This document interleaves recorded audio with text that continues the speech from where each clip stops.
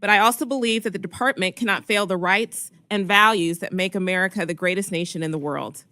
Under the Trump administration, DHS is out of control, illegally spending hundreds of millions of our taxpayer dollars, flagrantly violating constitutional rights, and putting America's security at risk. Under this administration, due process and the limitations that the Constitution puts on our government are being ignored, and this bill must do more to check them. Right now, this bill fails to protect American citizens from being deported by the Trump administration. It fails to protect American citizens from being confronted in their homes and offices or having their property seized, as this administration's deportation policies ignore the boundaries of federal law. It shamefully allows law enforcement to continue snatching people off the street, at church, at schools, without requiring proper identification or due process. And it punishes immigrants who are following our laws, all while rewarding for-profit detention centers with billions of taxpayer dollars and lacks oversight. As members of Congress, we have a constitutional responsibility to keep this administration accountable in both how it spends taxpayer dollars and how it operates. We saw this year, after our FEMA hearing, what this department does when anyone speaks truth to power. I'm deeply concerned that if this bill passes and DHS goes unchecked, the United States of America will become a country that our own citizens will seek refuge from because of the repeated attacks on our basic freedoms and rights. Giving unchecked power to this administration is bad enough, but unfortunately, the bill makes things worse by leaving Americans more vulnerable to catastrophic threats and burdening state and local governments. The bill adopts DOJ staffing cuts to CISA and FEMA personnel by roughly $130 million and $93 million, respectively. Let me say that again. As a ceasefire remains elusive with Iran, a nation known for cyber attacks on adversaries, infrastructure, and communities, you are doubling down on cuts to our core cyber defenses. That's indefensible. And the only people who benefit from this bill's failure to invest here are bad actors in Iran, China, Russia, and around the world who are now find it easier to attack the American people. Meanwhile, the White House requested $0 to supplement FEMA's disaster relief fund that all Americans rely on to recover from major disasters and fails to acknowledge an urgent $8 billion deficit in the disaster relief fund. We are heading into both wildfire and hurricane seasons, and friends, the funding level provided in this bill is insufficient to help us dig out of this hole, and it all but guarantees that the disaster relief fund will be at a dangerously low level again by next summer. All of this means that the burden to respond to the next ransomware attack on your local hospital or deadly hurricane in your district will increasingly fall to state and local leaders who lack the resources to respond. State and local communities don't have the ability to rebuild after disasters or cyber catastrophes on their own. This bill abandons our neighbors after a crisis. Finally, I want to note that this bill does not include funding for the Citizenship and Integration Program that has now been run for more than a decade by U.S. Citizenship and Immigration Services. This initiative funds faith-based organizations and community-focused organizations that help legal immigrants prepare to become citizens by preparing them for the citizenship exam and helping them learn English. Mr. Chairman, we make America stronger and more secure when we make investments in our communities stronger and when we uphold our values. But this bill does neither, and I cannot support it. I yield back. Thank the gentlelady. I now recognize myself for remarks on the bill. With our agricultural priorities advanced, we now turn to our Homeland Security Bill to ensure a comprehensive approach to protecting Americans. To start, I want to thank Chairman Amodei and Ranking Member Underwood for their attention and their hard work. Everyone in this room understands that the safety of our citizens is paramount. We do this through strong vigilance, action, empowering our frontline law enforcement agents, The work of the Department of Homeland Security is fundamental to those efforts. Their mission is more vital than ever. Under new White House leadership, we've seen a critical shift toward restoring safety and security, including an historic turnaround at our southern border. Yet we continue to face the consequences of the dangerous threats emboldened by the previous administration's weakness. The alarming rise of anti-Semitic assassinations, rioters attacking federal agents, and extremist risks shows the evolving threat environment at our doorstep. It's why we are advancing critical resources to ensure DHS has the tools to protect the homeland, enforce the law, strengthen border security, and enhance preparedness for everything from violent threats to natural disasters. This bill delivers just that and upholds the America First agenda through supporting first the Border Patrol and enforcement agents, detention and deportation efforts, cutting-edge technology to detect illicit activity, and Coast Guard investments to counter Communist China's aggression in the maritime sphere. From our communities to cybersecurity, we're implementing the most effective safeguards at every level and supporting our brave agents on the front line. I want to thank the staff on the subcommittee, both the majority and the minority, for their hard work on the product before us. As our last markup, actually that's not correct. This is not our last markup of the week. We clearly have changed the speech since I saw it. I do look forward to consideration and approval of this vital message. And with that, I yield back my time. I now recognize my very good friend, the ranking member of the full committee, Ms. DeLaurel, for her opening remarks. I thank the chairman, and I thank the ranking member and the chair of the full committee and the subcommittee staff on both sides of the aisle for their hard work, especially Shannon McCulley, Jamie Wise, and Chris Papp. I'm opposed to this Homeland Security bill because it will make Americans less safe, more vulnerable to growing security threats. Despite the ever-increasing threats against American families, businesses, critical infrastructure, and national institutions, House Republicans' bill weakens our national security. It leaves Americans vulnerable to attacks from our adversaries by sharply cutting cyber and infrastructure security. Their bill fails to protect Americans from terrorism and violent extremism by eliminating targeted violence and terrorism prevention grants, which help local leaders and law enforcement identify threats and intervene before violence occurs.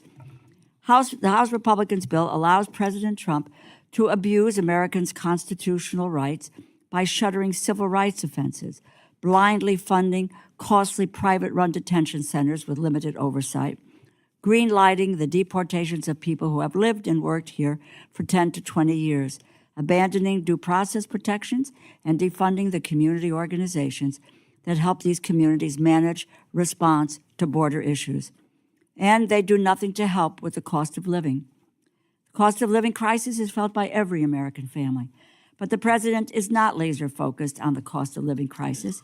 He is making it worse by stealing resources that help families and businesses recover from disasters.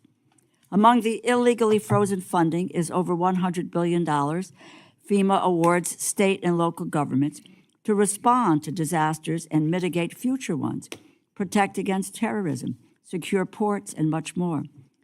President Trump and Secretary Noem proposed eliminating FEMA.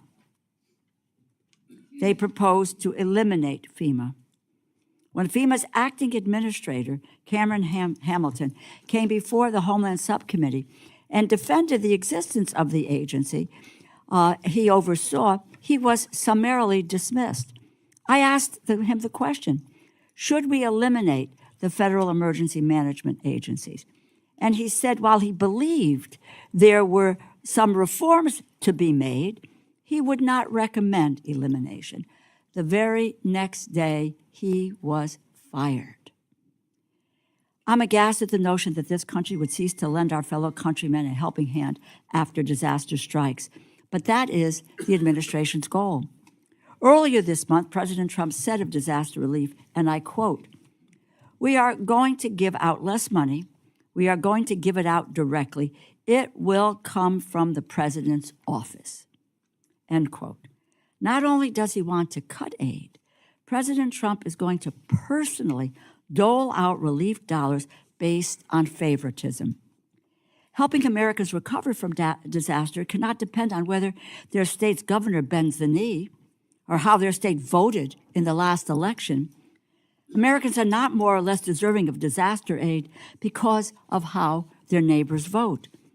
From housing to education to health care to disaster recovery, not one of our states can afford to take on the burden of everything this administration seeks to shift upon them. And everyone in this room knows that. Everyone here knows that.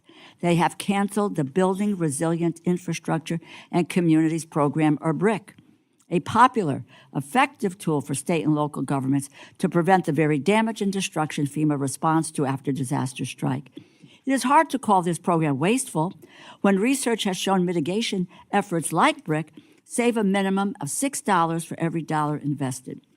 Not far from here, the town of Crisfield, Maryland, lost $36 million for a flood protection initiative, which will be impossible for them to cover with a town budget of only $4 million. Crisfield's mayor said, and I quote, "We are pretty much devastated. Without this, we know that we will be in a really bad position to protect our citizens, protect our property, protect our community, and really protect our way of life." And this administration's reckless cuts affect all of our constituents, including mine. In the last year, Connecticut has been devastated by wildfires, historic flooding, and damaging storms. Last fall, historic rainfall and flooding washed out several roads and bridges, demolished a major shopping center in Seymour, Connecticut, called Clarity's Village. 14 of the 16 businesses in the center were destroyed, mostly family-owned. Quote, "Everything is gone. Everything is destroyed," end quote, said Mike Abe, whose restaurant, the 67 Family Diner, ended up needing nearly $1 million in repairs. His insurance company refused to help. They told him, quote, "No, thank you," end quote. This is how important the federal role for disaster relief is. This is what government must do for people in need.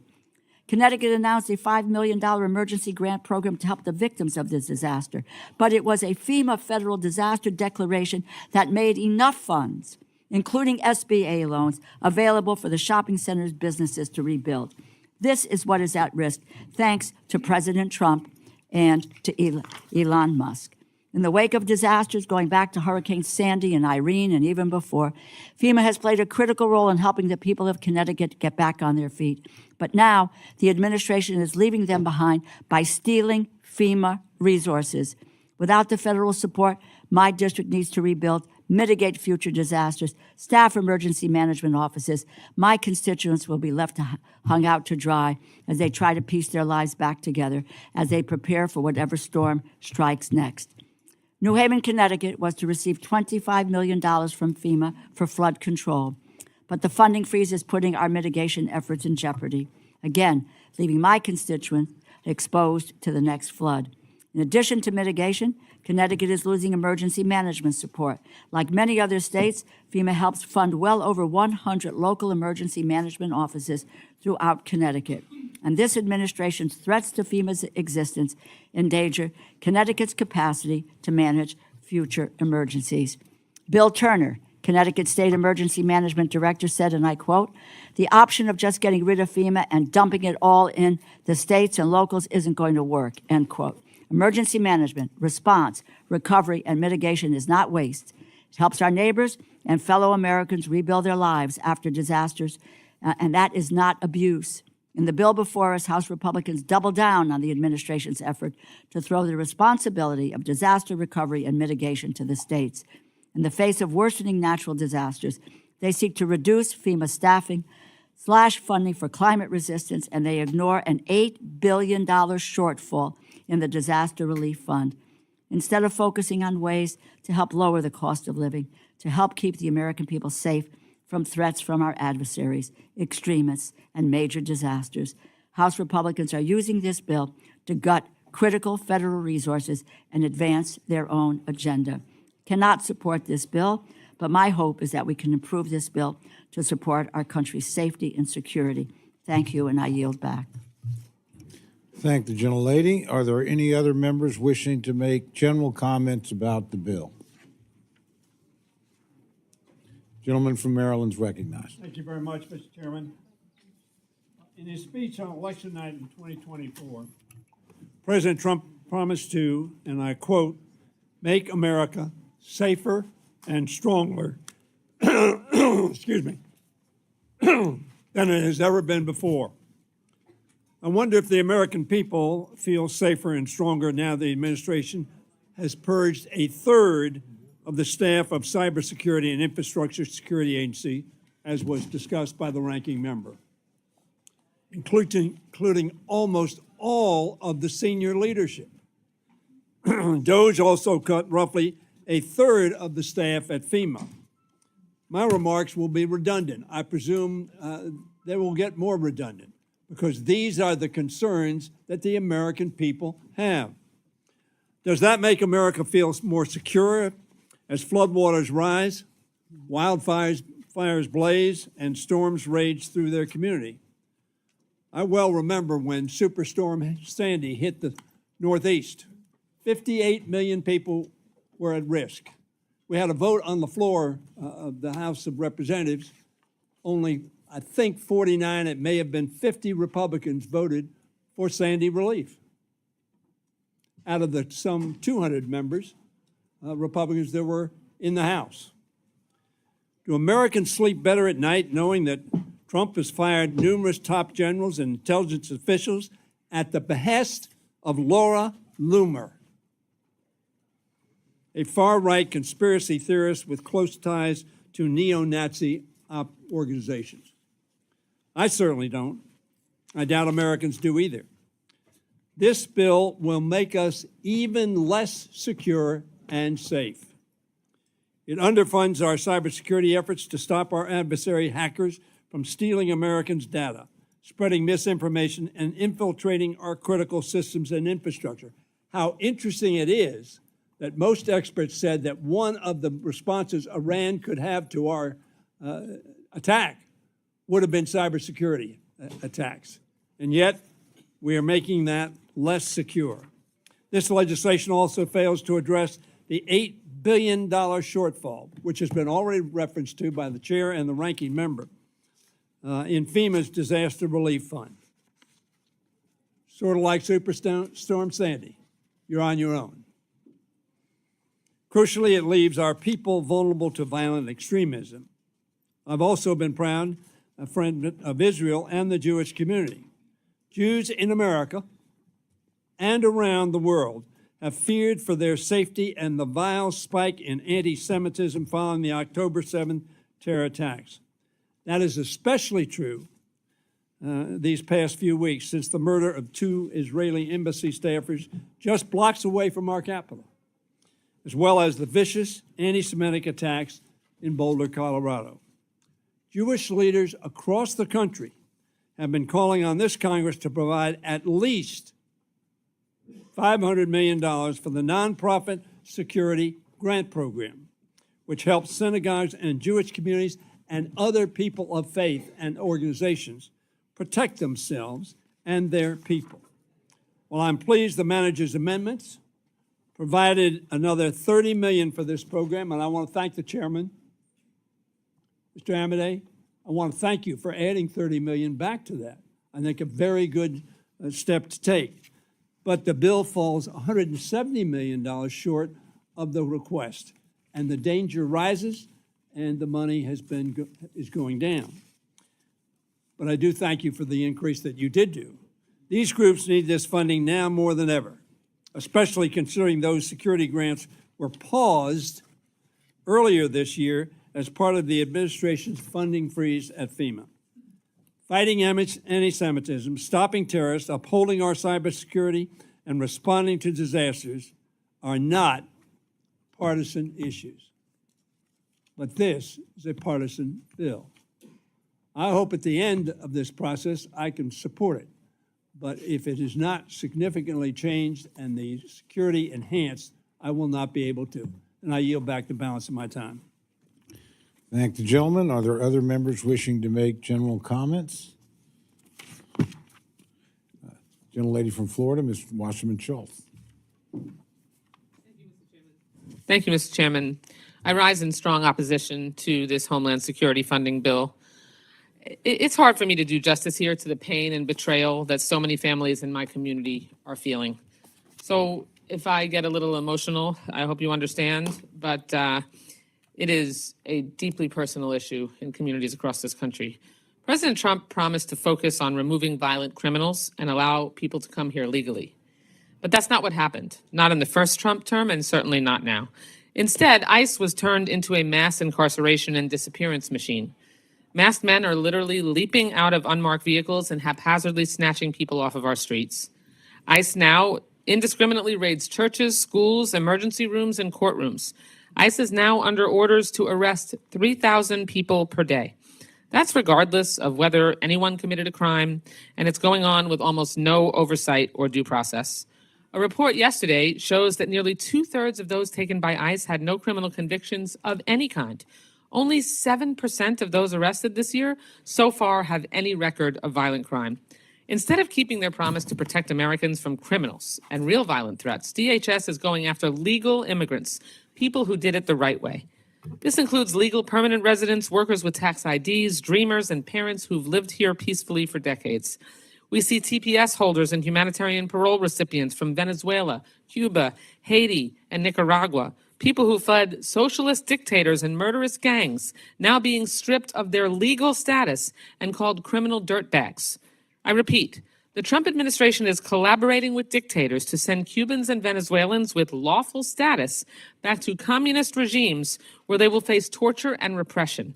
This is a slap in the face to the freedom fighters who lost their lives in pursuit of human rights and democracy with America's backing. And let's be clear, you can't even get approved for TPS or parole without passing a criminal background check. The president and several of his appointees would not even qualify for this standard. And they are intentionally dissuading immigrants from following the law. Abusing IRS data to aid deportations will only discourage immigrants from filing taxes and incentivize businesses to hire under the table. Like so many other cruel attacks, this one doesn't lower costs for taxpayers, it puts more burden on them. And arresting moms at courthouses after their asylum and status hearings, this will only deter them from showing up to court in the first place. Taking away work permits will take hundreds of thousands out of the workforce, effectively bleeding Social Security and Medicare. Discriminatory travel bans and suspension of refugee admissions will only drive more desperate people to the border. Trump's policies do not promote legal immigration, they make it illegal. They create more chaos, more fear, more danger for immigrants and mixed status families who work hard and follow the law. And it's an insult to suggest that any of us are safer as a result. Nobody is safer when ICE officers racially profile, assault, and detain an American citizen who's 9 months pregnant, as they did this week, or when they beat up a gardener who happens to be the father of 3 sons bravely serving our country in the military. Nobody is safer when the president sends non-criminals to foreign concentration camps, or when he illegally deploys the National Guard or Marines against Americans to enforce domestic law. Nobody is safer when legal immigrant parents lose health coverage and SNAP for their citizen kids. Legal immigrant parents. Nobody is safer if anybody can be snatched off the street and sent to a country they've never seen with no due process. Nobody is safer when more than 1,100 people are crammed into a detention facility designed for 600 outside my district, nearly half of whom have no criminal record at all. And nobody's safer when DHS officers are diverted from human trafficking, fentanyl, and organized crime cases to terrorize people seeking an honest day's work. So I'm definitely not comfortable writing this administration a blank check and dismantling oversight, which is exactly what this bill proposes. This bill would pump billions into Trump's anti-immigrant rampage and allow the secretary to transfer infinite amounts to ICE from other accounts. The Republican-passed Big Ugly Bill would already allow ICE to detain children indefinitely and codify Trump's policy of separating kids from their parents.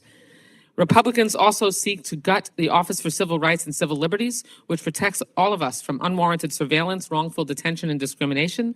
To make matters worse, this bill drastically underfunds nonprofit security grants, a crucial program to shield houses of worship and other vulnerable institutions from rising anti-Semitism and hate crimes. Just 2 weeks ago, everyone in this room voted for a non-binding resolution condemning anti-Semitic attacks and calling for action to protect Jewish Americans. While I appreciate that this bill contains a slight increase over current funding for nonprofit security grants, it's truly unacceptable that this bill barely surpasses 60% of what Jewish, Black, Asian American, and other community leaders have requested and is desperately needed. This bill also abolishes grants that aim to prevent terrorism and target violence after Trump installed a 22-year-old fanboy With no experience in command of the Counterterrorism Center, I look forward to debating the amendments to mitigate the worst aspects of this bill, but I cannot in good conscience support putting more money in the clutches of this administration without clear conditions that they follow the law. Thank you, Mr. Chairman. I yield back. Thank the gentlelady. The gentlelady from Ohio, Ms. Capter, is recognized for general comments on the bill. Thank you, Chairman Cole and Ranking Member DeLauro, Chair Amidei, and Ranking Member Underwood. I rise to express concern about the array of security issues facing the United States. One of the most important steps a family can do if they want to secure their own home is maintain a responsible budget. The same principle should apply to Homeland Security at the national level. Yet we've experienced month-long delays waiting for a proper and full budget request from this administration. It is now late June. We are still waiting for the full Trump budget. What is the majority waiting for? Delay forsakes the men and women who work to secure our border, counter hostile foreign actors, both directly and online, combat the opioid epidemic, and protect our coastlines. This bill fails to adequately address issues related to strengthen our border security and reduce the flow of migrants towards our southern and northern borders, as the bill defunds Customs and Border Patrol by $249 million. It is peculiar that the Trump administration has farmed out counterterrorism to a 22-year-old whose most recent experience is bagging groceries and landscaping. We are under potential terrorist threats from countries that seek to do us harm, while a glorified intern has been put in charge of combating terrorism here at home. Does anyone remember 9/11? Additionally, a member from the Great Lakes region and co-chair of the House Great Lakes Task Force, I rise to tell you that over the past several decades, the inadequate capacity of the U.S. Coast Guard Great Lakes icebreaking fleet has resulted in economic losses estimated at $2 billion, with the loss of over 10,000 jobs over the last 10 years in our Great Lakes region. Despite this reality, the proposal fails to appropriate the amount necessary dedicated to fund a new Great Lakes icebreaker. Lastly, the bill dramatically cuts our cybersecurity and infrastructure security programs. Russia, China, Iran, North Korea, they're applauding, and they're launching wave upon wave of cyber attacks against our country. And these attacks are increasing every year. This majority cuts our premier cybersecurity agency that others have referenced, CISA, by $134.8 million below previous levels. Why would America do this, especially now when we are in a war mode? Without significant changes to the legislation, including those I've discussed today, I regret I will be unable to support this current bill, as our nation will not be safer for our own citizens. Thank you, and I yield back. Thank the gentlelady. The gentleman from New York, Mr. Espaillat, is recognized for general comments on the bill. Thank you, Mr. Chairman. Mr. Chairman, I rise today to express my deep concerns about this legislation and the activities of ICE, CBP, and other elements of DHS under this administration, which are challenging the community's safety, the continuity of thousands of families, and the rule of law. I do so, Mr. Chairman, because I've seen firsthand, in fact, I've been an eyewitness, that the mass deportation efforts are not about deporting a violent criminal, a violent felon that was found guilty in a court of law, as they should be deported. It's ultimately also about green card holders that are legally here in our country, people that have work permits that were issued by our government so they can motivate the economy and pay taxes, and ultimately is also about U.S. citizens. I personally visited a family in Mexico with 4 U.S. children that were deported including a 10-year-old girl with a serious brain tumor. That family was stopped at a checkpoint on their way to the hospital for that little girl in Texas to get the kind of health care that is going to save her life. And yet now she stands stranded in Mexico, not being able to get the life-saving treatment she needs. So this is not just about violent criminals. This is about people that are here legally, including U.S. citizens. And so to put these agencies on steroids and give them the funding, unrestricted in many ways, to deport U.S. citizens and really set out fear and a chilling effect across America that's hurting our small businesses, that's unleashing uncontrolled operations, including the ability for ICE to go into houses of worship where people are concerned that they got to pay to pray. Mr. Chairman, people have to pay to pray, meaning not paying monetarily, but paying with a potential deportation when they go to worship their God. That operation could occur outside the church. I will speak about this later on. But paying to pray by paying with your own physical removal of a house of worship is un-American. Fundamentally is un-American. This country, our country, values our ability to pray to our own God and without any interruptions.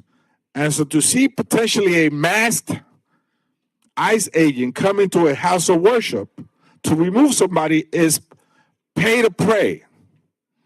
And so I think that we need to be sensible and we need to be Americans about this effort to fund these agencies. And the most important component that we should all protect is the rule of law. We must preserve and protect the rule of law. That is the spinal cord of our democracy and our nation.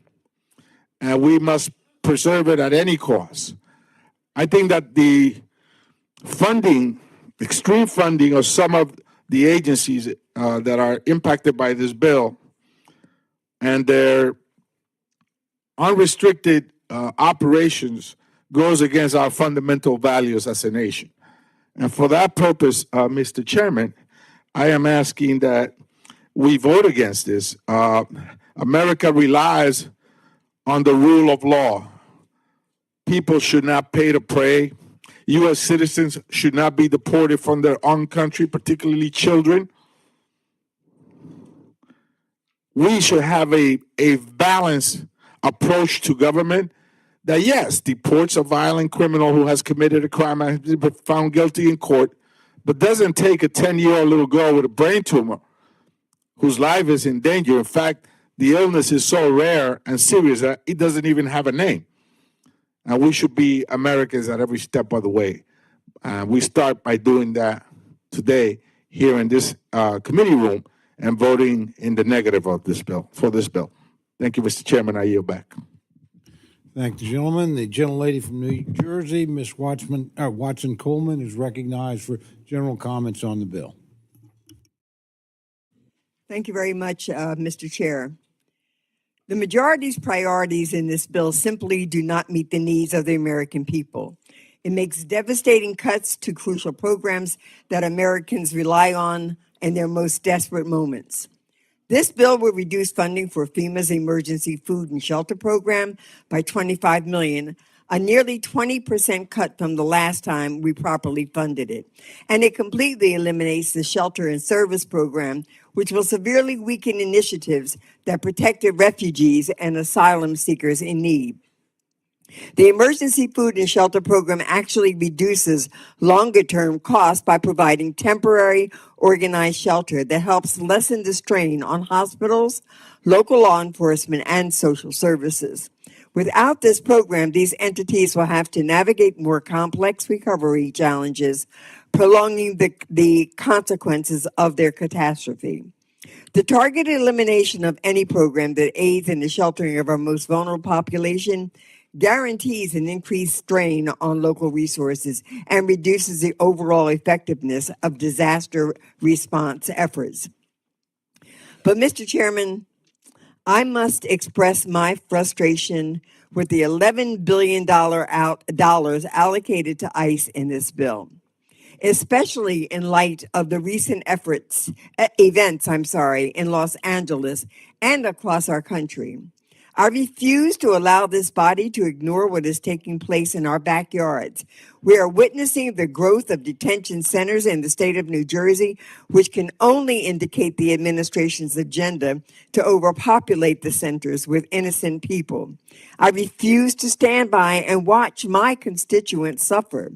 This is the clear weaponization of federal agents and the entire Department of Homeland Security. What we're witnessing in Los Angeles and elsewhere is not just a routine enforcement operation. It is a traumatic show of force that tears families apart, spreads fear throughout our communities, and targets individuals with no criminal record or offense. We just saw what happened to Narcisco Blanco in California, a father of three, a United States Marine, beaten like a dog. And for what?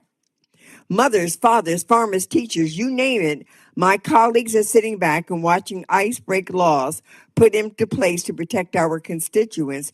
And you mean to tell me that we want to place more taxpayer dollars in their hands while they are terrorizing people in our communities?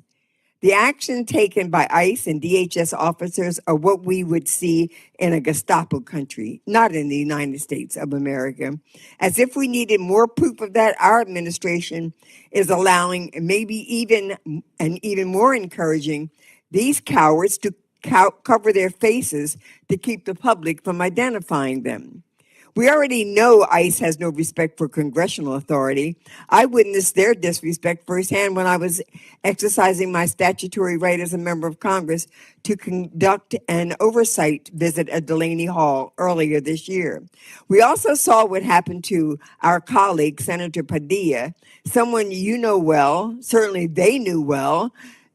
What they did to him, manhandling him and shoving him and throwing him to the ground, they did that in the state that he represents.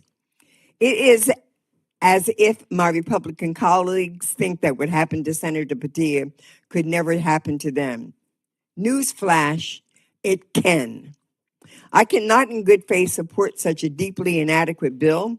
I refuse to turn my back on the cries of my constituents to appease a racist in the White House, and for that reason, I urge a no vote and I yield back. Thank you, Mr. Chairman.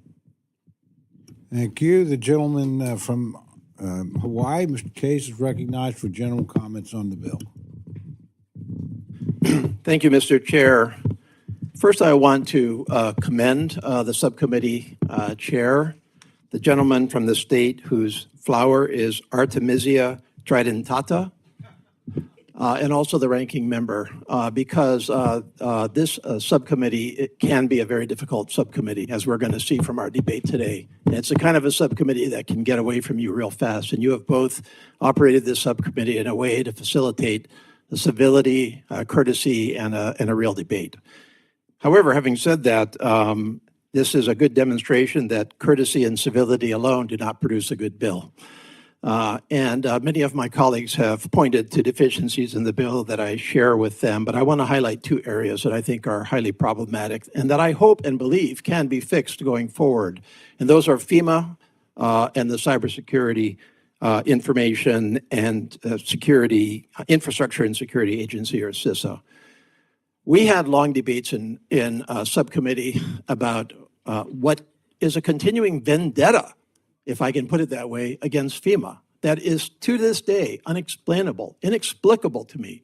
Now, I have personal experience with this, with the incredible disaster in Lahaina that I detailed at great length in our subcommittee, where we do not believe that FEMA did a bad job. We think FEMA saved the day for us. And this is a personal experience that I think other people would have shared in places like California, North Carolina, Florida, Louisiana, et cetera. And so it is really inexplicable to me that there is a continuing effort to underfund FEMA, to somehow call out FEMA's credibility, to chalk some motivation that I don't understand up to waste, fraud, and abuse. We didn't see waste, fraud, and abuse in Lahaina.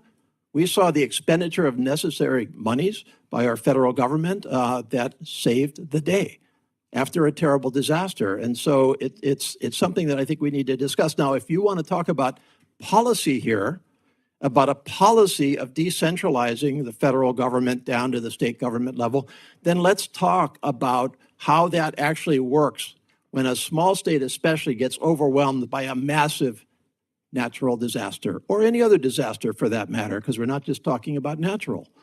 So what is the policy? If you want to say, well, the state should take care of this, then let's take Hawaii, for example. How should Hawaii have responded to a disaster of this magnitude? And is it not a good policy to maintain the federal government as the central administrator of common uniform disaster responses across our country? That's the policy decision that we're not, and debate that we're not having. And if that's where you want to go with this, then let's have that debate, and then let's have funding follow the policy. Now, let me switch over to cybersecurity, because it is also inexplicable to me that you are reducing funding for cybersecurity at a time when we all know, or should know, that if we want to look at exposure from malign actors across the world, including the last few days, one of our greatest exposures is in the cybersecurity realm. This is when we need to be ramping up cybersecurity across our country, not defunding cybersecurity. And let's take a look at what you've done in this bill. You have reduced cybersecurity proper by $87 million. You have cut infrastructure security. You have cut risk management operations. And it's similarly inexplicable to me that you would somehow call out these areas of the greatest need for cuts. Now, is that a waste, fraud, and abuse argument? Because I don't see it at all. Let's just talk about infrastructure, just to pick out one of the areas that you have reduced funding in. Anybody that knows what malign actors are up to in the cybersecurity space now knows that they are not necessarily and exclusively focused on national security, cybersecurity. No, what they're after is civilian infrastructure. They're after electric grids. They're after water systems. They're after things that can disrupt the civilian infrastructure. They want control. They want to be able to control that. They want to be able to trigger cybersecurity at the proper time. And this is an area that state governments, county governments, and companies need incredible amounts of highly sophisticated advice and resources to prepare for and to identify and to fight. And yet you have reduced infrastructure cybersecurity. It's inexplicable to me. And so I would really urge that in these two areas in particular, you take a look at the judgments that you're making on a policy basis, and then follow that with funding as you go through the process. I yield back. Thank the gentleman. The gentleman from Indiana, Mr. Mervan, is recognized for general comments on the bill. Thank you, Chairman Cole, Ranking Member DeLauro, Subcommittee Chair and Ranking Member.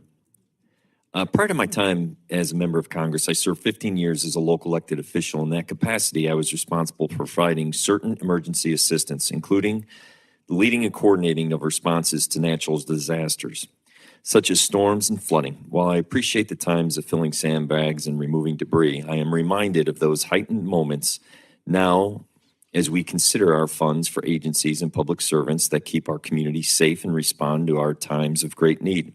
Notably, I appreciate the essential work and the role of FEMA plays to respond to natural disasters and the incredible personnel who must coordinate with state and local officials and nonprofits and volunteers to rise to those occasions.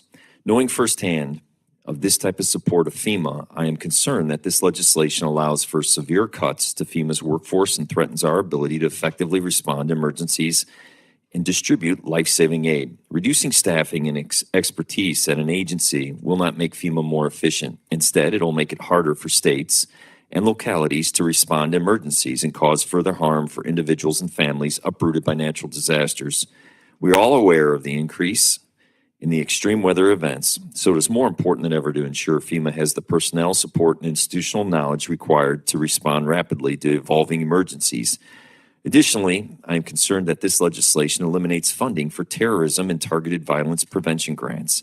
This program helps local communities proactively prevent violence by bringing together the mental health providers, educators, nonprofits, and public safety officials. In Indiana, this grant has supported the development of an online wellness pilot program to reduce targeted violence for youth in high-risk communities. Terminating this funding harms our public safety by leaving our communities more vulnerable to violence and extremism. I also would highlight that the closing of the Countering Weapons of Mass Destruction Office would increase the likelihood of dangerous attacks. Established in 2018 on a bipartisan basis, this office leads the Department of Homeland Security's efforts to detect and deter chemical, biological, radiological, and nuclear threats. Even if we transfer its funds across the Department of Homeland Security, getting rid of the office's personnel and expertise could cost us essential tools and protect our national security. Further, I believe that this bill further weakens our cybersecurity and infrastructure security at the time of rising threats against government, American businesses, schools, and state and local governments. Since the beginning of this year, the Cybersecurity and Infrastructure Security Agency has lost nearly 1/3 of its staff, and its election security operations have been gutted. I regret that the refusal to invest in the expertise and resources needed to protect our critical infrastructure, including our election infrastructure, jeopardizes our national security and leaves Americans more open to attacks from foreign adversaries. In conclusion, I support the intention of the Homeland Security appropriation measures to prioritize helping our communities and our nation respond to ever-changing threats. Whether those threats come from natural disasters and emergencies, violent extremists, or attacks on our physical and cyber infrastructure. And unfortunately, I regret that this bill severely undercuts these priorities. I thank the chairman and the time, and I look forward to debate on this issue. I yield back. Thank the gentleman for his comments. Are there other members wishing to make general comments about the bill? Seeing no other members wishing to make opening remarks, I'd like to recognize Chairman Amodei to offer a manager's amendment. Thank you, Mr. Chairman. I thank the gentlelady from Illinois and her staff and mine for working on the manager's amendment in the spirit of cooperation. The amendment makes technical edits to the bill and report and adds several new sections of report language requested by committee members on both sides of the aisle. This amendment also includes an additional $30 million for the Nonprofit Security Grant Program at a time of rising threats to houses of worship and increasing anti-Semitism. We want to ensure that communities at risk have the means to protect themselves. I might also add that we had money in the Israel supplement that was about a year ago. About half of that is out. There is still money in that account, so it's not like the cupboard is bare and we're trying to backfill it. I would also remind members that if this amount gets oversubscribed, that this committee also has the jurisdiction at any time to return to this issue, just like we did in the Israel supplemental. And guess what? I yield back. Your popularity is going up by the minute. Gentlelady from Illinois, Ms. Underwood, is recognized. Thank you, Mr. Chairman. I urge my colleagues to support this manager's amendment, and I'm so proud of the priorities we were able to secure in it. My amendment requiring Customs and Border Protection to ensure it has a policy to facilitate the safe treatment of pregnant, postpartum, and nursing people in its custody. My amendment ensuring that former members of the armed services are included in data collected by the Office of Homeland Security Statistics. And my amendment directing the department to lift the freeze on hiring mental health providers for the United States Secret Service. This manager's amendment also includes language I worked on to help the Coast Guard train physicians and hopefully other medical providers, and to expand the Coast Guard's legal and oversight capacity to respond to sexual assault and sexual harassment. In addition, it includes language that Congresswoman Watson-Coleman and I worked on together to protect the public's right to record immigration enforcement actions in public spaces. Lastly, this amendment includes language I wrote to ensure that none of the funds in this bill may be used in violation of the First, Fourth, Fifth, or Sixth Amendments to the United States Constitution. These are some of the most basic fundamental rights that define us as Americans. freedom of speech and assembly, the right to due process, protection against unreasonable searches, and access to a fair trial. We should not need to reaffirm them today. But we cannot accept selective enforcement of the Constitution. And as Congress, we have a responsibility to provide the essential checks and balances that preserve those rights. These provisions are essential improvements that strengthen this bill's integrity, safeguard our Constitution and civil liberties, and support the people on the front lines of our Homeland Security mission. I am proud of the priorities we were able to secure together, and I urge my colleagues to support the manager's amendment. I yield back. Thank the gentlelady. Do any other members seek recognition to speak on the amendment? Gentleman from Texas. Thank you very much, Mr. Chairman. I also want to thank the chairman of the committee, the ranking member, for adding one of these amendments that is so important to me. I live there at the border where I get to talk to a lot of Border Patrol agents, a lot of Border Patrol chiefs, all the way to the CBP commissioners and secretaries of Homeland. And one of the problems we've had is that for years we've added enough money to hire 22,000 Border Patrol agents. But there's a problem with the hiring process, and that has to do with the polygraph exam. And what we're asking here is we're not waiving the polygraph exam. What we're doing is we're streamlining where we're giving the CPP commissioner the ability to look at people that have got clear backgrounds as veterans, clear backgrounds that is that they hold a active top secret clearance, or who have completed a current single scope background investigation. And this is important because even if they feel that they should, even somebody has a top secret and they can still administer the polygraph exam. This is something that we need to do because otherwise we can keep adding monies and still be at 22,000 men and women at Border Patrol and still be short by thousands of people. So I want to thank the chairman. I know some of us have been talking about this for a long time, but I think this is a balanced approach to streamline the hiring process. And I want to thank the chairman and the ranking member for this. Thank you. I yield back. Thank the gentleman. The gentleman from Arizona, Mr. Siscoman, is recognized to comment on the manager's amendment. Thank you, Mr. Chairman. I rise in support of the manager's amendment. I was glad to work with you, Mr. Chairman, and your team to get a $30 million increase included in the amendment for the nonprofit security grant. In FY 2024, organizations located in my district in Arizona received over $1.3 million in NSGP funding. These grants continue to make a real difference on the ground, helping houses of worship and other nonprofit institutions bolster their security in the face of rising threats. The need for increased funding is especially clear after the recent incident in Colorado, which serves as a stark reminder that that the threat environment for the religious and particularly the Jewish community remains very high. Thank you again for working with me on this increase and my colleagues as well. I know that many others were involved in this effort. So with that, I yield back. Thank you, sir. Thank the gentleman. Do any other members seek recognition to speak on the amendment? Seeing none, I recognize Chairman Amadei for 1 minute to close. I recommend your bipartisan nationwide support. I yield back. The questions on the amendment, all those in favor say aye. All those opposed say no. The opinion of the chair, the ayes have it, and the amendment is adopted.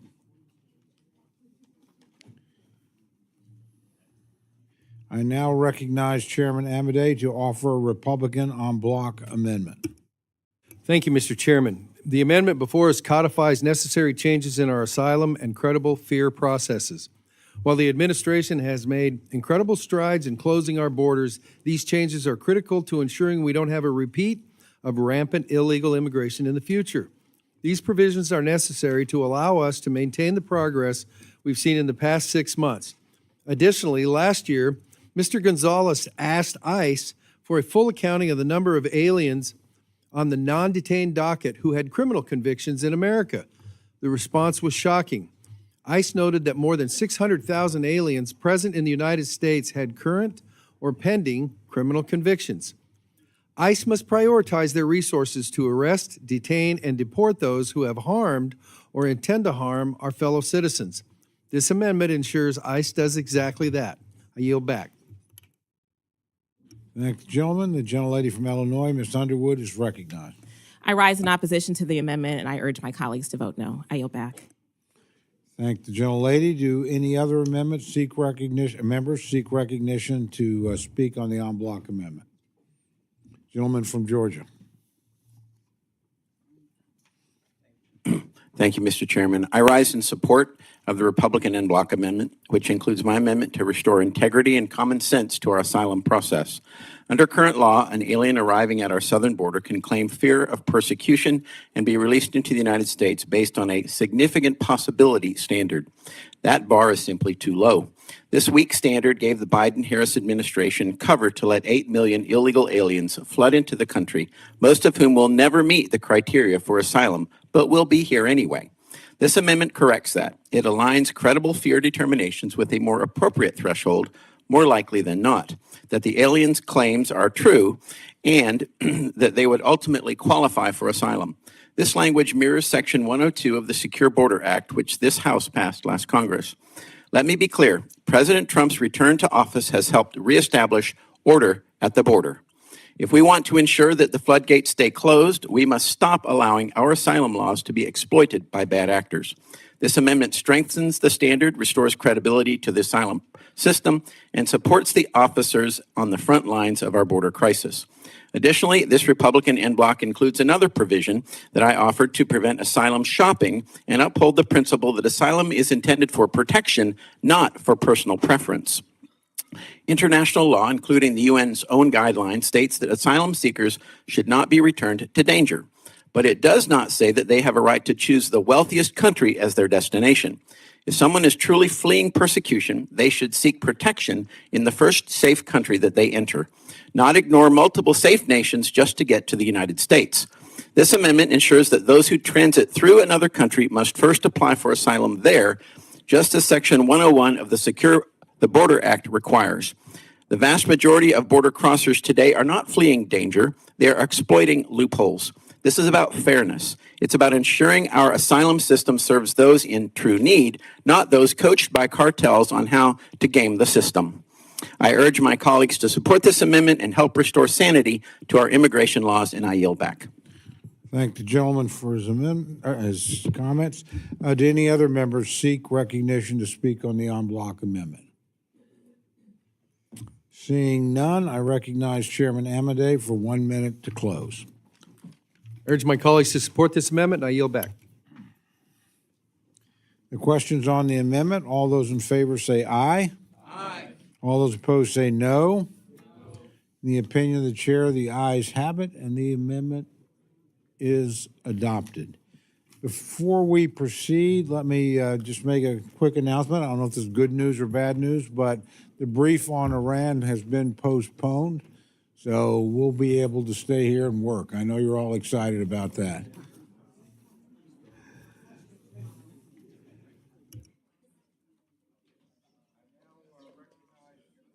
I now recognize Dr. Harris to offer an en bloc bipartisan amendment.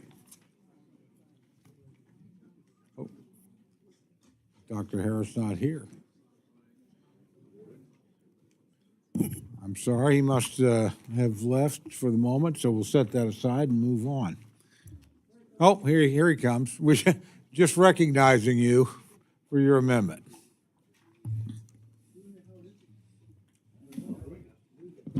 Thank you very much. Mr. Chairman, I have an amendment at the desk and ask unanimous consent to waive. Without objection, the reading of the amendments dispensed with, and Dr. Harris is recognized to present his amendment. Thank you very much. Mr. Chairman, what this amendment does, it actually combines several proposed amendments. It's an amendment that on issues that we've dealt with before in the committee.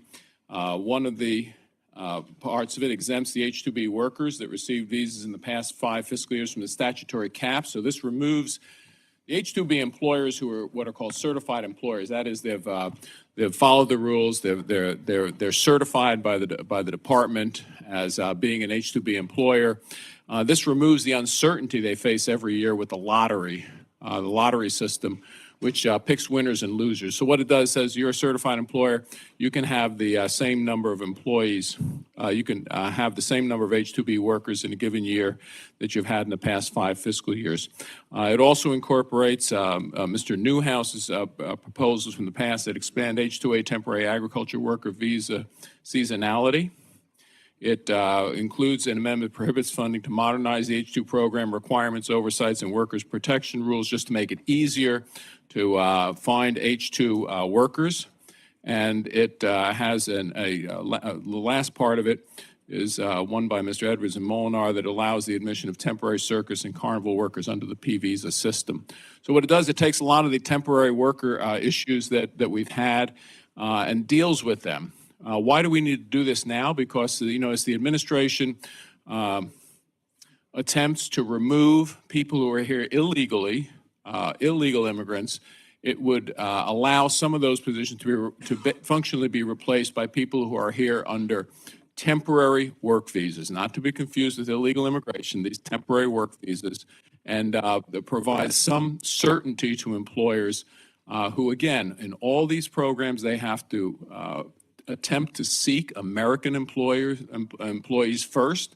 They have to pay the wages that you would pay to an American employee, and if you can't find one, then you'd be eligible to have this temporary foreign worker here. I think it's the right time to make these definitive changes to those temporary worker programs to aid our employers, who again are going through, some of whom go through a difficult time because of the removal of some of the millions of people admitted in the last 4 years and who are being removed. So with that, I would urge support of the en bloc amendment. Thank the gentleman. Chairman Amadei is recognized to address the Harris en bloc amendment. Thank you, Mr. Chairman. I appreciate the gentleman's amendment, and I thank him for his willingness to include Mr. Newhouse's and Mr. Edwards' positions in his bipartisan en bloc amendment. I support the general ideas behind some of these amendments in the en bloc, and I know that we take similar amendments every year on a bipartisan basis. I'm not suggesting that we do anything else. I do recommend we approve his amendment. However, changes to visa policy are just that, policy changes that should be worked with Chairman Jordan and the authorizing committee. This committee's jurisdiction over such policy changes, especially ones that change the Immigration Nationality Act, is probably not present. But if we don't support these to drive the conversation with the folks in the policy area, then what the heck? And so, while I have the utmost respect for the chairman of the Judiciary Committee, it's time that they come out of the weeds and weigh in on this so that we have to stop tiptoeing around the edges of what our jurisdiction is. I encourage your bipartisan, nationwide support.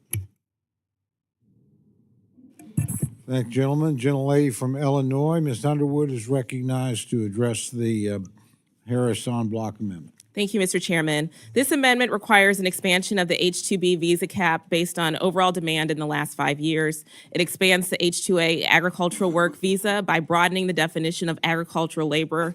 It prohibits funding to modernize H-2 program requirements, oversight, and worker protections rule, and it expands the use of P visas to circus carnival workers.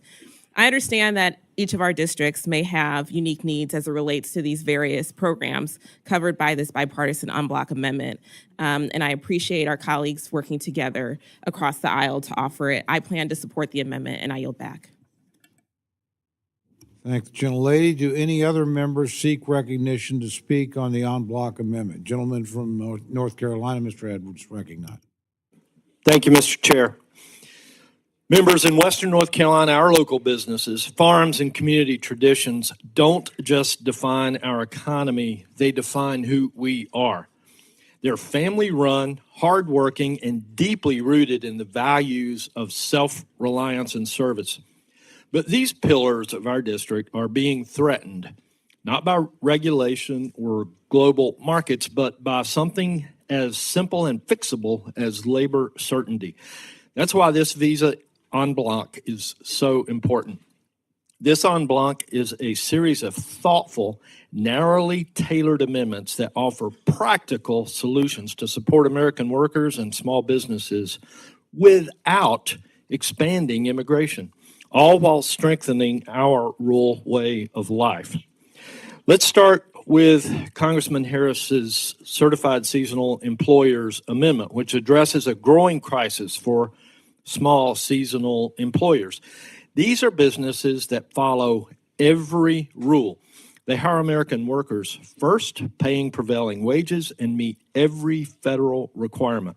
But due to overwhelming demand and outdated visa lottery system, many are being shut out of the H-2B program year after year. This amendment gives a lifeline to those who've demonstrated 5 consecutive years of full compliance by guaranteeing a set number of returning visas. This doesn't just help those employers, it helps every other small business that faces labor uncertainty because it's trying to use the overprescribed H-2B program and it supports their communities.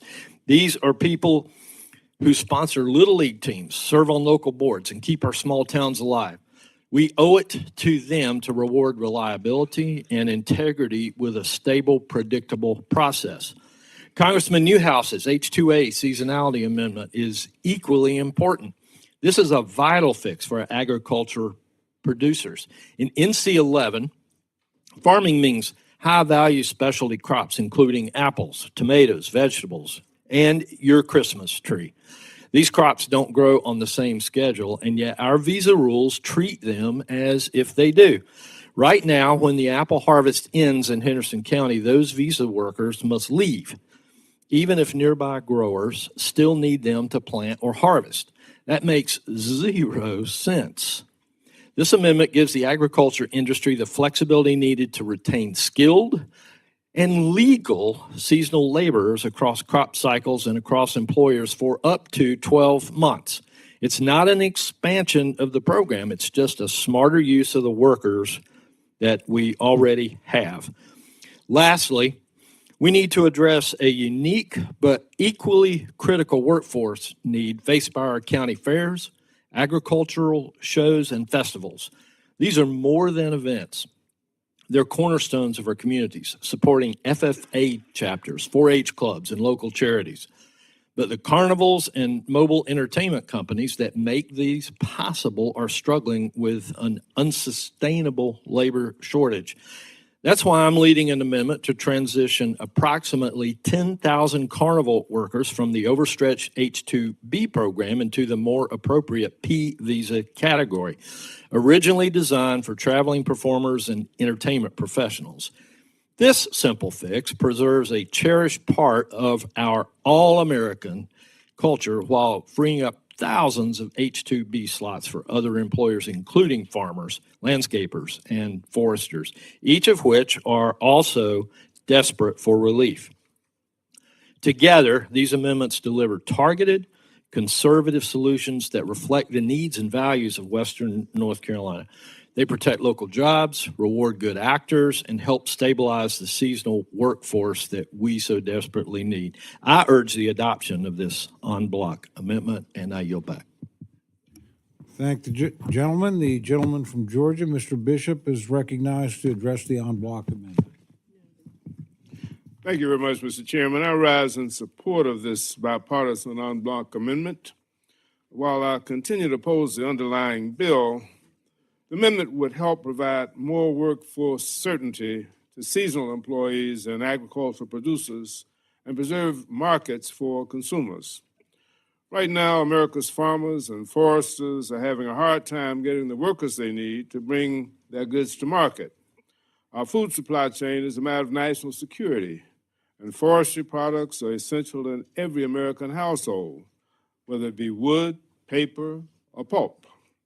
Adoption of the amendment will allow for year-round H-2A workers, as well as cut red tape and onerous reporting requirements for employers who have followed the rules and who demonstrate a strong need for temporary foreign workers. I support this amendment to help bring more certainty to America's seasonal employers and agricultural producers, and in turn, to American consumers. Passage of the amendment, however, will not be enough to overcome my opposition to the underlying bill. But I think it's a good amendment. I think it's good for American agriculture and good for American consumers. I thank you, and with that, I yield back. Thank the gentleman. The gentleman from Texas, Mr. Cuellar, is recognized for his remarks on the en bloc amendment. Chairman, thank you so much. And again, to the chairman of the subcommittee and the ranking member and the co-sponsors and the lead person, Dr. Harris, and the other members that are co-sponsors. And Shelley also, I know you and I have been talking about this for a long time. Look, members, every single member in this room knows that either you know somebody that is affected by the H-2B, H-2A, or the P visas for the circus or carnival. Everybody in this room, you know it does. As we are seeing our economy, there are certain jobs that Americans don't want to do. And I'll say first, give those jobs to the Americans, any American worker that wants to do that. But if we can't find that, then we got to work with the H-2B, H-2A, and the P visas for the circus and carnival workers. Certainly, the H-2B amendment, it's a bipartisan support that works on the past 5 years, as it was mentioned on the statutory. We're not expanding this. We're using this in a very smart way, efficient way to address the needs that we have. So certainly the ability to hire H-2B visas when workers, American workers, are not available makes sense. And again, it's to make sure that we address, because most of this are small, hardworking individuals, businesses that we need to address. So H-2B, seasonal businesses play a very significant role in our nation's economy, and we need to make sure that we help them so they can continue contributing to our economy.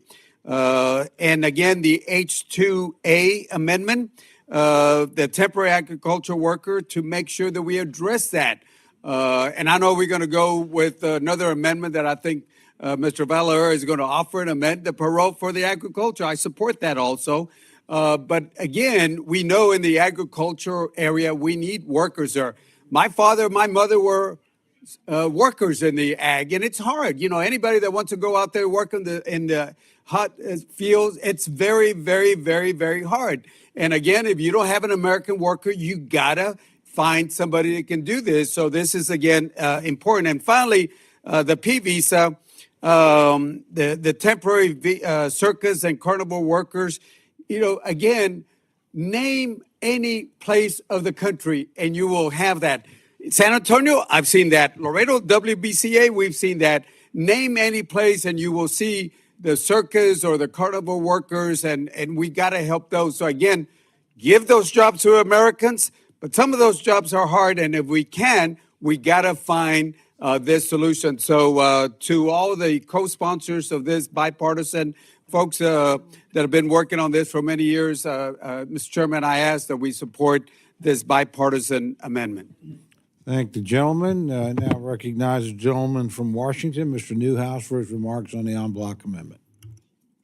Thank you, Mr. Chairman. I just want to appreciate the hard work of the chairman of the subcommittee, Mr. Amadei, as well as the ranking member.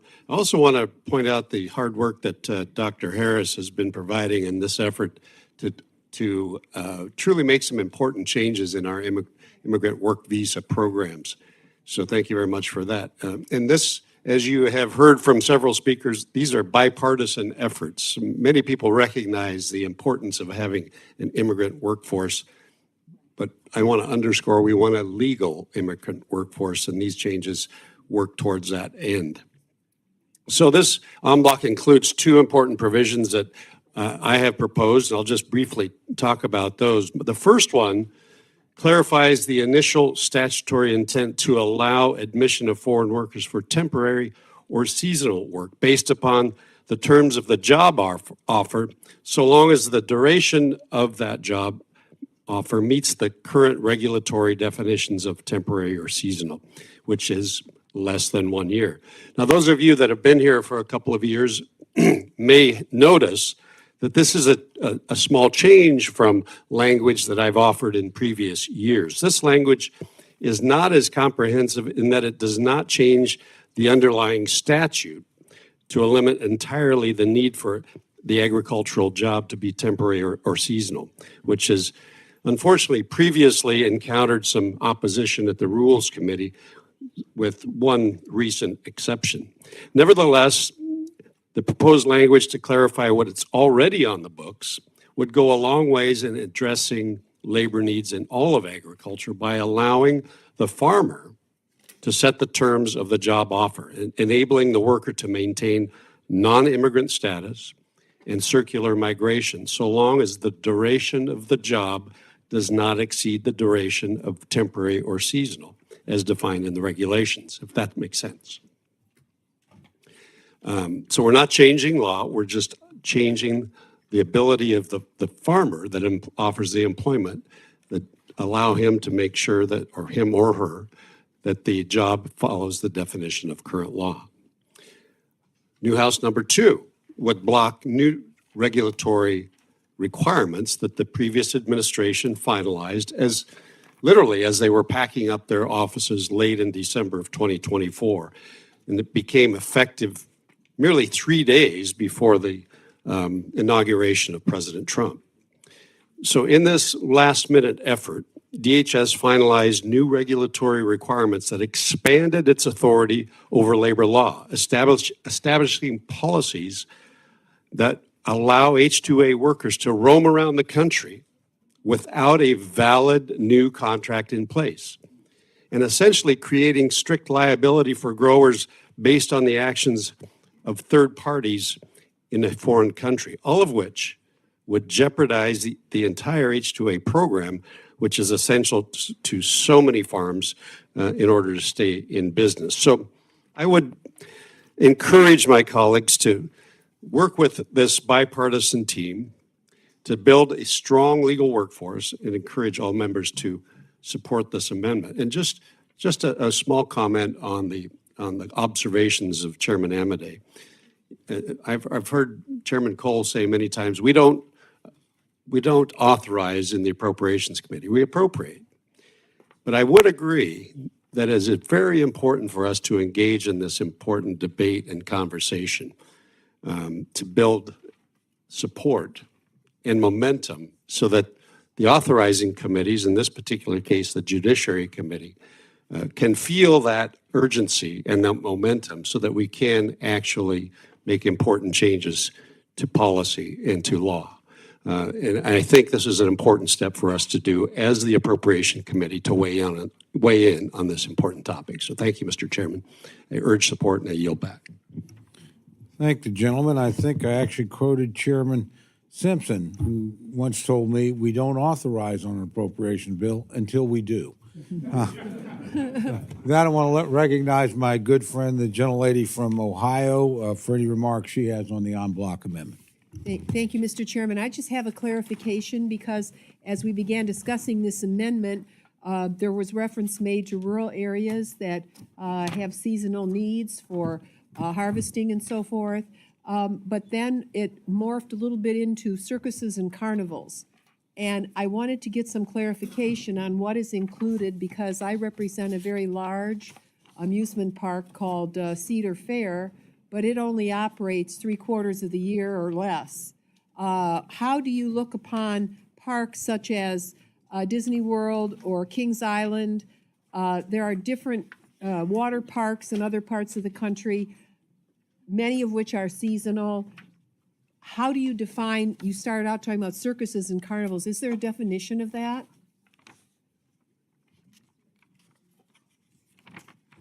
Gentleman from North Carolina is recognized to answer the gentlelady's question. Yes, thanks for the question. There are different types of P visas. There are different categories, and depending on the seasonality, if you will, would be the what the applicant would request. I think there's like 6 different variations of a P visa. So it would not necessarily preclude these organizations, these No, businesses? not necessarily. I would view those, while I'm not an attorney, I would view those as entertainers inside of a bigger organization. Thank you. And I yield back. Gentlelady from Maine, Ms. Pingree, is recognized for her comments on the en bloc amendment. Thank you, Mr. Chair. I just want to thank my colleagues who have been working on some of these H-2B related issues and make a few remarks about how they impact in Maine. First, I just want to say this is the Homeland Appropriations Committee, and we will have a lot of debate today related to immigration issues. And in my opinion, most of them go back to the fact that this Congress has been unwilling during the period of time I've been here to pass comprehensive immigration reform. Let's just get that done. We are going to have endless debate today, and it is all related to the fact that we don't straighten out the situation that goes on in our country.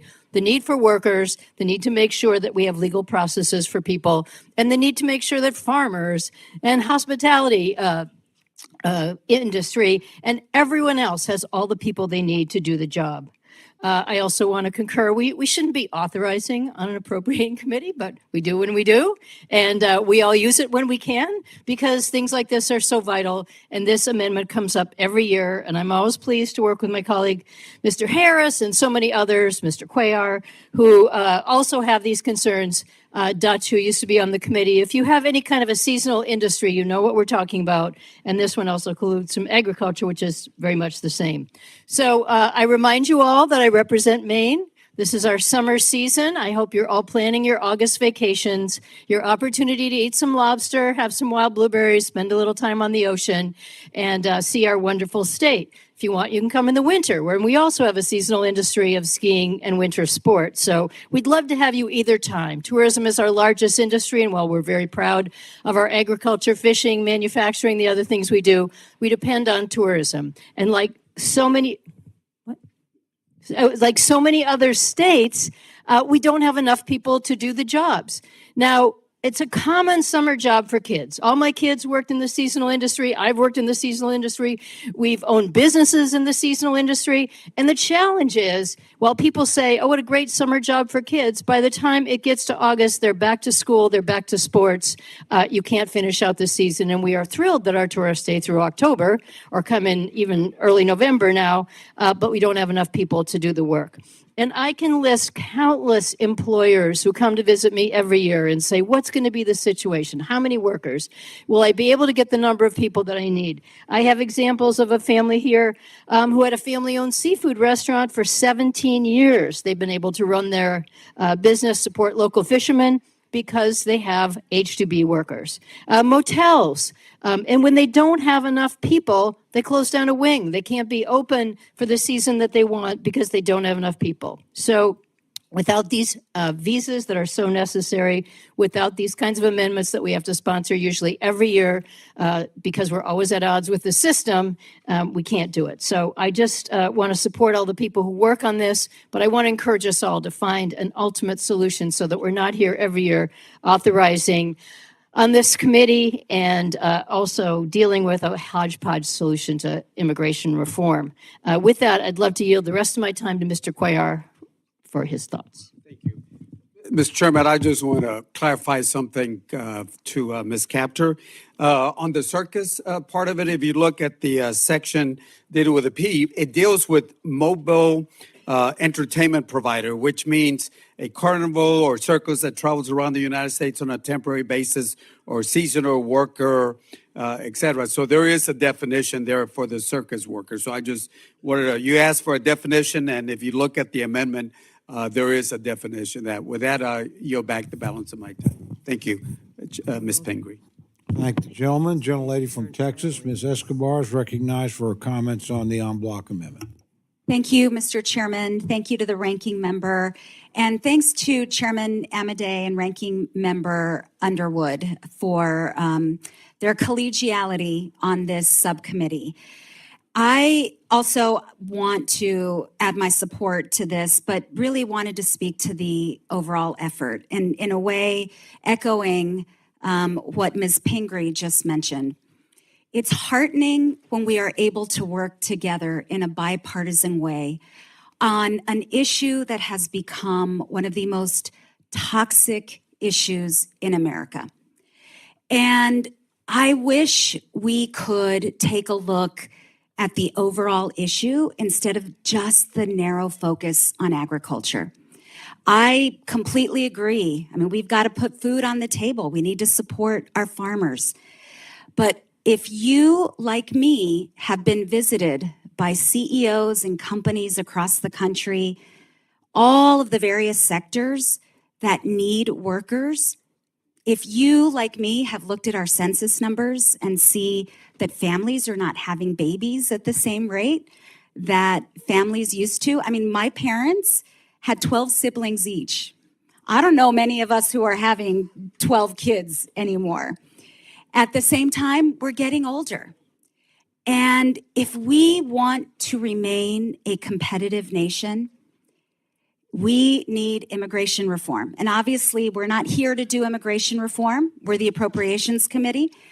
I can tell you, having come from the Judiciary Committee, we are pretty far from doing immigration reform in any meaningful way. And that has to change. And it has to change with these bipartisan conversations, with the ability for us to work across the aisle and come up with common sense solutions. I can tell you what doesn't work. Demonizing people doesn't work. Making people fear others doesn't work. What we're seeing today, these quotas of 3,000 apprehensions per day, an arbitrary quota determined by Stephen Miller, and seeing people, hardworking immigrants being chased in agricultural fields, overcrowded detention facilities. Through reconciliation, putting all of that on steroids, using DOD funding to put it even more on steroids. We all need to work together on this issue. If we can come up with narrow, targeted solutions for agriculture, that means we can do this in a broader way. So I rise to urge my colleagues, especially in this markup today, for us to hear one another, not demonize one another, and not demonize the people that this bill will impact. Thank you, Mr. Chairman. I yield back. Thank the gentlelady. Before I recognize are there any other members who wish to address the en bloc amendment?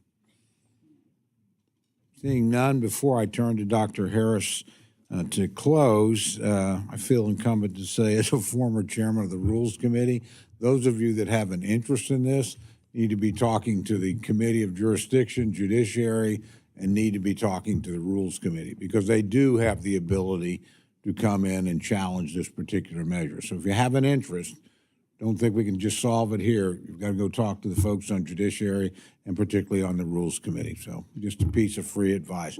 With that, I yield to Dr. Harris, 1 minute to close.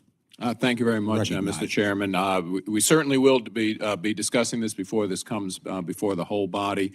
And as the chairman of the subcommittee indicates, this is to make sure this discussion occurs and that some movement forward is made, because we're at a critical juncture with our workers in the country. And again, as we begin the process of returning some workers to their homeland, we're going to need some workers to come in under a strictly monitored system, and that's what this amendment does. So I urge a yes vote.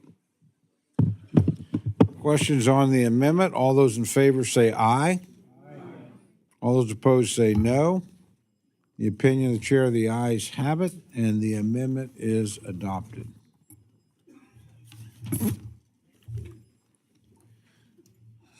Gentleman from California, Mr. Valadeo, is recognized for an amendment. Mr. Chairman, I have an amendment at the desk, Valadeo number 1, and I ask unanimous consent that the reading be dispensed with. Without objection, the reading of the amendment is dispensed with. The gentleman is recognized for remarks on his amendment. Thank you, Chairman. And I know we've had a dialogue on this for a while, but one more round I think is important because it's such an important topic for us. I'm in full support of the administration's policies to secure our borders, improve the integrity of our immigration system, and remove dangerous criminals. However, the fact remains that over the last 25 years, a significant number of undocumented immigrants in the United States have been working in our fields and food processing facilities and playing an essential role in bringing food to our tables. Agriculture is a $50 billion industry in California alone and the backbone of my local economy. Central Valley produces over 300 specialty crops and is the largest provider of fresh fruits and vegetables for the nation, so I understand the issue firsthand. For decades, Congress has been unable to provide a long-term fix for our immigration system, and our inability to address this situation has led to a crisis for the agriculture industry. I've consistently heard from producers across the country already struggling with the lack of a reliable workforce that any additional strain will lead to crops rotting the field and empty shelves at the grocery store. Without protections for the current agricultural workforce, we are putting our food security and our economic stability of our rural communities at risk. My amendment directs the Secretary of Homeland Security to exercise existing authority to provide temporary parole in place and work authority for undocumented individuals currently working in the agriculture sector.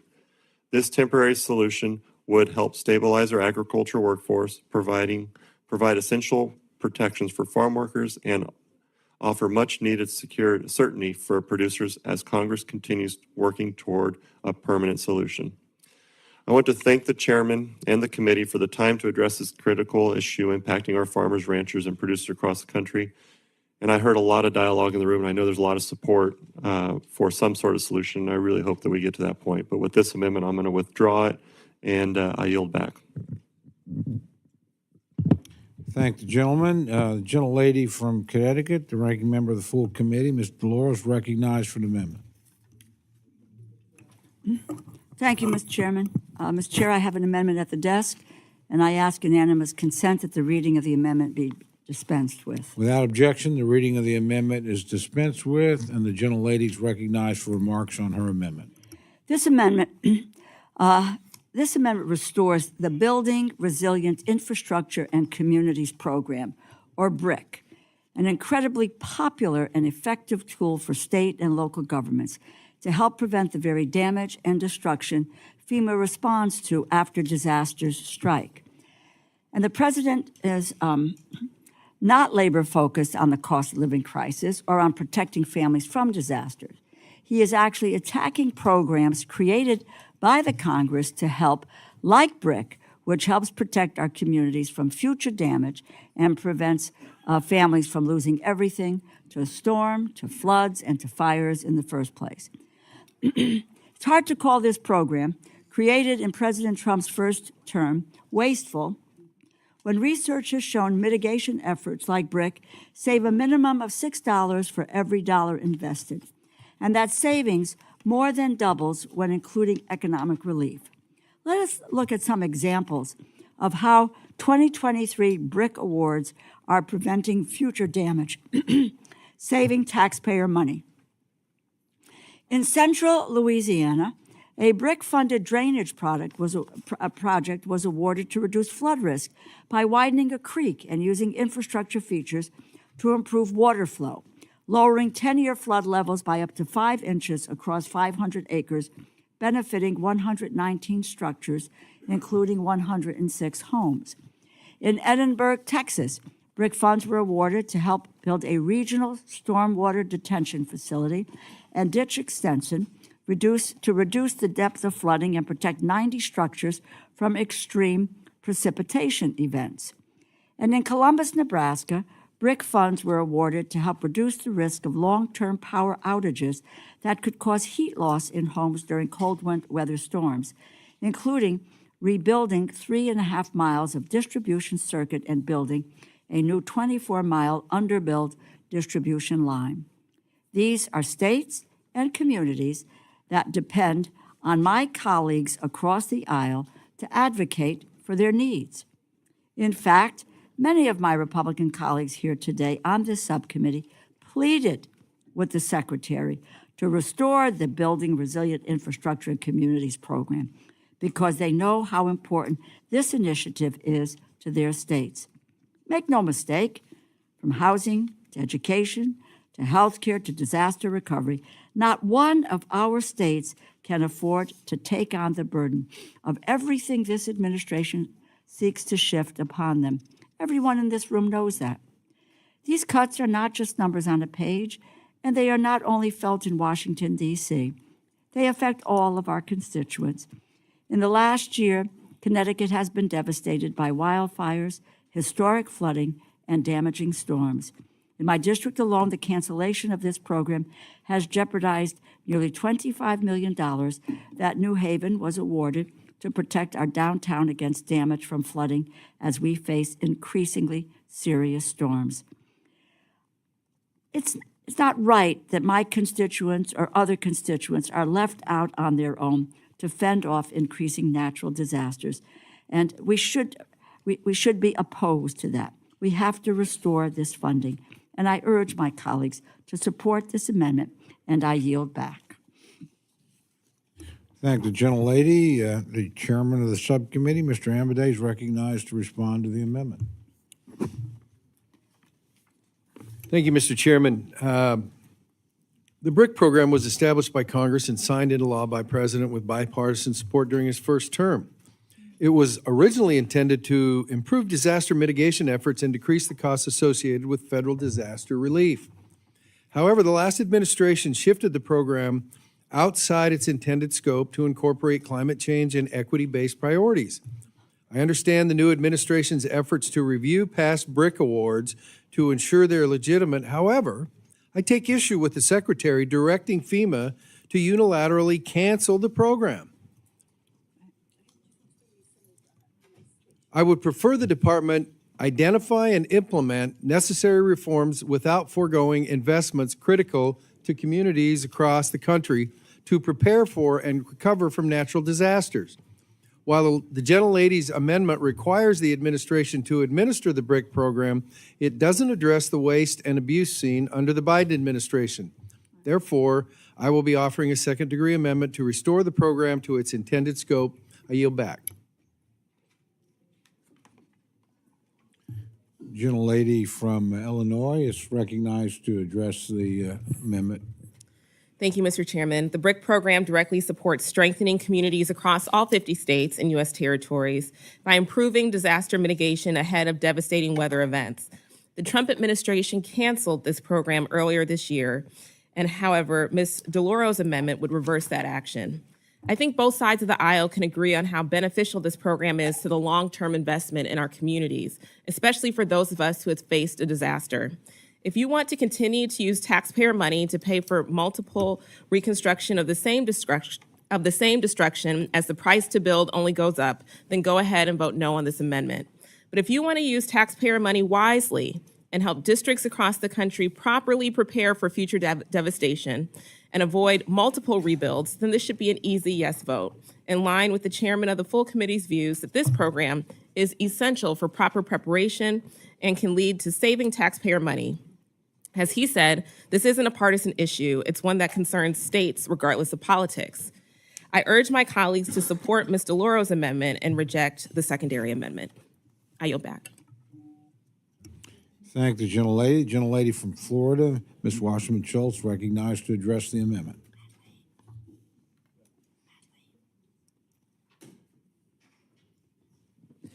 Thank you, Mr. Chairman. I rise in support of the ranking member's amendment, which would reinstate the Building Resilient Infrastructure and Communities program, also known as BRIC. The BRIC program is one of the most cost-effective tools in our toolbox to assist state and local governments with resources before a disaster strikes. This program was created in a bipartisan fashion through the Disaster Recovery Reform Act of 2018. At the time, both parties recognized a fundamental truth. The best way to protect lives and save taxpayer dollars is to prepare before disaster strikes, not just respond afterwards. And that has worked. For every dollar we invest in pre-disaster mitigation, we save $6 to $13 in avoided damage, disaster response, and economic disruption. That's not a partisan talking point. That's the data from the National Institute of Building Sciences and the U.S. Chamber of Commerce. You might say the program is inefficient or duplicative. Let me tell you what's inefficient. Paying to rebuild a school 3 times because we never invested in flood-proofing it the first time. Let me tell you what's duplicative. Spending billions on emergency aid while gutting the programs that would have made that aid unnecessary. The hurricanes that devastated Florida in recent years, from Helene, Milton, Ian to Michael, they weren't one-offs. They're our new normal. And canceling BRIC in the face of that reality is not just misguided, it's reckless. It will leave our coastal towns, our rural communities, our seniors, our children more vulnerable when the next storm hits. And we all know it will. These grants fund stormwater systems in flood-prone towns. They fund fire breaks in wildfire zones. They fund living shorelines and wetland restoration, which not only buffer storm surge, but also preserve our ecosystems and our way of life. Communities desperately need these grants. Demand for BRIC funding has outstripped the available dollars 5 to 1. And now we tell these communities, after years of work, after being selected for awards, after they planned their futures around these very funds, never mind. That is just bad government, and I urge my colleagues to support this amendment, and I yield back. Thank you, gentlelady. Gentlelady from Maine, Ms. Pingree, is recognized to address the amendment. Thank you very much, Mr. Chair. I want to thank the ranking member for her amendment and speak in strong support of the BRIC program. As you've heard my colleagues say, this is a thoughtful, cost-effective program which was eliminated one day in April, leaving communities and individuals sort of out in the cold with no understanding of where they were going to go to get the funding for their work. Maine, like many states, has been hit by some very serious storms. If you haven't had one in your state, one is coming soon, but most of you have experienced some level of disaster that your state and local government cannot afford. FEMA comes in and helps out, and as you've heard, one of the most important things is not doing everything exactly the same way you did the last time, so we just spend the same money over and over and over again to rebuild. That is an efficient way to use government funding, and it's a good way to plan and think into the future, and that was the idea of the BRIC program, to help communities to be more resilient to face the future. Now, Maine had 2 back-to-back storms 2 years ago in January, which devastated much of our working waterfront. About 50% of our wharves and coastal communities had some level of damage, and some of it was gone completely. These were fishing wharves that belonged to families for a long time. These were breakwaters and wharfs that belonged to communities. These were extremely expensive things to repair. Many of these communities over time have qualified for BRIC grants. And the value of them is it allows the community to think ahead and say, what's going to happen when the next storm hits? Why should we build this somewhat differently? What kind of way can we restructure our waterfront or our wharf that is vital to our community for transportation, for economic uses, for our commercial fishermen, for our recreational boaters? The only way you can get in and out in many communities is by water. And you have to rebuild them in a way that withstands what's going to happen in the future. That's what being resilient is, and that's what these grants are. Now, one of the arguments the administration made was this was too woke. We were talking about climate change, and that's a misuse of the program. Well, whether or not you want to believe that climate change exists, sea level rise is happening, and it's happening in all of our coastal communities. These storm surges that come with our winter storms now are so severe that one building in my town was flooded up to people's waist. People had never seen flooding like this that we had 2 years ago, and the building was almost washed away after being there for more than 100 years. Well, if a community like mine or other coastal communities doesn't plan ahead and try to be more resilient, and whether you call it climate change or you call it sea level rise or extreme storm surge or extreme weather, it doesn't matter. It's what we're going to face in the future, and that's what resilience is. That's what thinking into the future is. And if this government can't gird itself to think into the future and spend the taxpayers' dollars in such a way to make sure we're planning for that, then we are truly waste, fraud, and abuse right here in this committee. We are wasting our taxpayer dollars. So this has been a wonderful program. It was shocking to our communities when they got that call in April. Nobody ever expected a FEMA grant to suddenly be dropped overnight. Grants that people had already been doing the planning and having meetings and thinking ahead were suddenly disappeared. And there aren't a lot of other sources for this money. So I urge the committee to put this back. I urge this funding to be reinstated. And I urge us all to spend the taxpayer dollars a little more wisely. And I yield back. Thank you, gentlelady. Does anybody else wish to address the amendment? Seeing none, there is at the desk an amendment in the second degree to the amendment. And it's offered by Mr. Amadei, who's recognized to explain his amendment. Thank you, Mr. Chairman. I have an amendment at the desk and ask for unanimous consent to dispose of with the reading of the amendment. Without objection, the gentleman is recognized. Thank you, Mr. Chairman. Well, speaking only for my observations from the debate so far, it doesn't sound like there's much disagreement amongst the committee on whether or not the BRIC program ought to go forward. So I'm not going to talk much about that. If somebody thinks I deprived them from something, please let me know, but I'm guessing you didn't. The gentlelady's amendment makes BRIC program mandatory and endorses the statute as is. My amendment would ensure that the BRIC projects are related to mitigating hazards posed by potential major disasters similar to events that have occurred in a state or locality over the previous 4 years. This ensures we aren't spending millions of dollars on shaded bus stops, planting of trees, whatever. My amendment would, so it shortens it from 7 to 4. My amendment would also adjust the scope of eligibility requirement to ensure BRIC grants are used for, we've heard this word in the discussion so far, infrastructure. They are grants used for infrastructure projects and not, for example, COVID-19 related purposes, by shortening the eligibility window for states with major disaster declarations from within the past 7 to the last 4 years. My amendment would also strike a catch-all provision that provides overly broad discretion, which we think was abused by the previous administration. You're going, well, what is it? What it is language that says, oh, and by the way, anything else the president, in consultation with the states, deems appropriate. That's pretty broad language, ladies and gentlemen. Anything they deem appropriate. And so it would strike that language from the program if it goes forward, if this was adopted.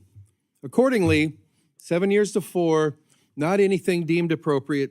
I urge my colleagues to support my second degree amendment, and I yield back. Thank the gentleman. The gentlelady from Connecticut, Ms. DeLauro, is recognized to address the amendment in the second degree.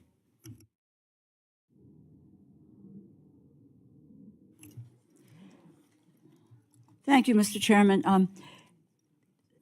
This second degree amendment changes the following. Requires mitigation efforts to be tied to a major disaster declaration from the past 4 years. Currently, the BRIC program does not have any requirement of this nature. Changes eligibility from 7 years to 4 years. A state or tribe must have had a major disaster declaration within the last 4 years to be eligible to apply for BRIC funding. For Fiscal Year 2026, this rules out Maryland, Delaware, Wisconsin, and the District of Columbia. Strikes the, quote, catch-all clause in the eligibility section that currently allows the president, with broad flexibility, quote, such other criteria as the president establishes in consultation with state and local governments, end quote. I rise in opposition to the second degree amendment, which limits the number of states that can receive BRIC funds and limits the eligible use of awards. Under current law, states that have had a major disaster declaration in the last 7 years are eligible for BRIC awards, which are flexible dollars to mitigate against future disasters. The second degree amendment would reduce the number of states that are eligible by lowering the window from 7 years to 4 years. It would also restrict how the funds could be spent, preventing communities. We want to put emphasis on the states having a say in all of this. Preventing communities from prioritizing programs that would save the most taxpayer dollars. If the second degree amendment were adopted, Delaware, Maryland, and Wisconsin, District of Columbia would be ineligible to receive 2026 funds. I'm very glad to see the bipartisan support for reinstating BRIC after President Trump decided to gut this program, which has demonstrated its success in multiple occasions, as I laid out in my opening statement. However, there is no reason to exclude communities in these 3 states and the District of Columbia. Maryland, it's the mobile home severe damage mitigation, sludge management, sustainability, and resiliency, Southern Crisfield flood mitigation project. My colleagues across the aisle have consistently tried to deny funding to the District of Columbia, but this would also disadvantage states who have also suffered disasters in the last 7 years, including severe tornadoes in Wisconsin in 2019, Tropical Storm Isaias in Maryland and Delaware in 2020. I oppose the second-degree amendment, and I yield back. And I might add, if I can, I did yield back, I'm sorry, just for 1 second. I'm sorry, Mr. Chairman.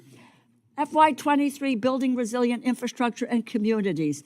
This is really extraordinary. Just about every state in the nation has several projects that have been included in the BRIC program, and amounting to $882.6 million in federal costs, 656 sub-applications, selected 94 communities and tribal nations for BRIC direct technical assistance. This program works, and it has been effective. And for every state, for every Democrat, Republican, Independent, Native American, whoever it is, it works. Why are we doing this? I oppose this second-degree amendment, and I do yield back this time, Mr. Chairman. All right, I thank the gentlelady for remarks. Gentleman from North Carolina, Mr. Edwards, recognized to address the second-degree amendment. Thank you, Mr. Chair. When Hurricane Helene devastated Western North Carolina, we realized that we don't just need recovery, we need resilience. The Building Resilient Infrastructure and Communities program, also known as BRIC, helps communities like mine build stronger roads, upgrade stormwater systems, and hardened infrastructure so they're not wiped out by the next storm. I think we've all established the value of the program. But without this program, many communities across the country do not have the resources that they need to fund their own resilience projects, making for a more vulnerable America. When BRIC was canceled, North Carolina alone saw roughly $196 million in projects get rescinded. That's nearly $200 million in shovel-ready resilience wiped away in the middle of one of our state's worst natural disasters. Earlier this year, President Trump asked me to sit on a task force to offer suggestions on how to accelerate the recovery of Western North Carolina, and I produced this 101-page report. Included in it is the fact that we not only need a BRIC, but, Mr. Chairman, we need a BRIC that is restructured. I'll tell you the latitude that's taken by allowing the president to have such an influence on this. In 2023, 3 states received 50% of the BRIC funding. 2 of those were California and New York, surprisingly. And so, Mr. Chairman, I appreciate your secondary amendment. And this year, please know that I led a bipartisan, bicameral letter with 85 colleagues urging the administration to reinstate BRIC immediately. And I even included, as I mentioned, that suggestion to the president. Rebuilding isn't enough. We need to rebuild stronger. Strengthening BRIC, not taking it away, is essential to the long-term recovery of Western North Carolina and similar communities nationwide. And it clearly needs restructuring. I believe your secondary amendment takes bold steps to do that. I appreciate it coming forward, and I urge everyone to support it. Thank you. Thank the gentleman. The gentlelady from Illinois, Ms. Underwood, is recognized to address the second. I don't have anything. You okay? Okay. The gentleman from Maryland is recognized to address the second-degree amendment. As you heard, and as I understand, I had another meeting, so I was late coming into this debate, but Maryland obviously is one of the states that's exempted from eligibility. One of 4 jurisdictions, one of which is the District of Columbia, apparently on the rationale that Maryland has not had a disaster, which from our standpoint is obviously good. On the other hand, we're a vulnerable state. We're on the Atlantic coast. We have the Chesapeake Bay. We are subject to flooding. And we would be very concerned if next week we had a major disaster, but we're not eligible for funds until 27. Is that my understanding of if that's my understanding of the amendment, that does not seem to me to be fair at all to us. Let me tell you, when Mr. McCarthy and I were both number 2s in our party, we went down to Puerto Rico after their hurricane. and we saw the devastation, and we visited the Keys. And we viewed two structures, sort of condos. One had been built prior to Florida's own code increase in building requirements. The other had been built after. They were both done by the same builder and essentially the same structures, except one was built to the Florida code after a previous hurricane. The one that had been built after code essentially had windows broken out, but was fine. The other was essentially 80% destroyed. We came back to Congress and we amended the law, co-sponsored a bill, amended the law so that you had to build to resilient, not to what was. The law at that point was you rebuilt to what was, and that's what you were reimbursed for. Made no sense because you didn't want it to happen again, so you wanted to build to resiliency requirements. So I'm very strongly for the brick, but would be a little bit confounded as to why 4 states are picked on, other than perhaps to save money. Well, I understand that, but if you have a disaster in 3 states, it's going to cost you more than if you have a disaster in only 1. But the need in both is keen, and seems to me it would be responsible that we make sure that all are eligible. If we haven't had one recently and don't fall in that category, hopefully we'll stay there, so it won't cost any money. But if it doesn't, and some act of God or natural disaster, not necessarily an act of God, but natural disaster happens, it seems to me that it's unfair to make us ineligible because we haven't been hurt before.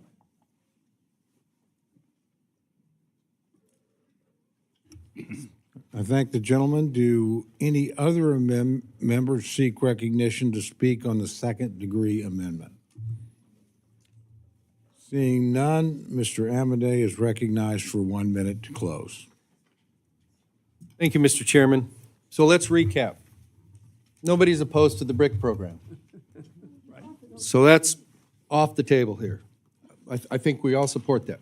The question is, do we shorten 7 years to 4 years? And do we get rid of the language that says anything else appropriate, basically? That's the status quo. And so if you like the status quo, and obviously that's fine. Could I not have the editorial, please? You know better. I know you're going to vote against me on this. I'm just guessing.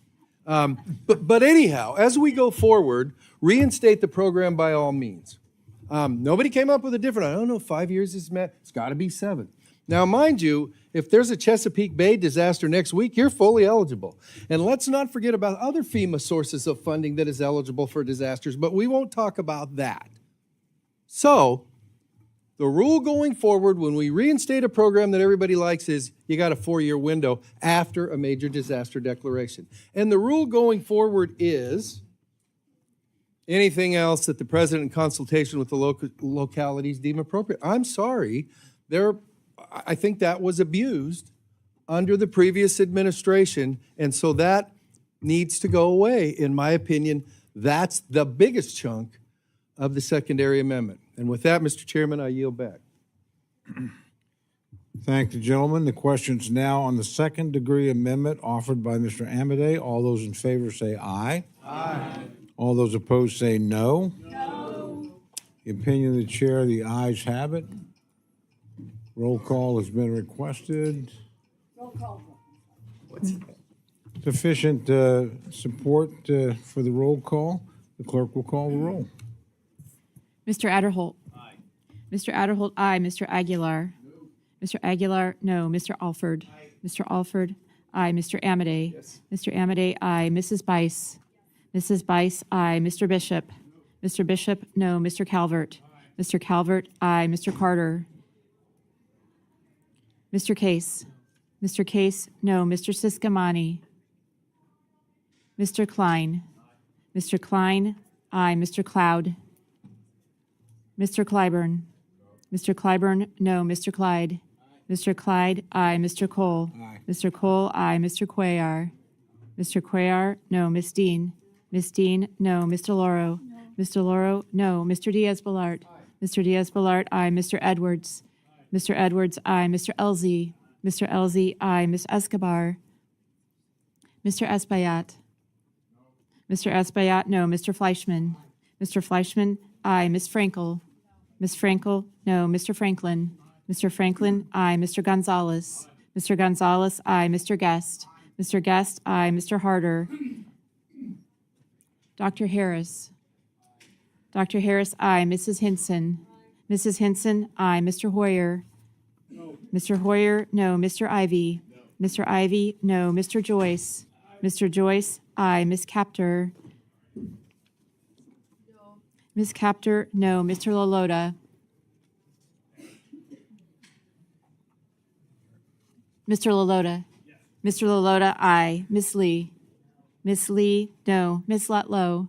Ms. Lutlow, aye. Mr. Levin? Mr. Levin, no. Ms. Malloy? Ms. Malloy, aye. Ms. McCollum? Ms. McCollum, no. Ms. Ming? Ms. Ming, no. Mr. Molinar? Mr. Molinar, aye. Mr. Moore? Mr. Moore, aye. Mr. Morelli? Mr. Morelli, no. Mr. Mervan? Mr. Mervan, no. Mr. Newhouse? Mr. Newhouse, aye. Ms. Perez? Ms. Pingree? Ms. Pingree, no. Mr. Pocan? Mr. Pocan, no. Mr. Quigley? Mr. Quigley, no. Mr. Reschenthaler? Mr. Rogers? Mr. Rogers, aye. Mr. Rutherford? Mr. Rutherford, aye. Mr. Simpson? Mr. Simpson, aye. Mr. Strong? Mr. Strong, aye. Mrs. Torres? Mrs. Torres, no. Miss Underwood? Miss Underwood, no. Mr. Valadeo? Miss Wasserman Schultz? Mrs. Watson Coleman? Mrs. Watson Coleman? Mrs. Watson Coleman, no. Mr. Womack? Mr. Womack, aye. Mr. Zinke? Mr. Zinke, aye. Does any member wish to record their vote or change their vote? Gentleman from California? Gentleman from Mr. Arizona? Valadeo, aye. Gentlelady Mr. Siscomani, aye. Washington? Gentlelady from Florida? Perez, did you vote no? Gentleman from Ms. California? Wasserman Schultz, no. Gentleman from Pennsylvania? Mr. Harder, no. Are there any others wishing to Mr. record or Reschenthaler, change aye. their vote? Seeing none, the clerk will tally.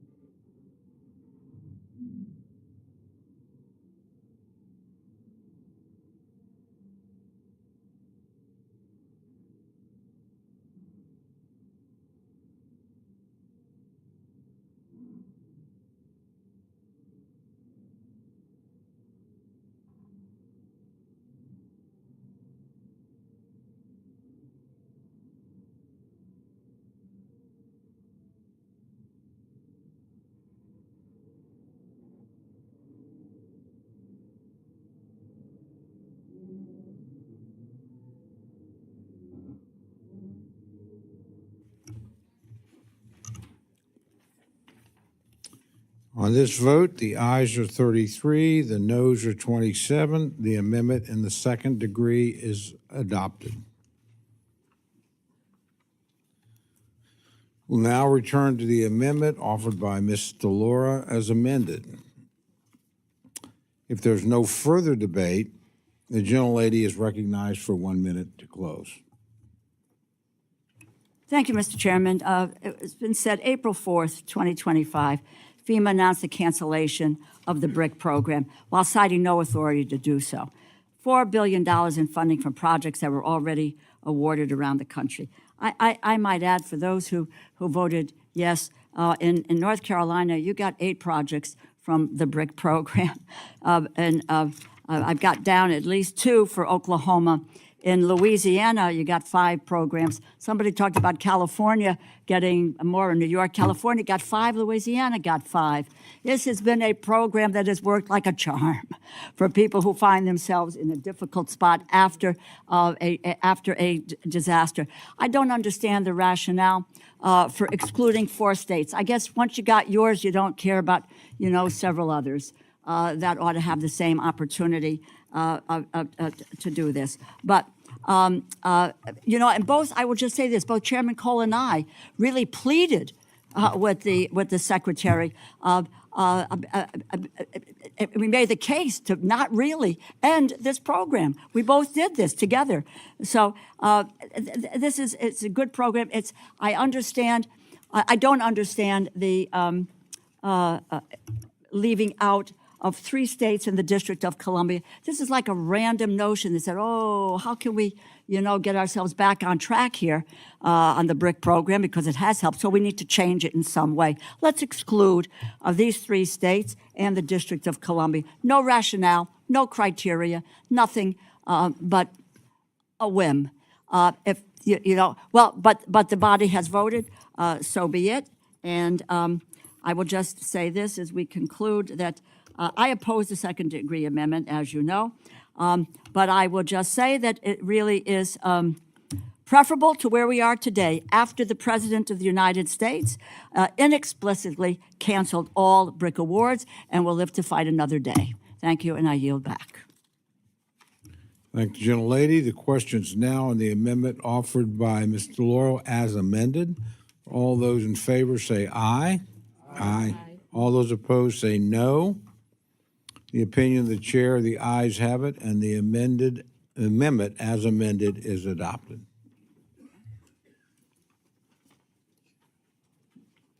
Okay.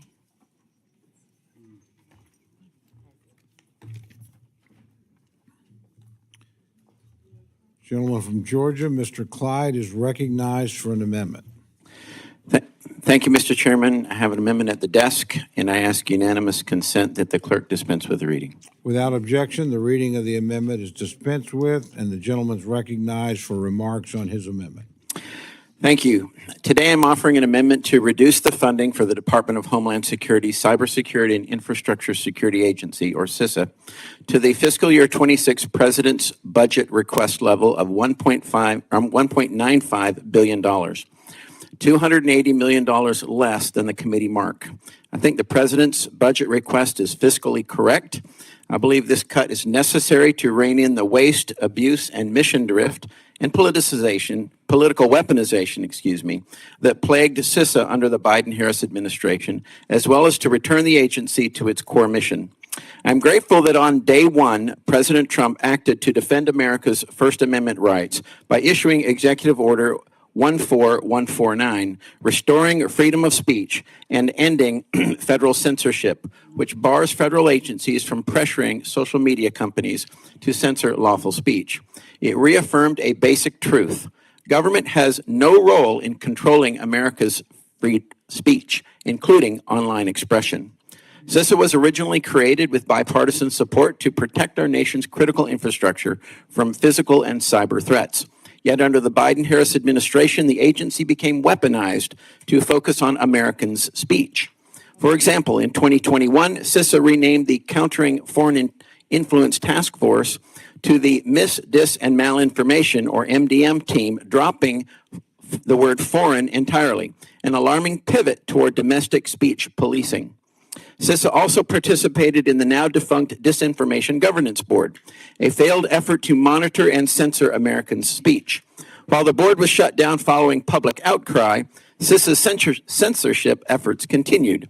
A 2022 report revealed CISA's plans to target so-called inaccurate information on issues such as the origins of COVID-19 pandemic and the efficacy of the COVID-19 vaccines, the U.S. withdrawal from Afghanistan, and U.S. support for Ukraine, topics all central to the public debate.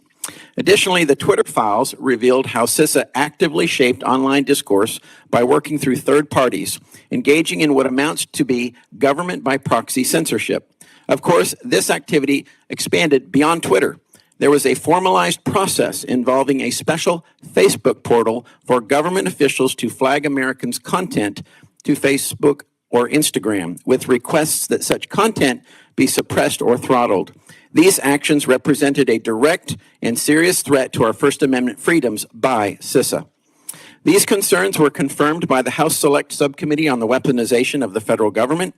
Its report, The Weaponization of CISA, documented CISA's coordination with other agencies and nonprofits to suppress speech while avoiding the appearance of propaganda, an egregious abuse of taxpayer resources and public trust.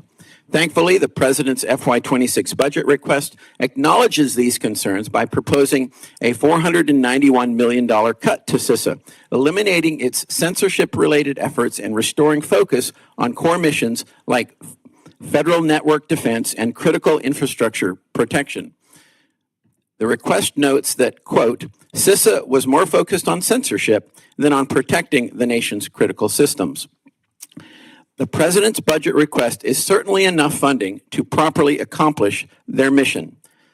With our country now at $37 trillion in debt and spending over $1 trillion in interest to service that debt, more spent on interest payments every year than what we spend on the entire Department of Defense, the spending must be held in check. Again, my amendment matches the President's budget request and ensures CISA's funding supports its actual mission, not partisan efforts to suppress free expression. I urge all members to support this amendment and help restore CISA to its original purpose while protecting the constitutional rights of every American. Thank you. Mr. Chairman? Mr. Chairman? I'm sorry. Mr. Chairman, I withdraw in committee and reserve to offer on the floor, and I yield back. I thank the gentleman. With that, then we'll move on.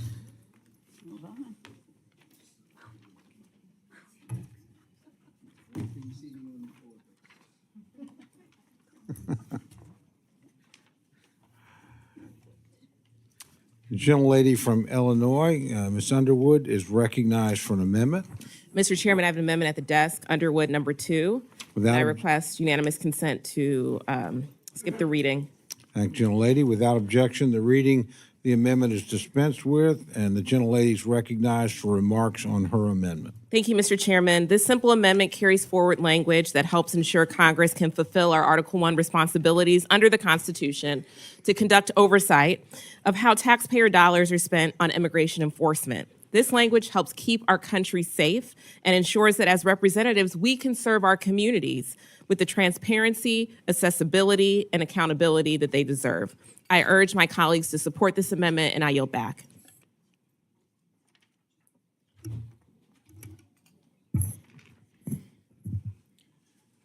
I now recognize myself as the acting chairman of the committee.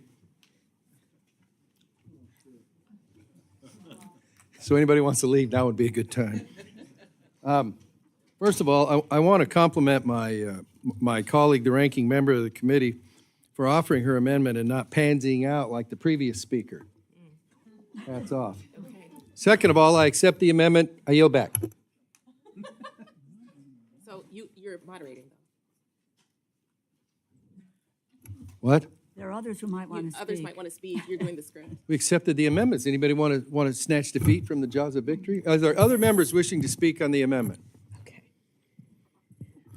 Then the gentlelady from Illinois is recognized to close. Well, Mr. Chairman, I appreciate your partnership in preserving our Article 1 oversight responsibilities, and I yield back. Okay, the question is on the amendment offered by the gentlelady from Illinois. All those in favor say aye. Aye. Would all those in favor please say aye? Aye. Better. In the opinion of the chair, the ayes have it, and the amendment is adopted. The recorded vote is not requested.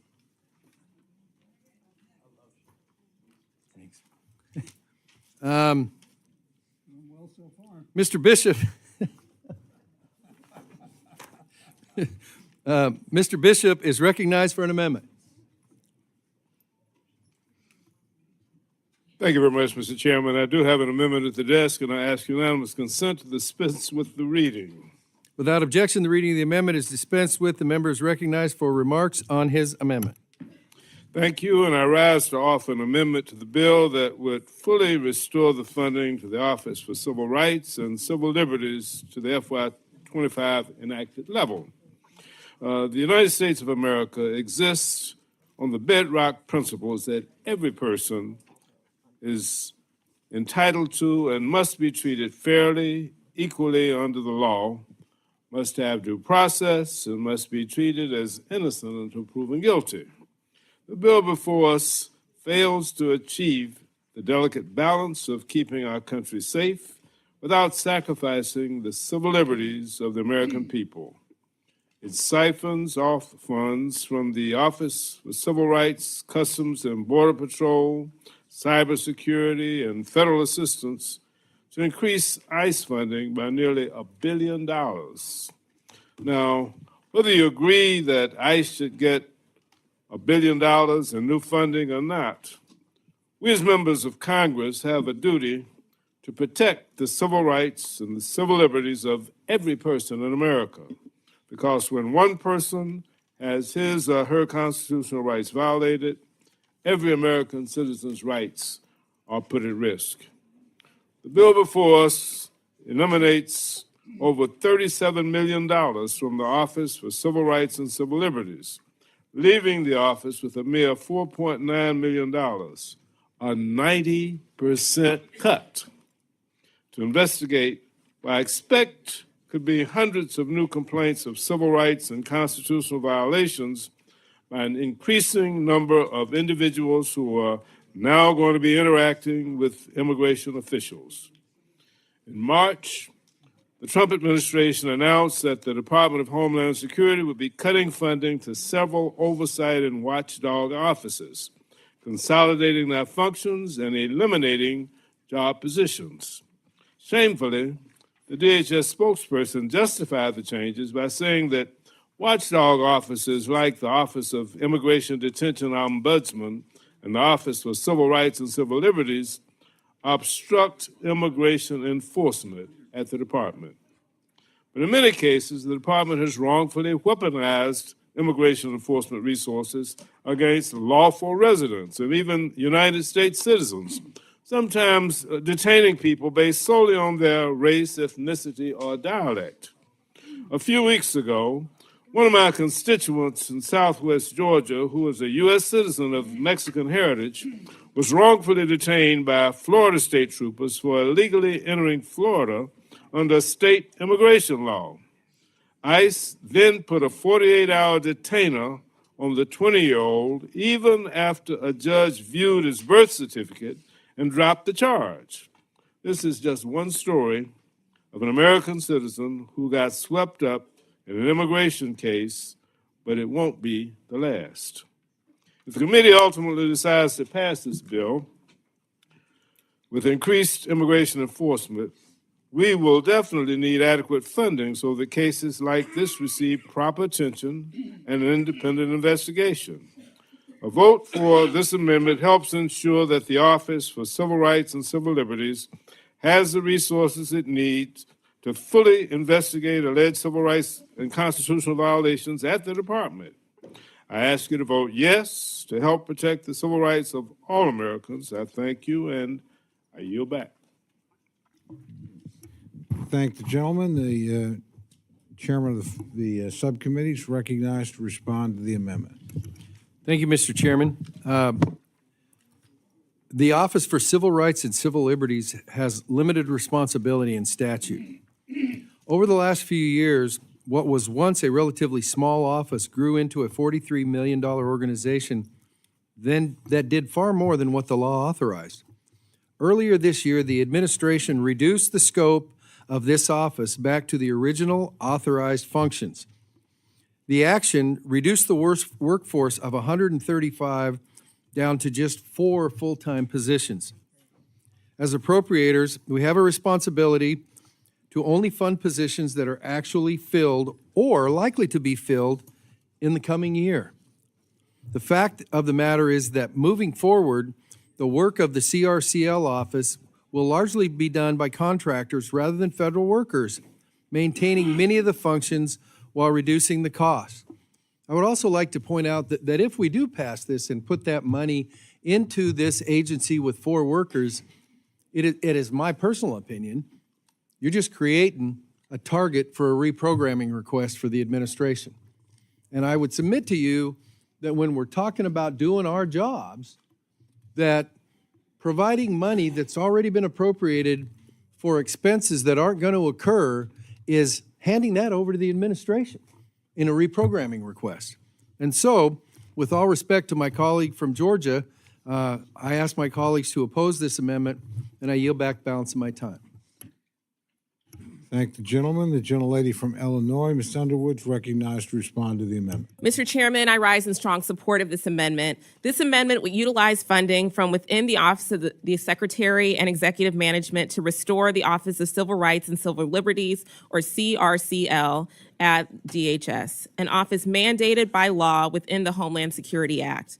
CRCL has a critical role in oversight and management of cases involving possible violations of civil rights and liberties for DHS employees and anyone the Department of Homeland Security interacts with.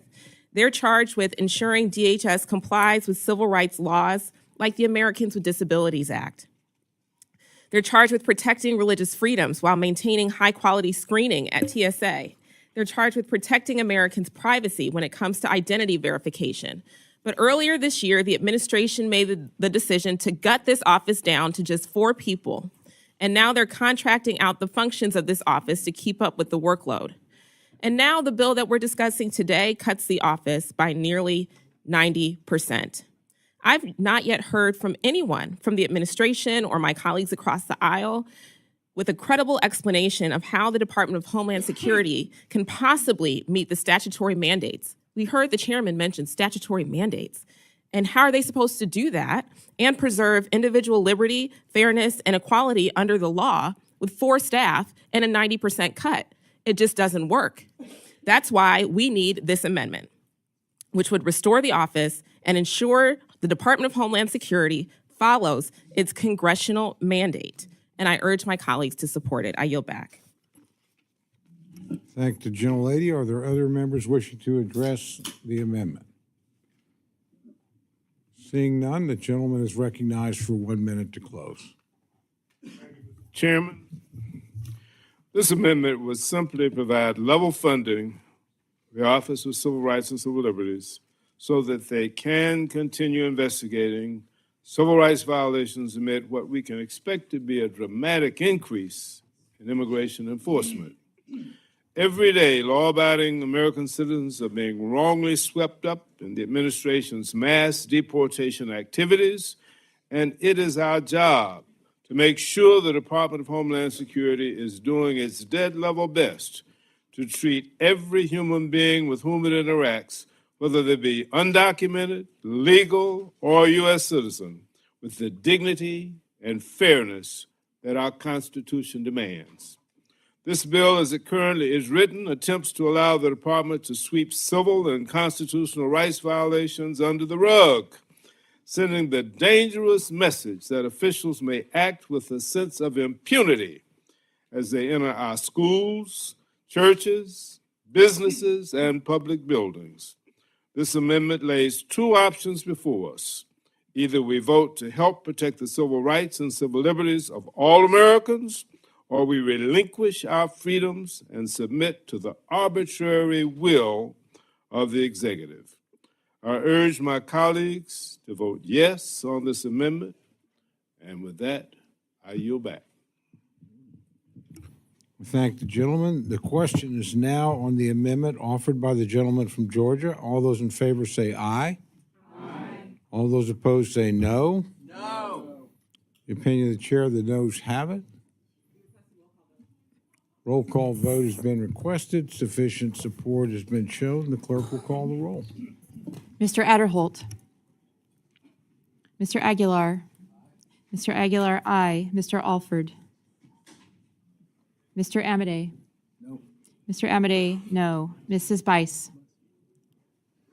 Mr. Bishop. Aye. Mr. Bishop, aye. Mr. Calvert. Mr. Carter.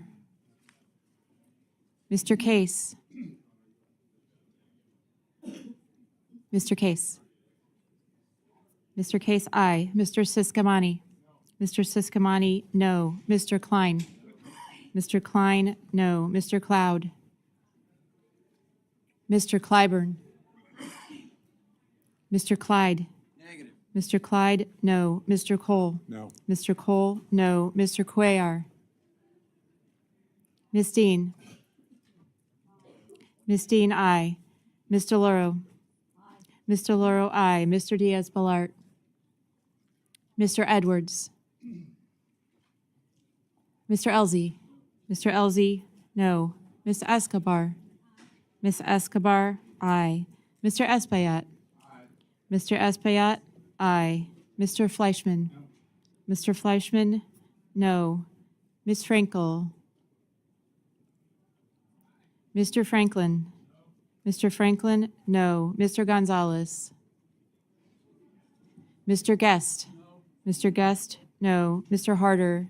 Mr. Harder, aye. Dr. Harris. Dr. Harris, no. Mrs. Hinson. Mrs. Hinson, no. Mr. Hoyer. Mr. Hoyer, aye. Mr. Ivy. Mr. Joyce. Ms. Captor. Ms. Captor, aye. Mr. LaLota. Mr. LaLota, no. Ms. Lee.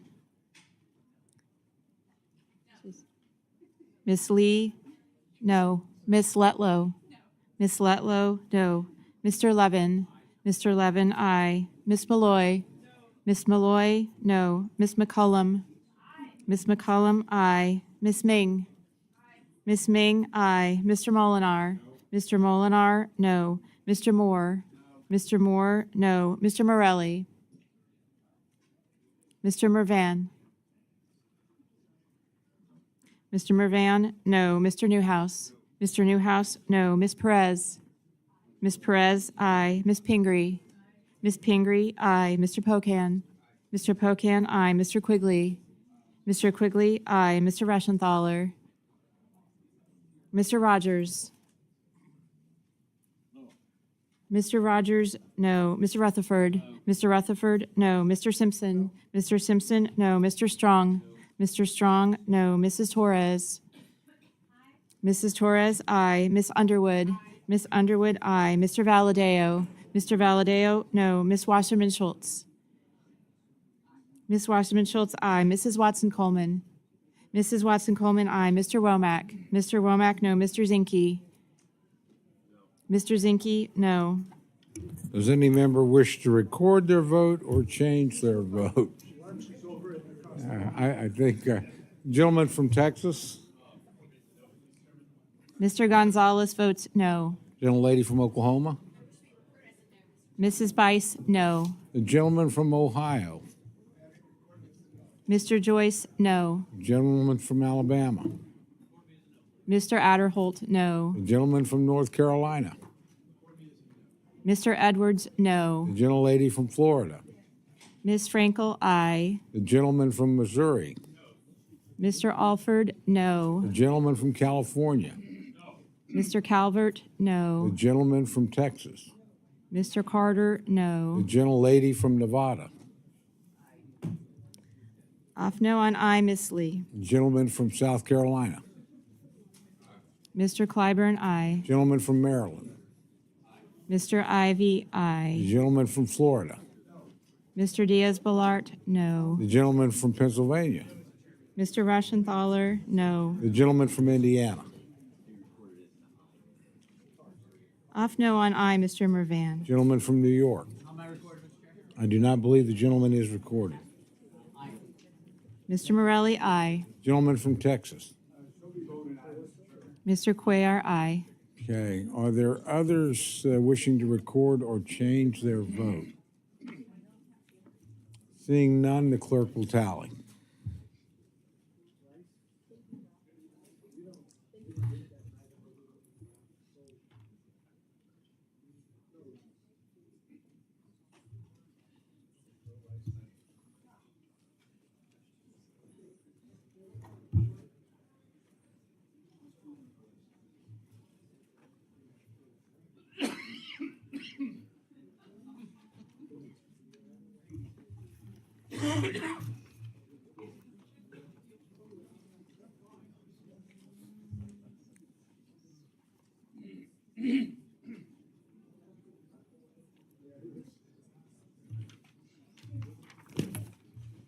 On this vote, the ayes are 28, the noes are 34. The amendment is not adopted.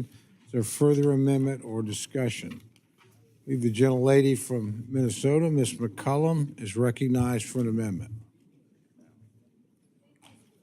As you know, I have an amendment at the desk, and I ask the reading be dispensed with. Without objection, the reading of the amendment is dispensed with, and the gentlelady is recognized for remarks on her amendment. Thank you, Mr. Chairman. My amendment prohibits the use of funds to detain or deport Afghan nationals who held temporary status protection prior to the end of the program on July 13, 2025. When the United States was attacked on September 11th in 2001, President Bush, with an authorization from Congress, took military action against al-Qaeda, the Taliban, and Afghanistan. 20 years, the United States maintained a significant military and diplomatic presence in support of the Afghan government. As part of that effort, we asked the people of Afghanistan to trust the United States, to work with us, and to work with them to build a new future for their nation. Over those 20 years, tens of thousands of Afghan soldiers and civilians stood shoulder to shoulder with U.S. troops and diplomats serving in Afghanistan. Many of us, some of us here in this room as members of Congress, we benefited and we were able to do our oversight duties when we were in Afghanistan. We worked with our State Department officials and our troops and their interpreters so our questions could be fully answered. They did this, these interpreters, at great risk to their own lives and at the risk to their families' lives as well. When the United States withdrew from Afghanistan in August of 2021, we evacuated 124 Afghans. We did that because we knew what would happen when the Taliban returned to power.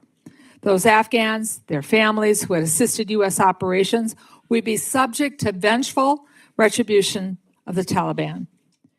Not all of those who were evacuated came to the United States, but those that did, they were given the status of temporary protection, and they received that in order to keep themselves safe. It's unfortunate that President Trump has rescinded the temporary protected status for 10,000 Afghans living in the United States. He claims, and I quote, "Permitting the Afghan nationals to remain temporarily in the United States is contrary to the national interests of the United States." I do not believe that is the fact that we should be talking about. What we should be discussing instead is a way to support these individuals, to honor them, those who sacrifice to help keep American personnel. The plans to deport these Afghans back to their country controlled by the Taliban, we know what will happen to them. This is a regime that has cast an entire generation of Afghan women and girls back to the darkness of state-sponsored military. And for the Afghans who will be sent back, especially those young women and girls, it's their worst nightmare.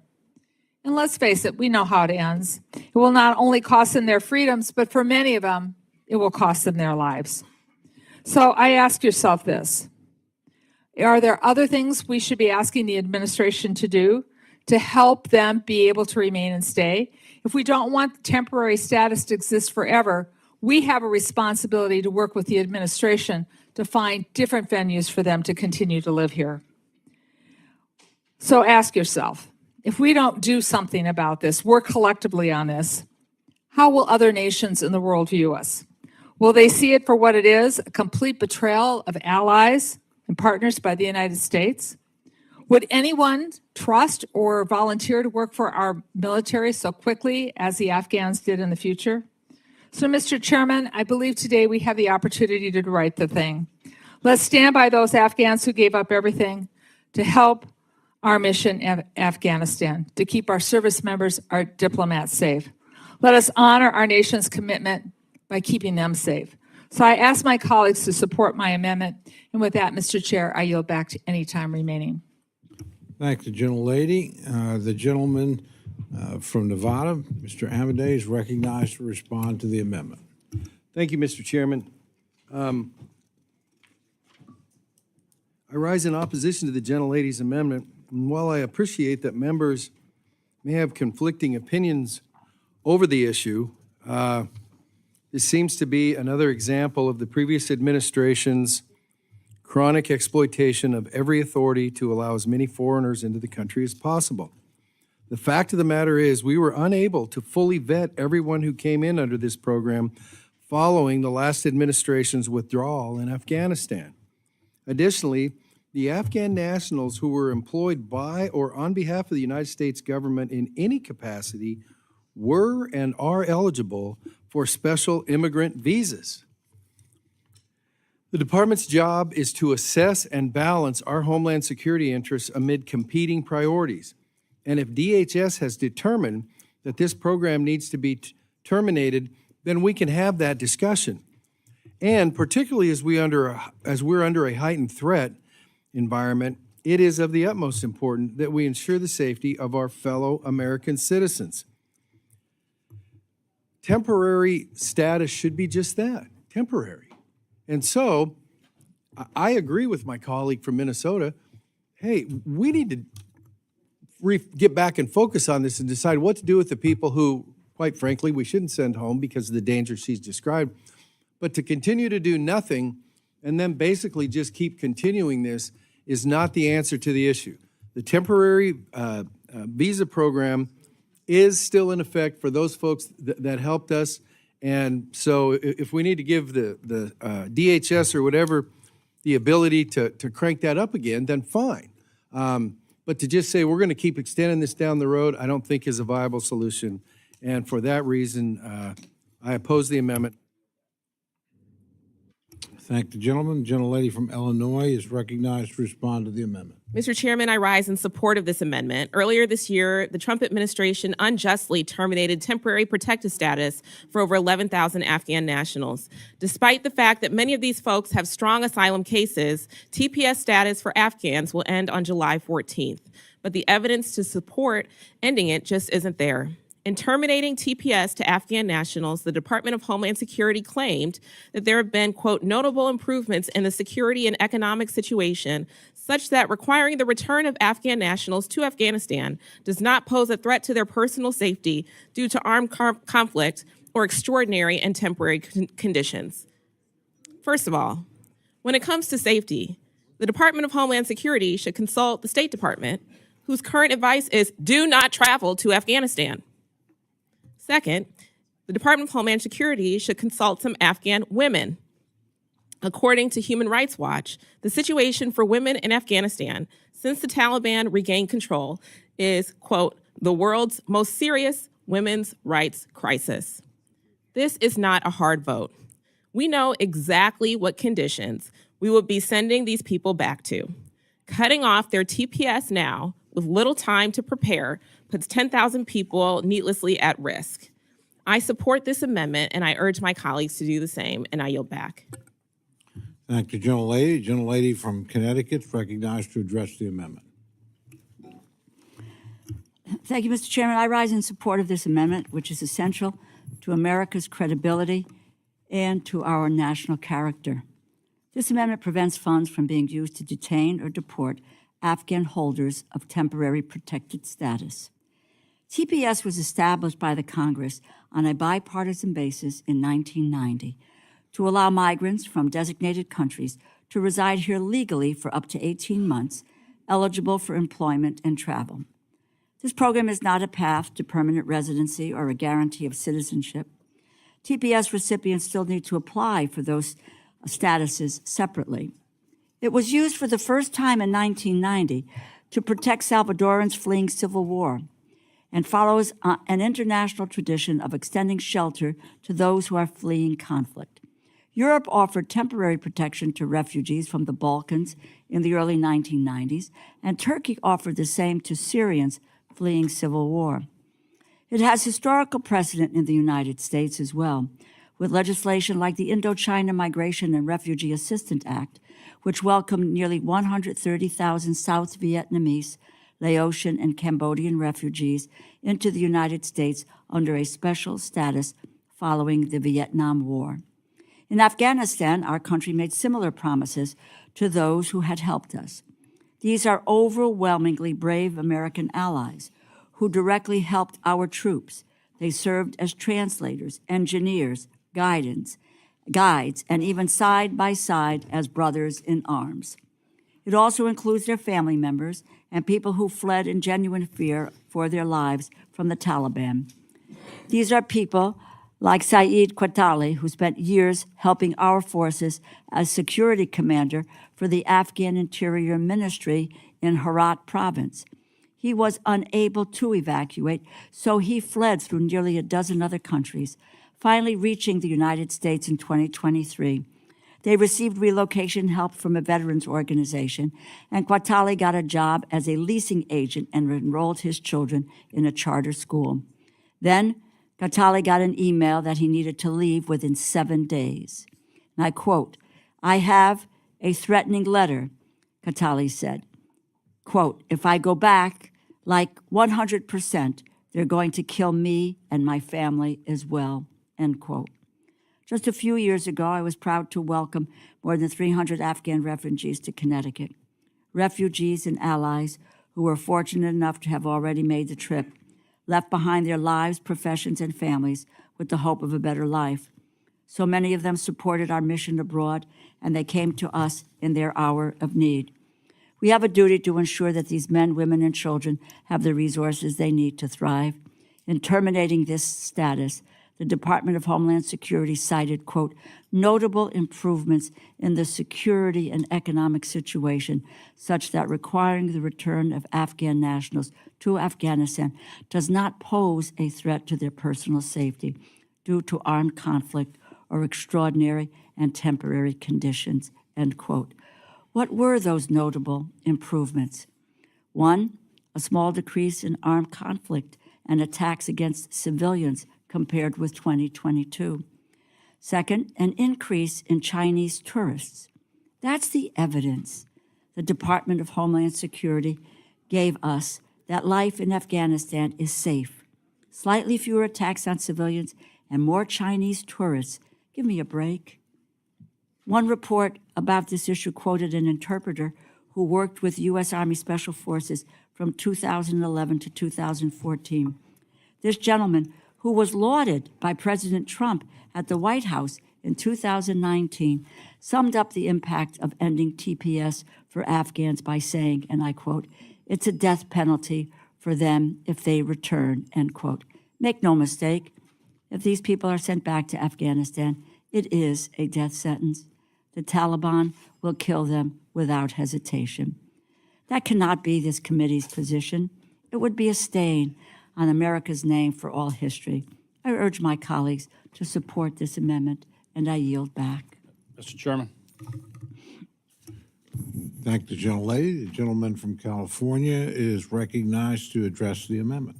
I'm going to support the gentleman's amendment. However, I would hope between now and the time we can come to the floor that we can come up with acceptable language that will protect the worthy Afghans that are here in this country, that protected our interests when we were in Afghanistan and did notable service for the United States government.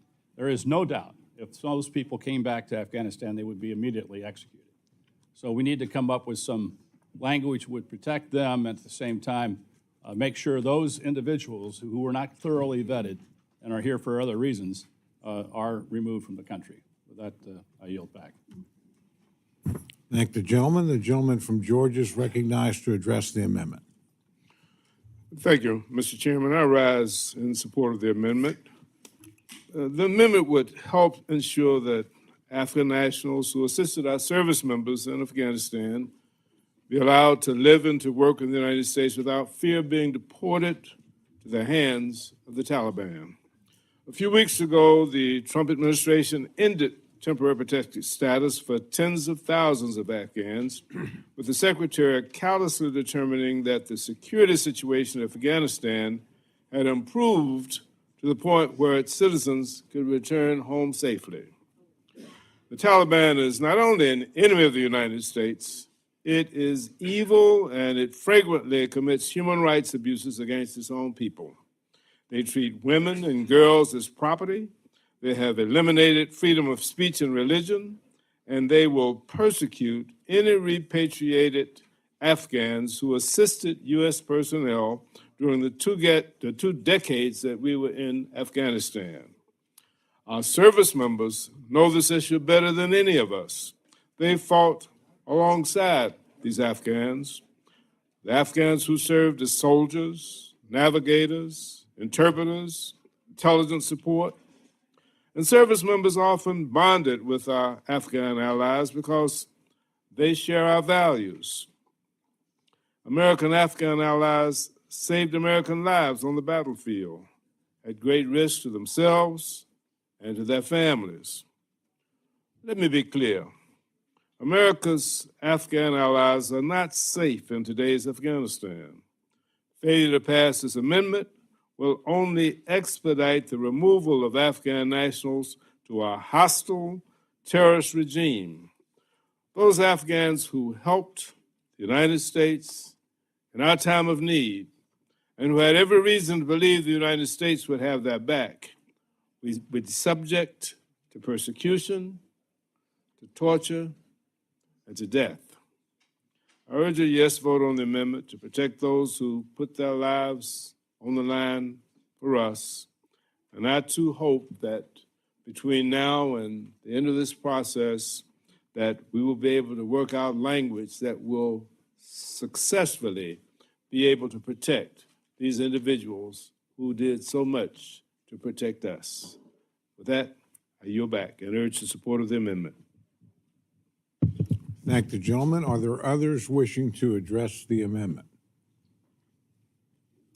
Seeing none, the gentlelady from Connecticut is recognized for 1 minute to close. Oh, who's amendment?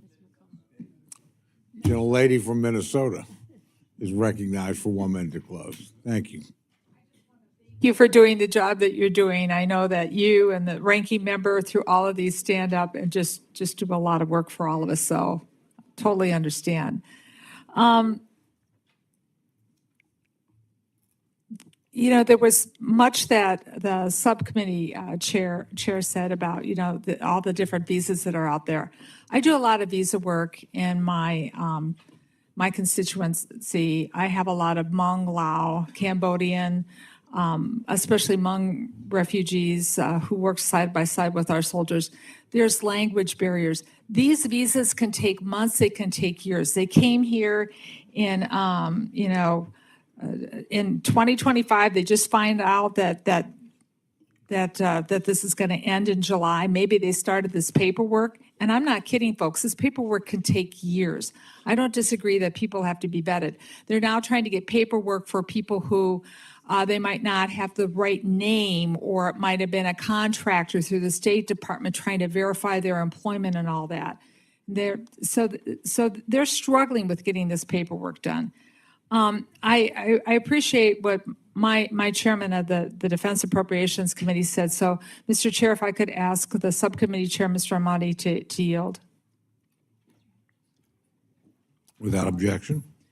Mr. Chairman, Mr. Ahmadi, gentleman from Nevada. Floor isn't mine, but Yeah. yes, I will. No, I asked you if you would yield, if I could yield you some time. Yes, ma'am. I need to know, and you and I are friends, and I don't use that term lightly, as you know.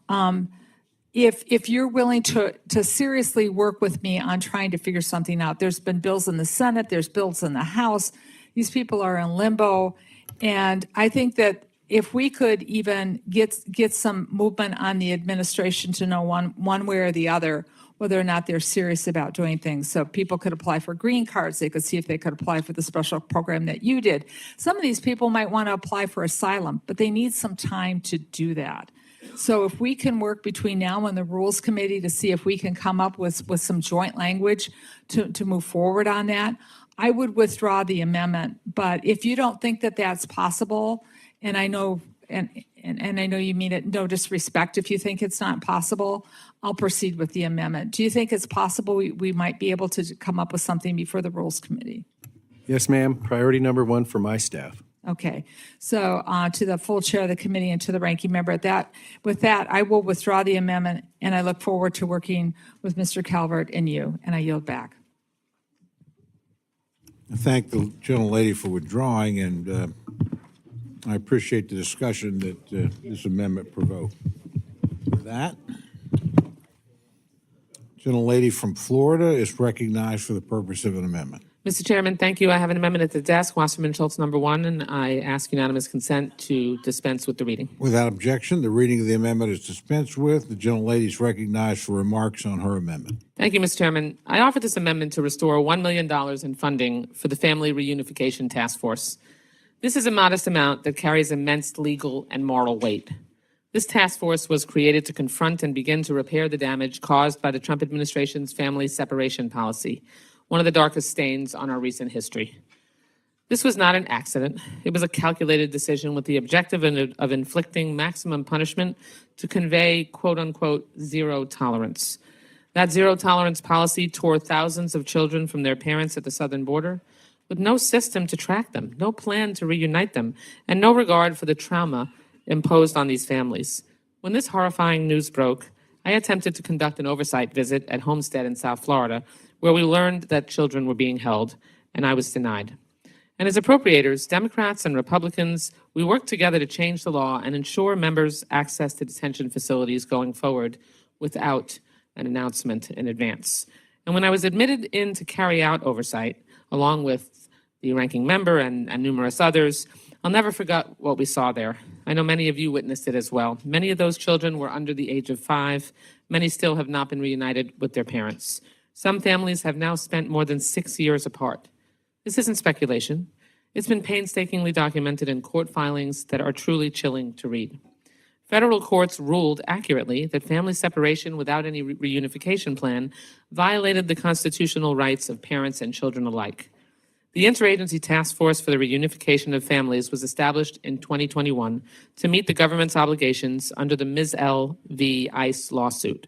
And just this week, a federal court ruled that the Trump administration is in breach of the settlement that resolved that case. We have a legal obligation to bring these families together. And more than that, we have a moral obligation. It is not enough to say, quote, the last administration did this, the last administration did that. America has only one federal government, and it was our government that separated these families. It was our government that agreed to the terms of the settlement. It must be our government that reunites them. And this task force is the only federal entity charged with making that happen. Yet this bill eliminates its funding entirely.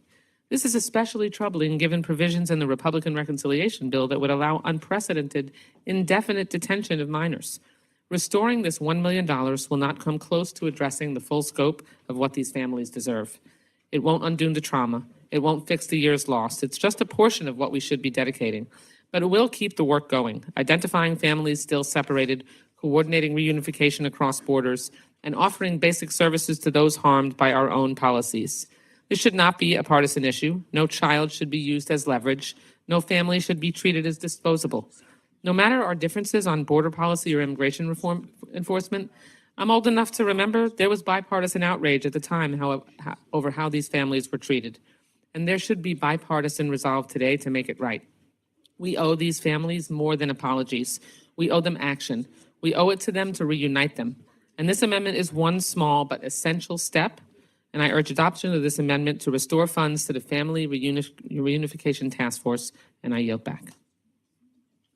I thank the gentlelady. The gentleman from Nevada, the chairman of the subcommittee, is recognized to respond to the amendment. Thank you, Mr. Chairman. The previous administration spent millions of dollars on the so-called Family Reunification Task Force. Last year, we spent almost $34 million. The settlement agreed to by the previous administration was really a giveaway to non-governmental organizations under the guise of supporting aliens temporarily separated from their families after adult aliens were arrested during the zero-tolerance policies of the first Trump administration. This settlement, agreed to by the previous administration, provides a whole host of taxpayer-funded services over a period of 6 years, including behavioral health, medical services, housing, and legal services. But perhaps most egregiously is this settlement streamlined asylum claims, which allowed certain individuals the ability to apply for parole and jump to the head of the line. I urge my colleagues to defeat this amendment so we can stop the endless funding of programs that do nothing but undermine enforcement efforts and encourage more illegal immigration. I yield back.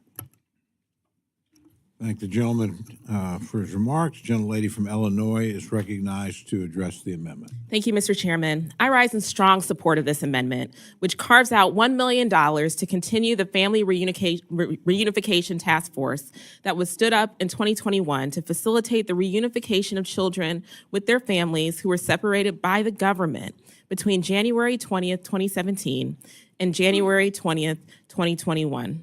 In connection with the first Trump administration policy of family separation.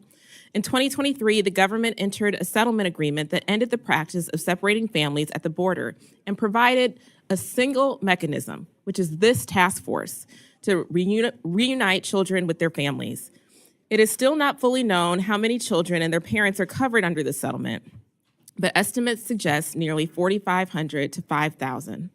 The last update we received from the Department of Homeland Security about the progress of the task force was in April of 2024, where they reported that as of March 20th, 2024, approximately 3,225 reunifications were completed, with over 1,400 children without confirmed reunifications. 1,400 kids. We cannot turn our backs on these families. We cannot ignore court settlements. We cannot abandon this task force until their mission is complete and every child is reunited with their family. This amendment restores the task force, and I urge my colleagues to support it. And I thank Ms. Wasserman-Schultz for offering the amendment. I yield back. Thank the gentlelady. The gentlelady from Connecticut, ranking member of the full committee, is recognized to respond to the amendment. Thank you very much, Mr. Chairman. I rise in support of this amendment, which provides $1 million for the most basic humanitarian responsibility of this country, ensuring that families are not ripped apart with no hope for reconnection. The family separation agenda that the first Trump administration pursued was one of the most cruel and heartless policies ever enacted by this government.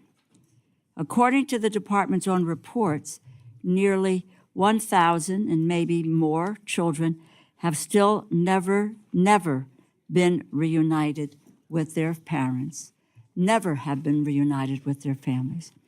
I clearly remember a call I had with Alex Azar, the HHS secretary at the time. I was in my home in New Haven with my 2-year-old grandson on my lap when I asked the secretary if the Trump administration had a list of the children and their families in order that they would be able to reconnect their children at some point. Just a basic list of kids, parents. This is, Rosa DeLauro, Anna, Catherine, Jonathan Greenberg. That's so that we were connected. He assured me that they had such a list. It was a lie. A pilot program conducted in 2017 showed that DHS lacked adequate systems to track separated children for the purpose of reunification. But the Trump administration still expanded the policy in 2018, anticipating that over 26,000 children could be taken from their parents or guardians over just 4 months. This was not an accident. Attorney General Jeff Sessions, in a phone call to the Southwestern DA's office, said, and this is a quote, "We need to take away children," end quote. He felt it was necessary to discourage migration. In a radio interview, he later said, and I quote, "If people don't want to be separated from their children, they should not bring them with them," end quote. This was understood across the first Trump administration.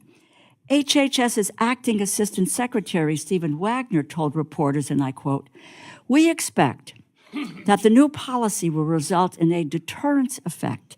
We certainly hope that parents stop bringing their kids on this dangerous journey and entering the country illegally," end quote. The cruelty of this policy was and is today astounding. Imagine treating children, the most vulnerable among us, with less care than we treat luggage at an airport or clothing dropped off at a cleaner's. We bring our clothes to be dry cleaned. They give us a slip of paper. We go back, we pick it up, we check against the list to see if we have it all. We check our bags at airports. We've got a tag. We reclaim it at baggage claim, and we claim them. We can track packages today all over the world. We know where they are, when they're coming, when they're going to arrive at our doorstep. Family separation should never be a U.S. policy again. Imagine being separated from your child. You think about it, with no way to know where they were being sent or if you would ever be able to find them again. It was and is an appalling abuse of power, but that was a government policy. When I visited the McAllen CBP Processing Center, and I was at Port Isabel, the ICE detention facility, and it was at Port Isabel where we met with the mothers. This was about 8 years ago. We were told that ICE and CBP were working together along with HHS, and that kids would be reunited with their parents. We spoke to mothers there, crying. They didn't know where their kids were.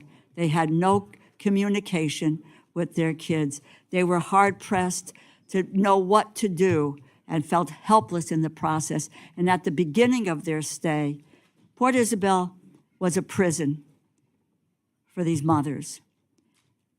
At the beginning, they were not even allowed to make a telephone call to try to get information about their child. There were 2 children in 2018 that were forcibly separated from their parents and brought to the state of Connecticut due to family separation. The trauma these children suffered was indescribable. They were ultimately reunited with their parents, but not before a real rupture of trust between parent and child. Just one story. It was the Trump administration that inflicted this trauma under zero tolerance and should make amends for this intentional cruelty. I fought this cruel policy in both the minority and majority. 2018, I passed an amendment through conference directing no less than $4 million in funding to the National Child Traumatic Stress Network for separated children and families. 2020, when I chaired this committee, I directed funding to post-release services to engage with family reunification service providers for those effective and increased funding for mental health services for their children. Critically, I passed language in full committee that is still in effect today, requiring monthly reports on children separated from their parents at the border, so that doesn't happen again. This amendment provides the bare minimum. We need to do more. This amendment will ensure that some effort is being made to ensure this hateful policy will not be reinstated under the Trump administration. I thank the chair. I urge my colleagues to support this amendment and yield back. Thank the gentlelady. Chair would advise, and we certainly will proceed with the debate. We are voting now. So the debate goes on too long, or we'll just suspend and go on. But I'm not trying to shut the debate down, I just want you to be aware of where we're at in timeline. I'm not sure where we are right now in the vote. We'll try and find that out. In the meantime, gentlelady, Ms. Dean is recognized for her comments on the amendment.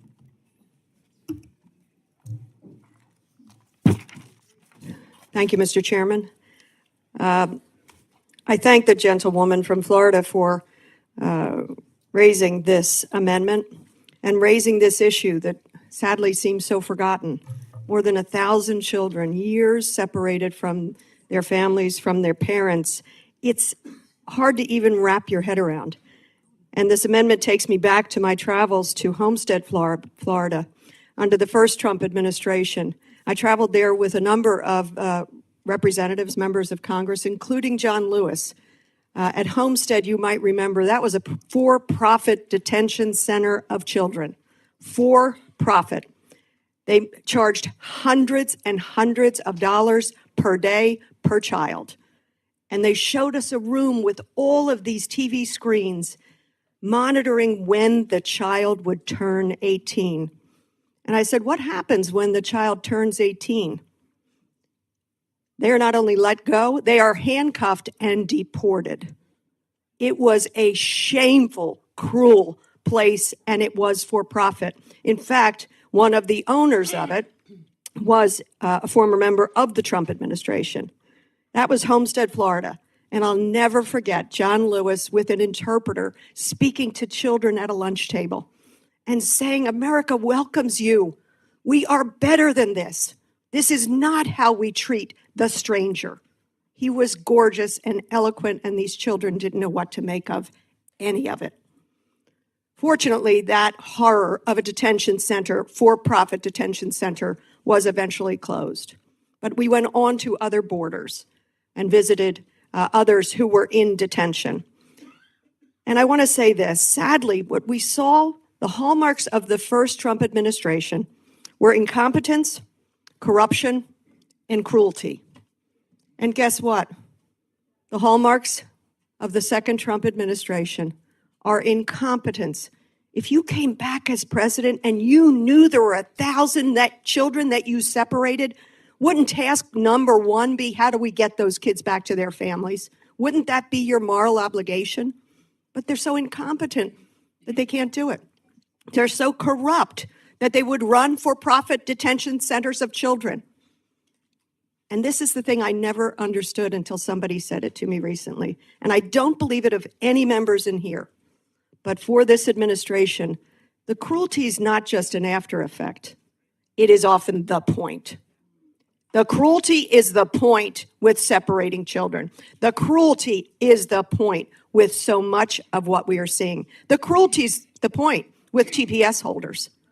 This administration, and I pray that some of you will separate yourself from the incompetence, from the corruption that is so present before our face, and from the cruelty that mars this administration and will forever. And it's hurting our country. With that, I rise in strong support of this very small and modest amendment that will say we're not forgetting those children. I yield back. Thank you, gentlelady. Are there others wishing to address the amendment? Gentlelady from Texas. Mr. Chair, I rise in support of this amendment. Family separation, the Trump policy, started in my district, and it went on for months before it was discovered publicly. And I hope we can all remember those horrifying audio tapes of those wailing children who had been taken from their parents. I know there's a lot of folks who will say, well, the parents shouldn't have done that. This is about those kids. This is about those kids.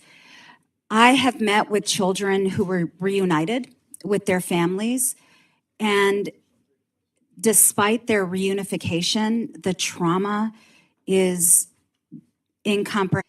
I want you to think about your kids and how horrific it would be to be separated from your small children. And imagine the fear and the terror that those small children lived through.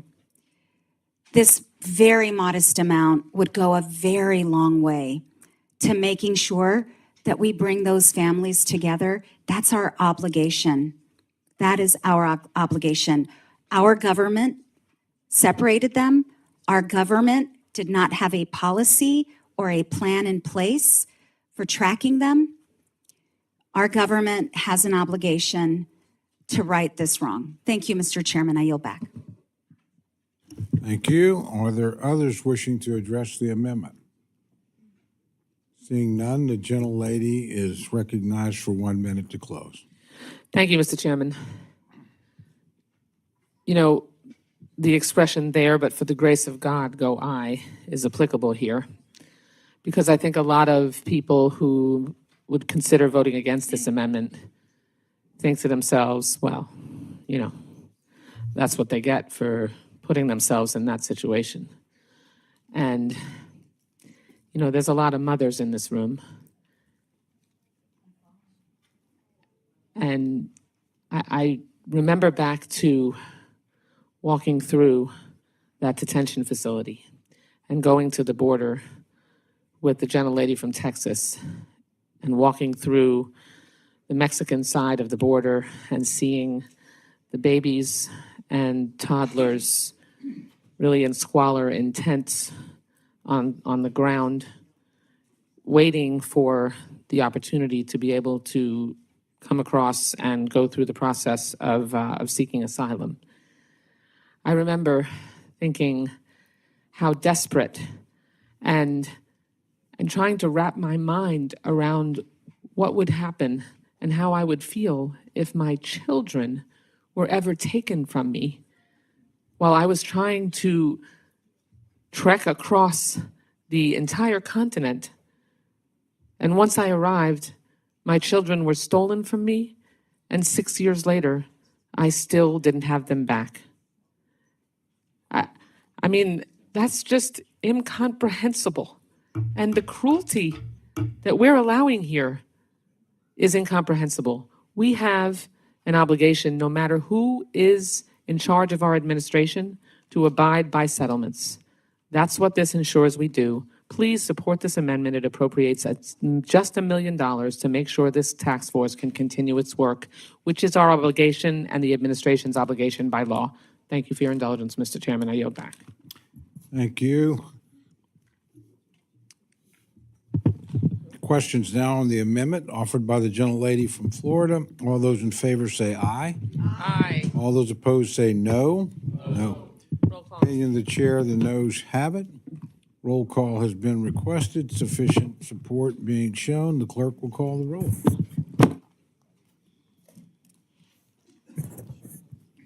Mr. Adderholt. Mr. Adderholt, no. Mr. Aguilar. Mr. Alford. Mr. Alford, no. Mr. Amadei. Mr. Amadei, no. Mrs. Bice. Mrs. Bice, no. Mr. Bishop. Mr. Bishop, aye. Mr. Calvert. Mr. Calvert, no. Mr. Carter. Mr. Carter, aye. Mr. Case. Mr. Case, aye. Mr. Siscomani. Mr. Siscomani, no. Mr. Klein. Mr. Klein, no. Mr. Cloud. Mr. Clyburn. Mr. Clyburn, aye. Mr. Clyde. Mr. Clyde, no. Mr. Cole. No. Mr. Cole, no. Mr. Cuellar. Miss Dean. Miss Dean, aye. Miss DeLauro. Miss DeLauro, aye. Mr. Diaz-Balart. Mr. Diaz-Balart, no. Mr. Edwards. Mr. Edwards, no. Mr. Elzey. Mr. Elzey, no. Miss Escobar. Miss Escobar, aye. Mr. Espaillat. Mr. Espaillat, aye. Mr. Fleischman? Mr. Fleischman, no. Ms. Frankel? Ms. Frankel, aye. Mr. Franklin? Mr. Franklin, no. Mr. Gonzalez? Mr. Guest? Mr. Guest, no. Mr. Harder? Mr. Harder, aye. Dr. Harris? Dr. Harris, no. Mrs. Henson? Mrs. Henson, no. Mr. Hoyer? Mr. Hoyer, aye. Mr. Ivy? Mr. Ivy, aye. Mr. Joyce? Ms. Captor? Ms. Captor, aye. Mr. Lalota? Mr. Lalota, no. Miss Lee? Miss Lee, aye. Miss Lutlow? Miss Lutlow, no. Mr. Levin? Mr. Levin, aye. Miss Malloy? Miss Malloy, no. Miss McCollum? Miss McCollum, aye. Miss Ming? Miss Ming, aye. Mr. Molinar? Mr. Molinar, no. Mr. Moore? Mr. Moore, no. Mr. Morelli? Mr. Morelli, aye. Mr. Mervan? Mr. Mervan, aye. Mr. Newhouse? Mr. Newhouse, no. Ms. Perez? Ms. Perez, aye. Ms. Pingree? Ms. Pingree, aye. Mr. Pocan? Mr. Pocan, aye. Mr. Quigley? Mr. Quigley, aye. Mr. Rushenthaler? Mr. Rogers? Mr. Rogers, no. Mr. Rutherford? Mr. Rutherford, no. Mr. Simpson? Mr. Strong? Mr. Strong, no. Mrs. Torres? Mrs. Torres, aye. Miss Underwood? Miss Underwood, aye. Mr. Valadeo? Mr. Valadeo, no. Miss Wasserman Schultz? Miss Wasserman Schultz, aye. Mrs. Watson Coleman? Mrs. Watson Coleman, aye. Mr. Womack? Mr. Womack, no. Mr. Zinke? Mr. Zinke, no. Does any member wish to record their vote or change their vote? Gentleman from Texas.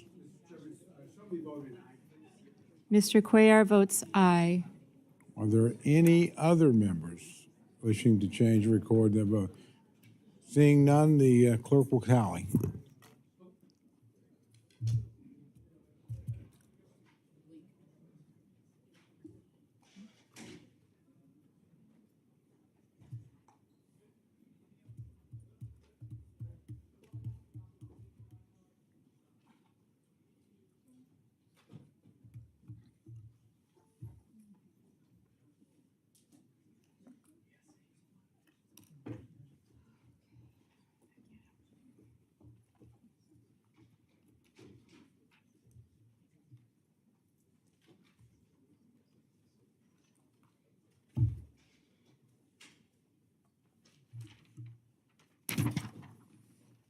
On this vote, the ayes are 28, the noes are 29. The amendment is not agreed to.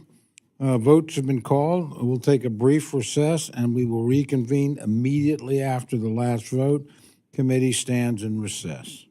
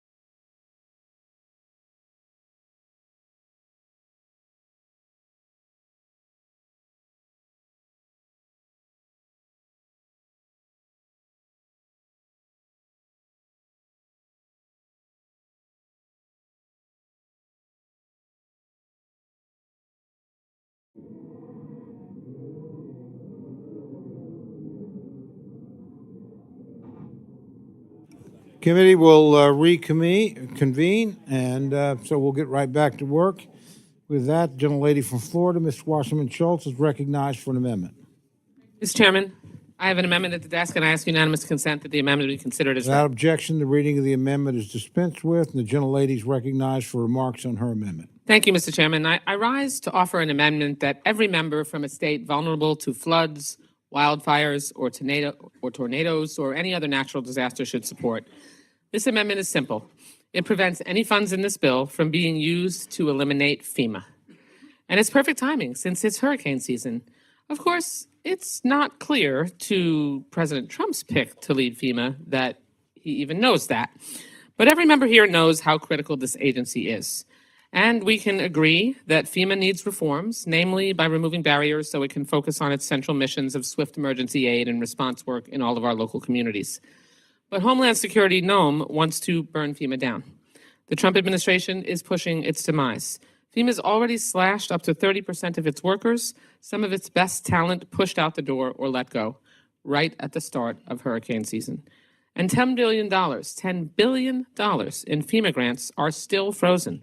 This is money that we, Congress, set aside in law that's been confiscated. Floridians are waiting for $800 million that sits in limbo. Instead of helping Floridians rebuild, Trump blocks those dollars and lets bureaucracy or worse ideology get in the way of needed relief. That not only handcuffs cities, counties, and electric co-ops from recovering now, it simultaneously paralyzes preparations for their next response. Shockingly, internal FEMA records admit they're not ready for this storm season, yet Republicans still starve the agency of resources. Let's put aside the gross incompetence and cruelty here. People stand to get hurt. Aid will be delayed. Families reeling from storms will suffer even longer. And why? Because once again, this president is not focused on the cost of living crisis and kitchen table issues facing American families. Instead, like with FEMA and so many other services, he makes it worse. Trump promised to fight for the working class, but delaying FEMA aid means slowing recoveries, costlier fixes, and less preparations before the next storm takes place. And that will cost us all, as taxpayers and as storm victims. We see how this works. To give billionaires tax breaks, Republicans attack and gut federal services that keep Americans safe, like FEMA. That way the rich don't pay their fair share, and the middle class and vulnerable workers are left to pick up the tab. That's why my amendment protects FEMA. Yes, FEMA needs fixes, but FEMA helps all of our communities, and we can make it better and should be making it better without killing it. The states cannot handle the responsibilities of FEMA in the aftermath of a storm on their own. That is simply not possible. Starving FEMA so federal recovery stops flowing to Florida or North Carolina doesn't help any of our communities. Places like Jacksonville, Lakeland, and Miami really can't live without FEMA, and it's not possible for them to go it alone. Forcing Louisiana or Mississippi to risk bankruptcy if a Category 4 rolls over them, which happens on a pretty consistent basis these days, that does not make America great. So please support my amendment to prevent FEMA from being eliminated, and then we can all work on reforms to speed up recovery aid to all of our communities. Thank you. I yield back. Thank the gentlelady. The gentleman from Nevada, Mr. Amadei, is recognized to respond to the amendment. Thank you, Mr. Chairman. The amendment, when all else fails, read the amendment, says none of the funds made available may be used by the Secretary or any member of the FEMA Review Council established by the President last January to develop, propose, or implement a plan to eliminate FEMA. Well, I missed the part of today's hearing where somebody said, we really need to get rid of FEMA. You know, it's kind of like the BRIC program. It's like, I don't know if there's anybody in here who's like, if we just get rid of FEMA, we'd be on the road to making America great again. But when I look at this, and it's like, you can't talk about any of this stuff, and I hear things about presidential focus and stuff like that. It's like, the reason FEMA has had some bumps in the road is because of the focus of the prior administration doing their thing. Fine. They won the election. They can do that. They didn't win this election. And so this administration deserves the same opportunity. So, as the president of this administration says, FEMA needs to be reformed. That's an important word, reformed. Now, I know there's been talk and stuff like that. We've got some convention talking points going around, but I haven't heard anybody say, boy, will it be good when they're gone. So, we need to empower state and local governments who can make far better decisions for their communities than bureaucrats in Washington, D.C., to work their will in seeing what reforms are appropriate in a not eliminated FEMA. And while I agree with my colleague that Congress has the final say on authorization of agencies and program, I got to point out that the authorizers on a bipartisan basis have introduced legislation to completely reconfigure FEMA as it exists today. And that's our prerogative. This amendment would hamstring the ability of the administration, the FEMA Review Council, and the authorizers, remember those folks? And the authorizers to work together to make necessary improvements to the federal agency in charge of disaster response and recovery. And we cannot allow that. So, we'll continue to fund the mission through programs and other investments as we all agree to, as we see fit, because it's our prerogative. Remember the part we're supposed to do our job? So, I urge my colleagues to vote against this amendment, and I yield back. Thank the gentleman, and we now turn to the gentlelady from Illinois, Ms. Underwood, to respond to the amendment. I rise in strong support of this amendment. I've been incredibly alarmed to hear President Trump, Secretary Noem, and others in this administration attack FEMA and weaponize our federal disaster response against their political rivals. Let me be clear, playing political games and eliminating FEMA would cause catastrophic and needless suffering to the American public. State emergency management leaders have gone on the record. They are not equipped to handle the roles FEMA currently plays, marshaling emergency resources from multiple federal agencies, providing flood insurance, conducting damage assessments, and distributing billions of dollars in recovery funds. Pushing disaster response and recovery fully back to the states is dangerous and unrealistic. If this administration wants to reform FEMA, then they should come to the negotiating table with real suggestions that will make Americans safer in emergencies. Meanwhile, I strongly urge my colleagues to support this amendment so that desperately needed resources aren't taken away from our local communities. And I yield back. Thank the gentlelady. The gentleman from North Carolina, Mr. Edwards, is recognized to address the amendment. Here. I must respectfully oppose this amendment, not because I believe disaster recovery should be eliminated or weakened, but because I believe it must be strengthened and modernized. And this amendment risks locking us into a rigid, outdated structure that no longer serves the best interest of the American people. Let me be clear. As a representative for Western North Carolina, the community hit hardest by Hurricane Helene, I know firsthand the critical importance of timely and effective federal disaster response. But I also know that the system that we have today is flawed, bloated, and bureaucratic. Recovery efforts in my district have been slow, disjointed, and riddled with bureaucracy. We owe it to our constituents to consider better ways of delivering help when it's needed most. That's why I support the FEMA Act of 2025, a proposal developed by the Transportation and Infrastructure Committee, where this issue rightly belongs. The FEMA Act doesn't eliminate disaster recovery, it reforms it.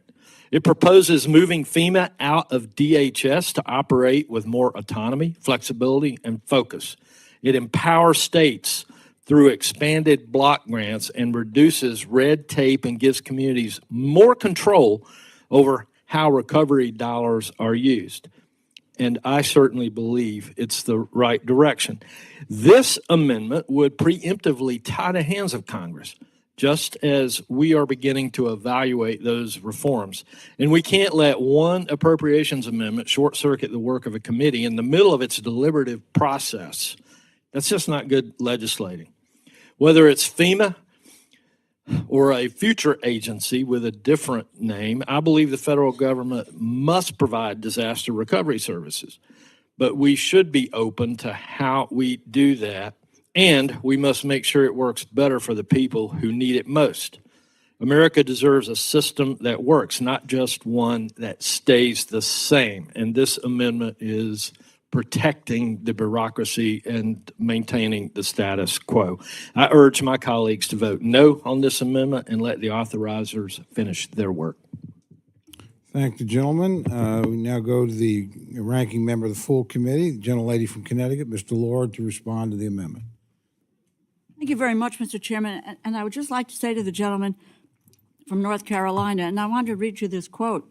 I think we're going to recommend that FEMA go away, Trump said while touring flood damage in North Carolina in January, before continuing on to Los Angeles, which was devastated by wildfires, where he said, I say you don't need FEMA, you need a good state government.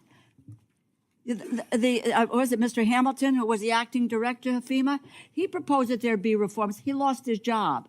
So I think we're on a slippery slope here with regard to FEMA and making sure that FEMA is strong and supported because people need it, and your state has benefited from it, as my state has as well. I rise in support of this amendment. It recognizes the invaluable role that FEMA plays in helping Americans recover from what are oftentimes life-altering disasters. In the bill before us, House Republicans have doubled down on the administration's effort to throw the responsibility of disaster recovery and mitigation to the states. Let's check with North Carolina. Let's check with Oklahoma. Let's check with Connecticut to find out if they can pick up the tab. I doubt that they can.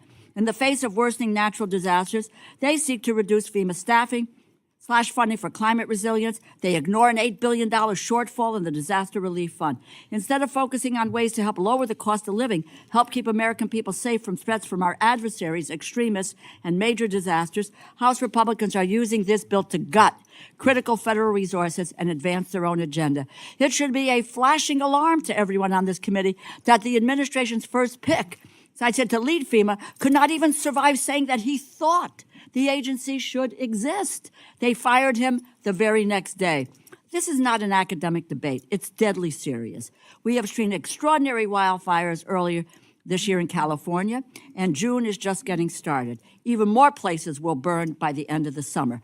Currently, FEMA is responding to disasters including severe storms in Arkansas, Tennessee, floods and tornadoes in Kentucky, wildfires in Oklahoma. We're preparing to enter the hurricane season, which is once again predicted by NOAA to produce more than average storms. Keep in mind, though it's in another bill, this administration wants to get rid of NOAA as well. They don't want us to let's keep our eyes closed and not know anything about whether or not we're going to have a storm or a flood or anything, and then we're not going to give you any money for it as well. You're on your own. Last year's season was the third most expensive on record. 18 named stores that dealt with over $130 billion in damage. Hurricanes are not just a threat to the Gulf Coast. Hurricane Helene wreaked nearly $60 billion worth of damage on North Carolina, much of it in rural, western areas of the state. My colleagues on the other side of the aisle could not be picking a worse time to shortchange disaster relief. What happened in California or Kentucky or North Carolina could happen to any of us next.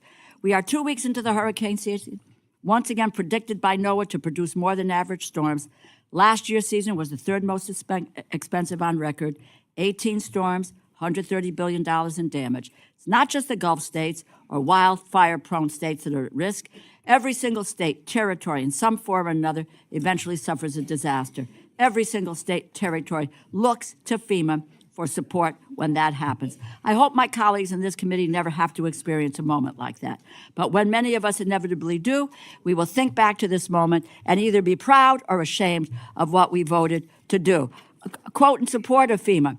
I don't think it makes sense to get rid of FEMA. Lynn Budd, director of the Wyoming Office of Homeland Security, said in an interview with State, there are economies of scale that a nationwide agency provides. States don't have the capability built to handle a disaster every single year.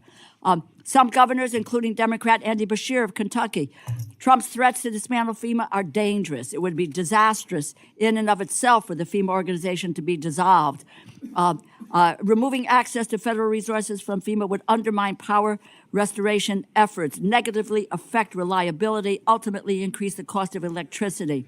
This is NRECA said in comments filed with the agency. And this is the National Rural Electric Co-ops Association.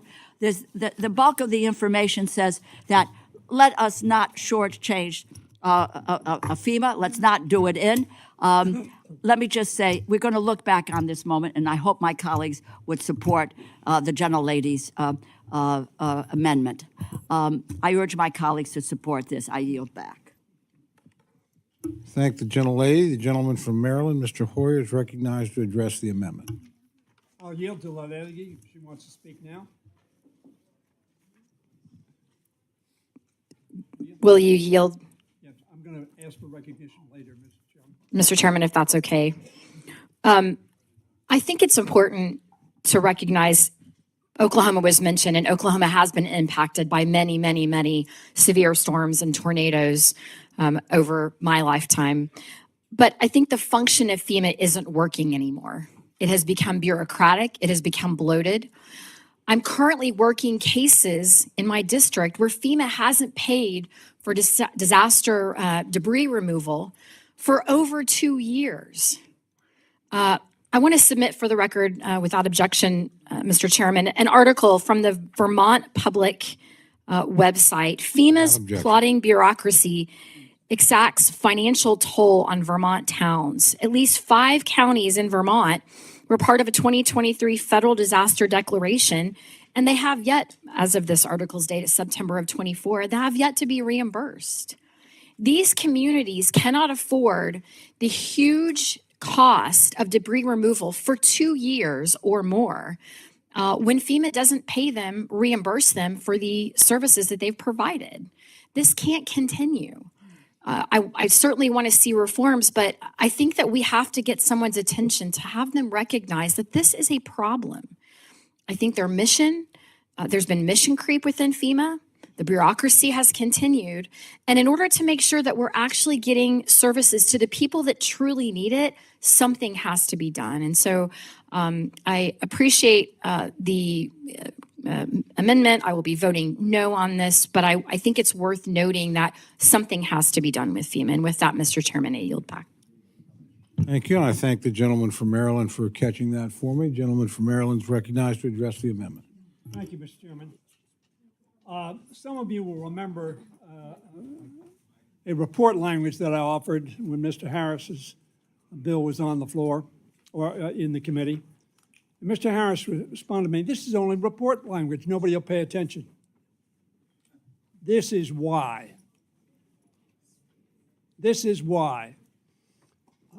If FEMA needs reforming, and I may certainly agree with that, we are the reformers. The president can propose to us reform, but he can't adopt it. Mr. Vogt thinks he can. Mr. Vogt thinks he can fire anybody he wants to fire. Mr. Vogt thinks he can do almost anything he wants to do under Article 2 authority, which he believes is almost plenary. The issue that the lady from Florida raises is we don't have those reforms in place. We don't have an alternative in place. And let's not throw out what we have, which, in my view, in many, many, many instances has worked very well. In some instances, have they messed up? They have. They're like every other agency there in that respect. But the issue we're going to deal with as an appropriations committee is the Congress responsible or is the executive responsible? Forget about the issue of what needs to be in reform. I'm glad people are working on it. I may well support it, but I am not going to eliminate an agency before we have a reform proposed either by the president or, very frankly, by ourselves or jointly. That's why the report language may not make any difference. I will tell you, when I first started on this committee, report language meant something. Why? Because agencies were concerned that if we did not follow the voice of Congress and the direction of Congress, their budgets would be cut, pursuant to our Article 1 authority. So whatever side of the aisle you're on, it seems to me, if you respect the Congress, if you respect Article 1, if you think we're the ones supposed to do it, then you'll vote for this amendment. and say, yes, let's get to reform. You say it's not working.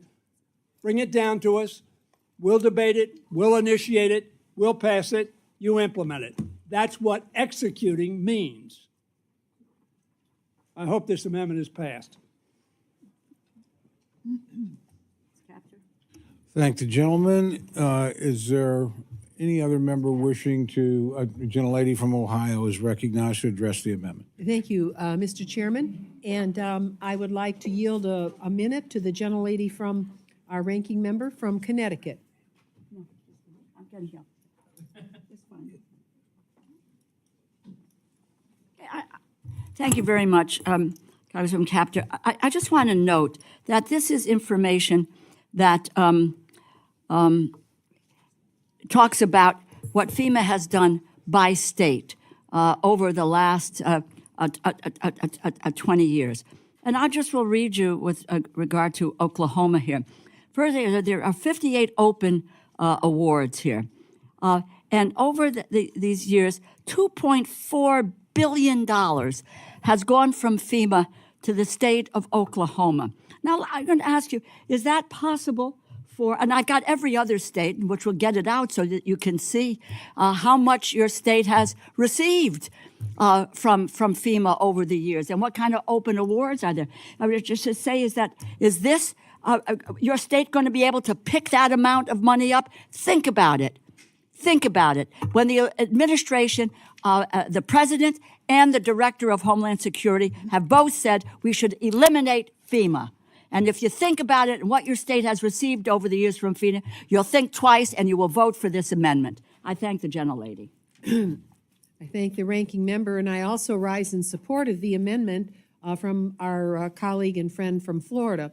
Ohio has had plenty of tornadoes and floods and coastal erosion and all that forest fire dust comes down on us now over the last couple years from Canada. It's really a different universe around the Great Lakes with all that's happening.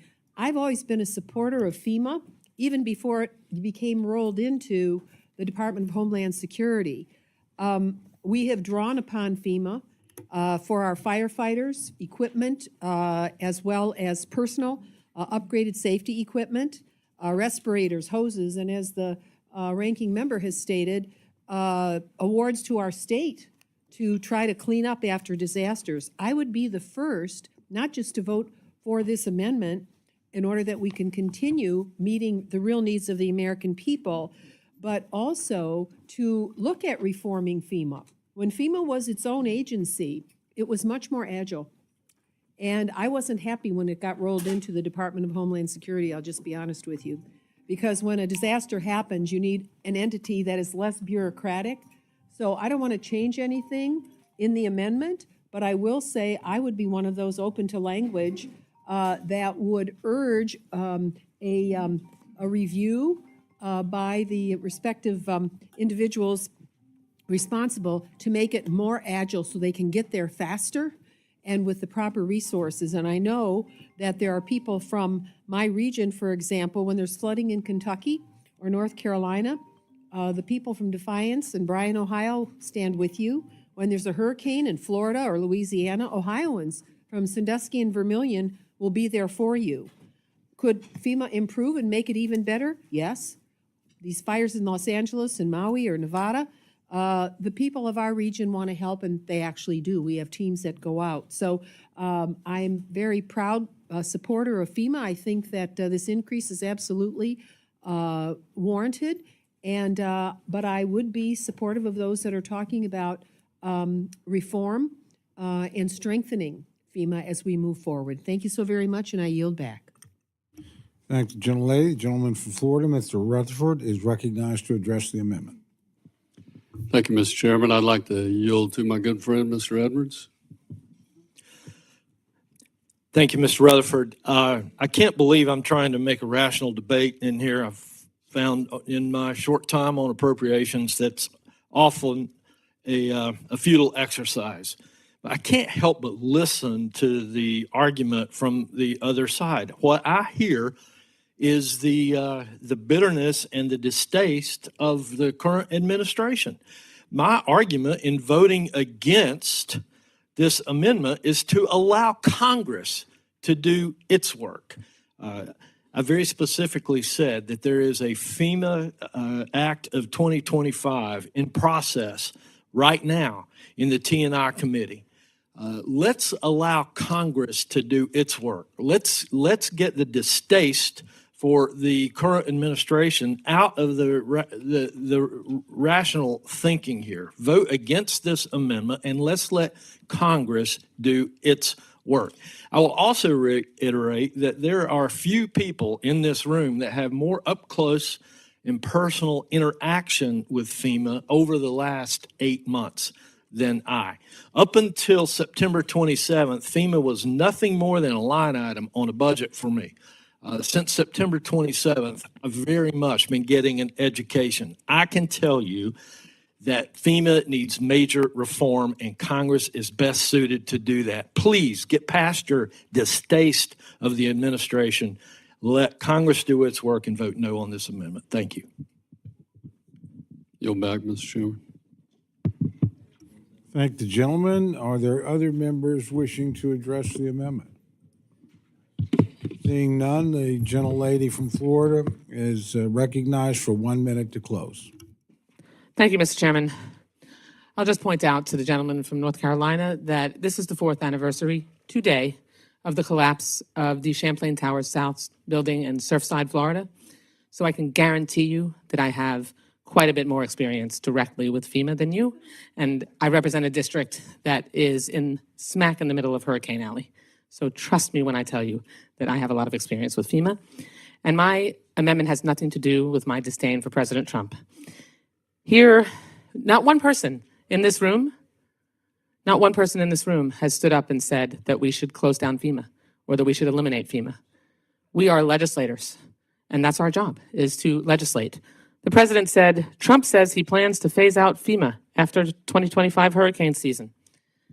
There are numerous other examples where he said the plan is to wean off FEMA and we want to bring it down to the state level.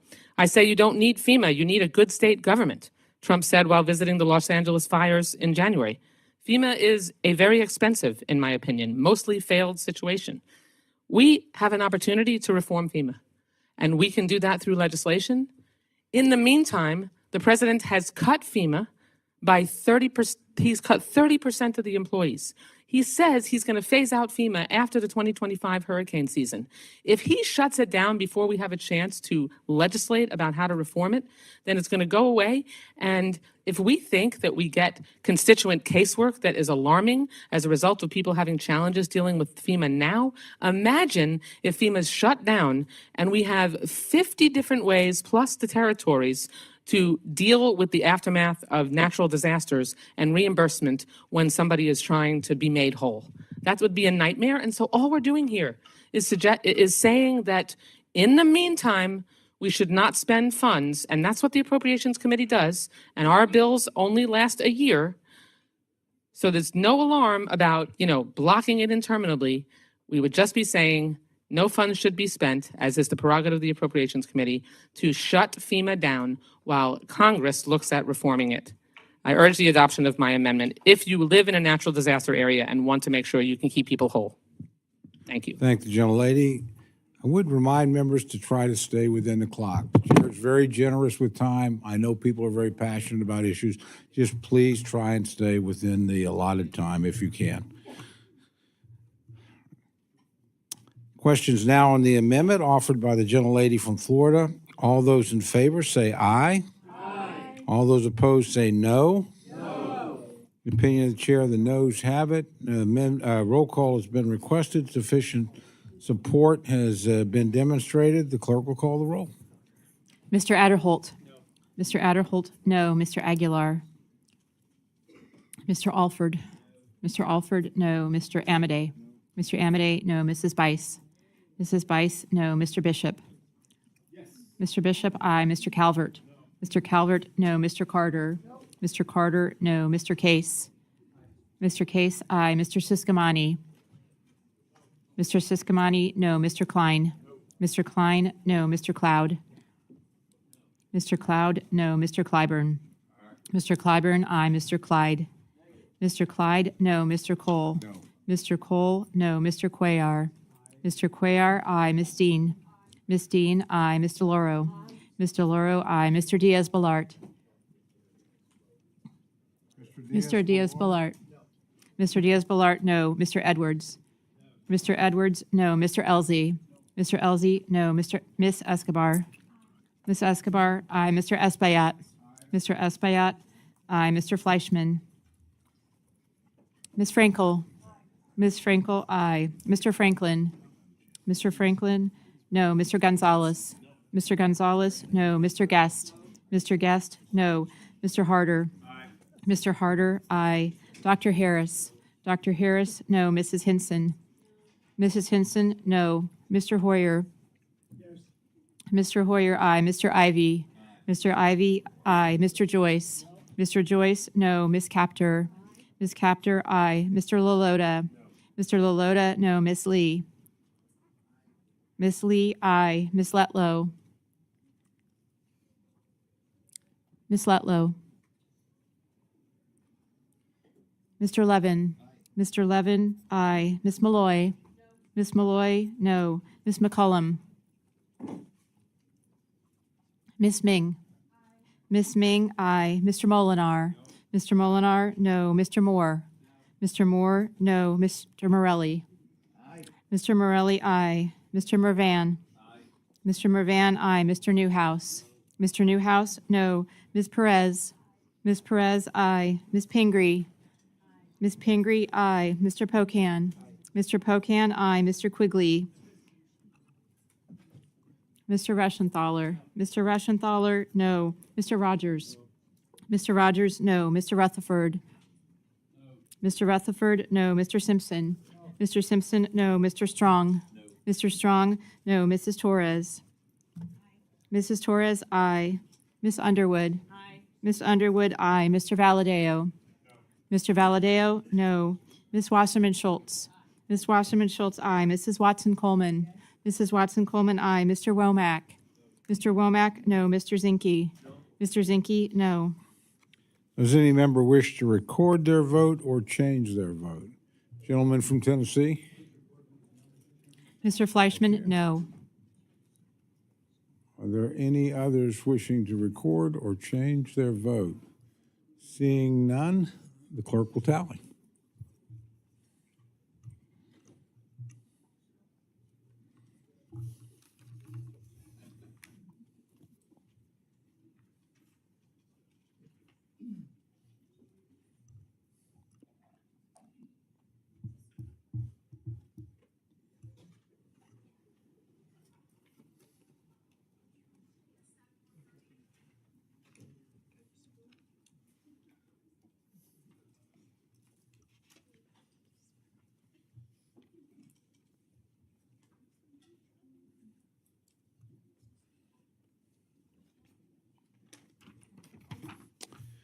On this vote, the ayes are 25, the noes are 34. The amendment is not adopted. Is there any further amendment or discussion? The gentlelady from Florida, Ms. Wasserman Schultz, is recognized for an amendment.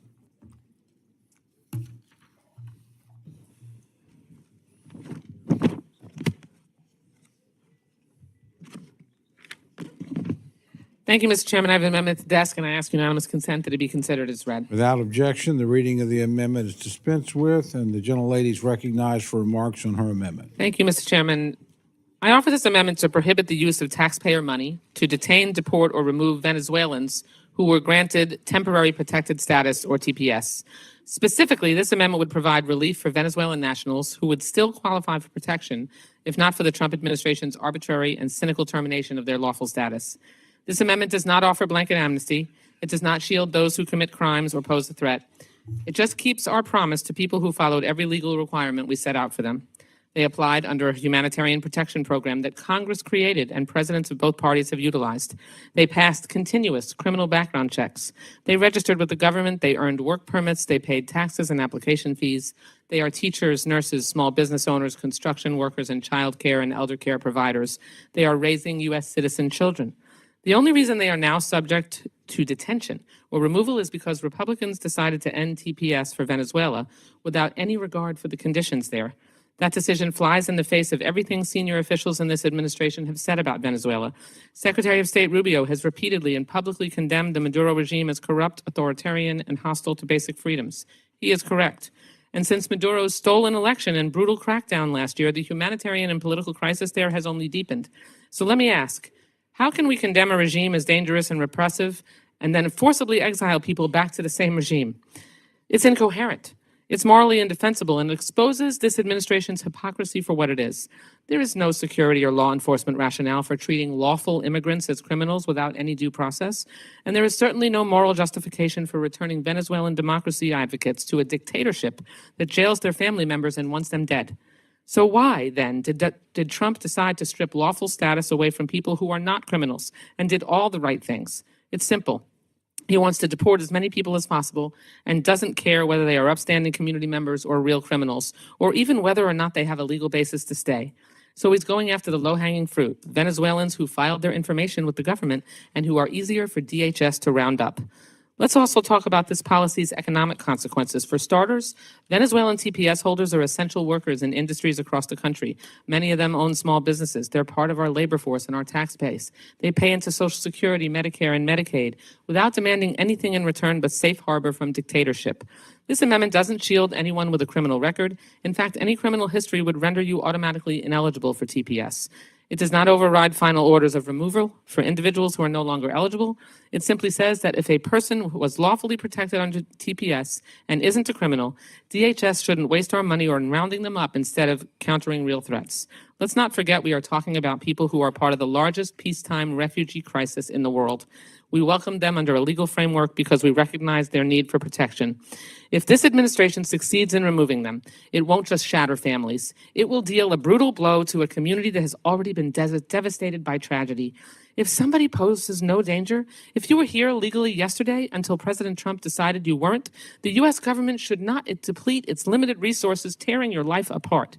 This is not just about immigration. This is about consistency in our foreign policy and laws. We cannot denounce authoritarian dictators like Maduro while cutting side deals with him to swap immigrants for sanctions relief.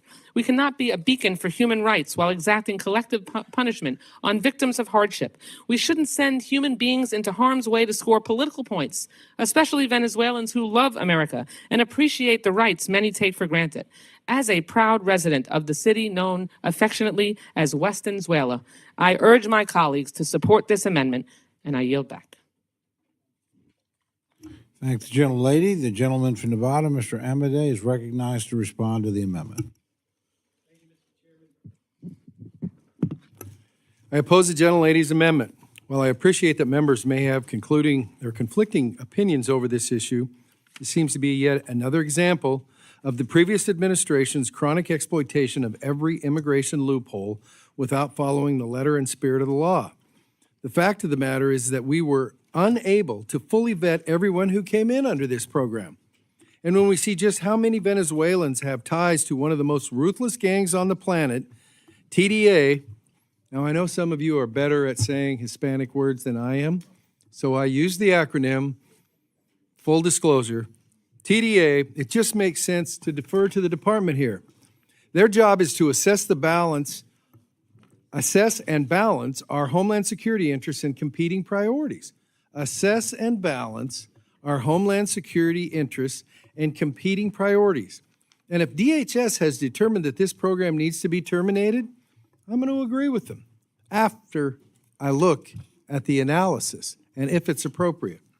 And particularly as we are under a heightened threat environment, it is of the utmost importance that we ensure the safety of our fellow American citizens. I yield back.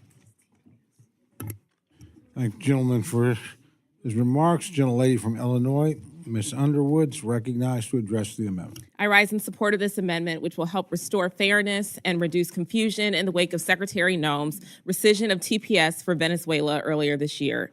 Although some of the 600,000 Venezuelans who had TPS status may be eligible for another form of legal status, the vast majority of Venezuelans are about to be in illegal status.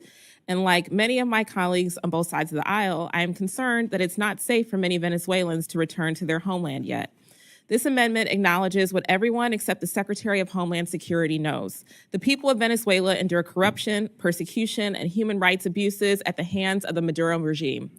Temporary protected status was created for scenarios just like these, and I urge my colleagues to support this amendment. Thank you, and I yield back. Thank the gentlelady. The gentleman from New York, Mr. Espaillat, is recognized to address the amendment. Thank you, Mr. Chairman. I rise in support of this amendment. I thought we were supposed to be the lefties.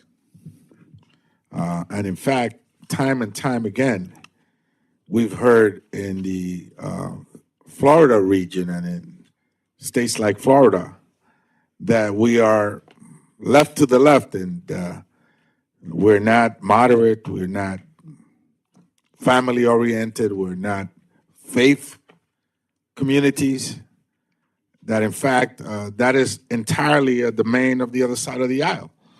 But what we see now is that people that are fleeing a communist regime, an oppressive regime, one that's full of corruption, persecution, and human rights violation, what we see now is that we're sending families back. We're sending them back to a place where they may be persecuted and, if not, killed. And so TPS, temporary protective status, was designed to provide people like the Venezuelans protection from a government that threatens to kill them. Simple as that. A very repressive government, and one that doesn't share our values in government or democracy. And so I'm baffled by this, because we're supposed to be the lefties. And we're supposed to be the ones that cuddle left-leaning governments across the world. And so what you do is people that are victims of those governments, you send them back so they can get imprisoned, tortured, killed. I think that's the wrong approach. I think we should continue to be a beacon of hope and opportunity for the world. And that means looking at people that are being persecuted in this way, in this fashion across the world, and giving them an opportunity to be safe, a safe haven. And I disagree that they're criminals. Most of the ones that I see, if not all, are hardworking people. In fact, they deliver my food at home in the middle of the night, under the rain, under the cold weather. They take care of the elderly and children, and they mow some of your lawns, and they do all the stuff that other people don't want to do, and they keep us going forward. So I urge you all to continue to move America forward, support this amendment, and I yield back, Mr. Chairman. Thank the gentleman. Are there any other members wishing to address the amendment? If not, there's at the desk an amendment in the second degree to the amendment offered by Mr. Amadei. Mr. Amadei, you're recognized to explain your amendment. Thank you, Mr. Chairman. I have an amendment at the desk, and I ask for unanimous consent to dispense with the reading. Without objection. The department has discretion to determine if TPS for any country is necessary, proper, and aligned with Homeland Security interests. At the same time, I think it's also appropriate for this committee to ensure that we conduct vigorous oversight of those determinations. This amendment does just that. Allows the department to execute its authority while assessing the conditions that led DHS to make this determination. That's right. We can take a look at what they decided was important when they made their determination. I want to make sure we know the language here. This is report language, and this just changes the sentence that says, the committee strongly encourages the Secretary to reconsider the termination of TPS for Venezuelans and conduct a more thorough analysis of the situation in country, not later than 30 days after the date of enactment of this act. The Secretary shall provide a briefing to the committee on the evaluation of the conditions that led to the termination of TPS in Venezuela. We changed 2 words. We got rid of strongly encourages the secretary and changed that to directs the secretary to do that. Why are you doing this? It would be kind of nice to know why they decided what their basis was for deciding to terminate TPS. That's a legitimate oversight function. I recommend your support, and I yield back. Thank you. Gentlelady from Illinois, Ms. Underwood, is recognized to address the second-degree amendment. This amendment will do nothing to fix the real problem, which is Secretary Noem's misunderstanding of the facts on the ground. In terminating the 2023 TPS designation for Venezuela, DHS stated, quote, overall, certain conditions for the 2023 TPS designation of Venezuela may continue. However, there are notable improvements in several areas, such as the economy, public health, and crime that allow for these nationals to be safely returned to their home country. Such a statement is patently at odds with reality on the ground.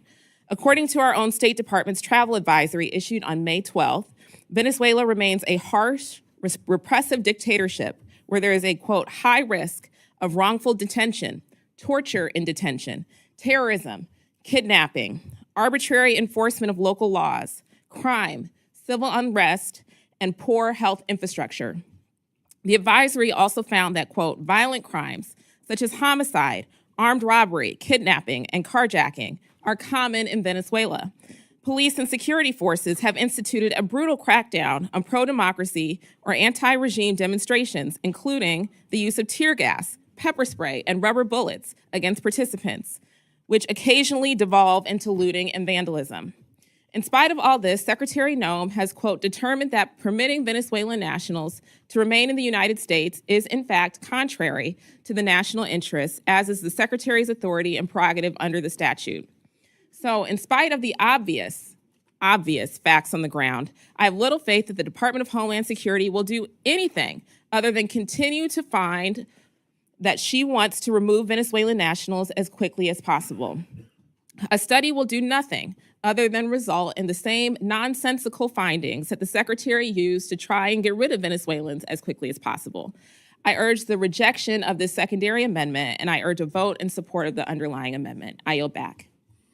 Thank the gentlelady. The gentlelady from Florida, Ms. Wasserman Schultz, is recognized to address the second-degree amendment. Thank you, Mr. Chairman. I'll just point out, because the gentleman from Nevada seemed to paint all Venezuelan immigrants with a brush of criminality and being gang members, that TPS is granted individually. Each person who is granted TPS applies for TPS individually. And there is a criminal background check. So you can't be granted TPS if you have committed crimes against this country. And I rise to oppose the secondary amendment because what it would do is it would eliminate the underlying amendment by House Democrats to protect law-abiding Venezuelans from a socialist dictatorship. DHS rationalized ripping away lawful status from hundreds of thousands of Venezuelans by citing, quote, notable improvements in several areas such as the economy, public health, and crime. That's bewildering, given more than half of Venezuelans live in extreme poverty, residents cannot access basic life-saving medicine, and back in 2020, Maduro himself was indicted by the U.S. for his alleged involvement in narco-trafficking. And this came despite statements just days later from former Senator and former defender of Venezuelans, now Secretary of State Marco Rubio, that the Maduro dictatorship is, and I quote, a regime that has forced about 8 million citizens to leave Venezuela. They imprison, they torture innocent individuals. He said that Maduro is, quote, an enemy of humanity, and, quote, the same threat today that he was 2 years ago, 3 years ago, 4 years ago. The same threat as when Trump and Biden and members of both parties acted to provide TPS for Venezuelans. I wrote to Secretary Noem on January 30th asking her to reconsider. Her response was, quote, given the current conditions in Venezuela, DHS has every intention of ending 2023 Venezuela TPS. It doesn't get much clearer than that. Venezuelan Americans are in crisis. They're afraid to go to work. Their kids are afraid to go to school. They can't even attend their asylum hearings for fear that they will be snatched up by masked men and stuffed in detention. These people followed the law and did it the right way. The Trump administration treating them this way should help you realize that they don't care what conditions Venezuelans are sent back to. Otherwise, there wouldn't be 300 Venezuelans in an El Salvador death camp or thousands in inhumane ICE detention. And I appreciate the chairman's agreement to my request to direct them to reconsider rather than strongly encourage them under this secondary amendment. We should be stopping them in this bill through my original amendment, but this language will send a message to the administration that they must look at the conditions on the ground now. But I oppose the secondary amendment because the previous administration did not overuse TPS, obviously given the bipartisan outrage over the dangerous conditions in Venezuela. And I urge anyone who considers themselves an ally of the Venezuelan pro-democracy cause to join me. I yield back. Thank the gentlelady. Do any other members seek recognition to speak on the second degree amendment? Seeing none, the gentleman is, Mr. Amadei is recognized for 1 minute to close. Thanks, Mr. Chairman. This will be relatively quick. It was my understanding that this was going to lead to our agreeing to the underlying amendment and your agreement to the secondary one. Since there isn't, I withdraw the secondary amendment and am prepared to go forward on a vote on the original amendment. Thank you. I yield back. Are there any other members wishing to address the original amendment? Seeing none, the gentlelady from Florida is recognized for 1 minute to close. Okay, Mr. Chairman, we have a misunderstanding because our staffs had a conversation and there was an understanding about what was going to happen going forward. So I'm not clear what's happened here, but well, I'd be glad to work it out. But I am surprised the gentleman withdrew the secondary amendment. Let me would you two like to withdraw for a moment and then you can I chat? would. Would That would be all? We'll set aside this amendment. You guys communicate and we'll you. revisit it at the end of the day. Thank you. That would be helpful. Thank you. Oh, what? Okay, well, actually, I'm told we can't come back, so we can take a very brief, like 5-minute recess or something. Why can't we come back? Or you can withdraw it and resubmit it again, and we'll entertain it at the end of the deal, but we can't. Yeah, Well, that's what I was hoping to do with a quick. Chairman, can I ask a question? I certainly have no objection to that. The gentleman said he's going to withdraw his amendment.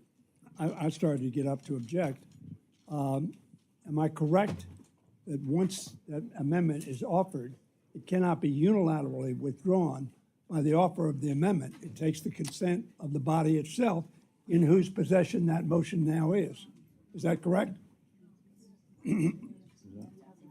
That is correct. Then I object. Well,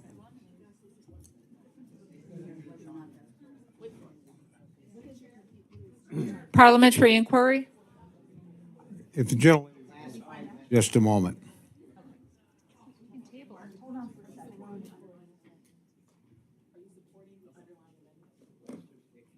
No, he won't. We should just table the amendment and move on. The deal was.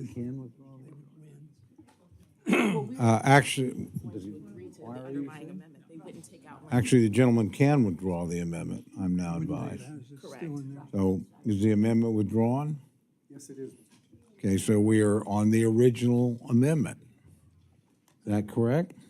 I thought you ruled, Mr. Chairman, that it could not be done unilaterally by the sponsor of an amendment. Once an amendment. I have actually not ruled on anything. I'm getting advice on how to rule.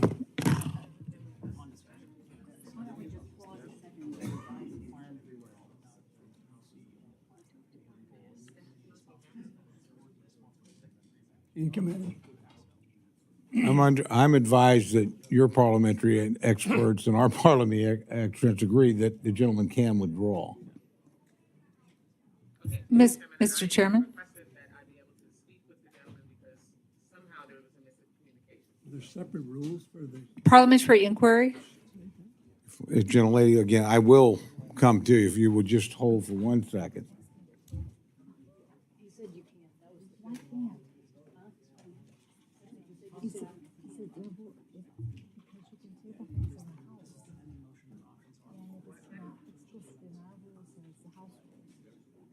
And that would give you time to work on it. I'm advised that we have to, you can withdraw it and we can bring it back, which would give you two a chance to communicate.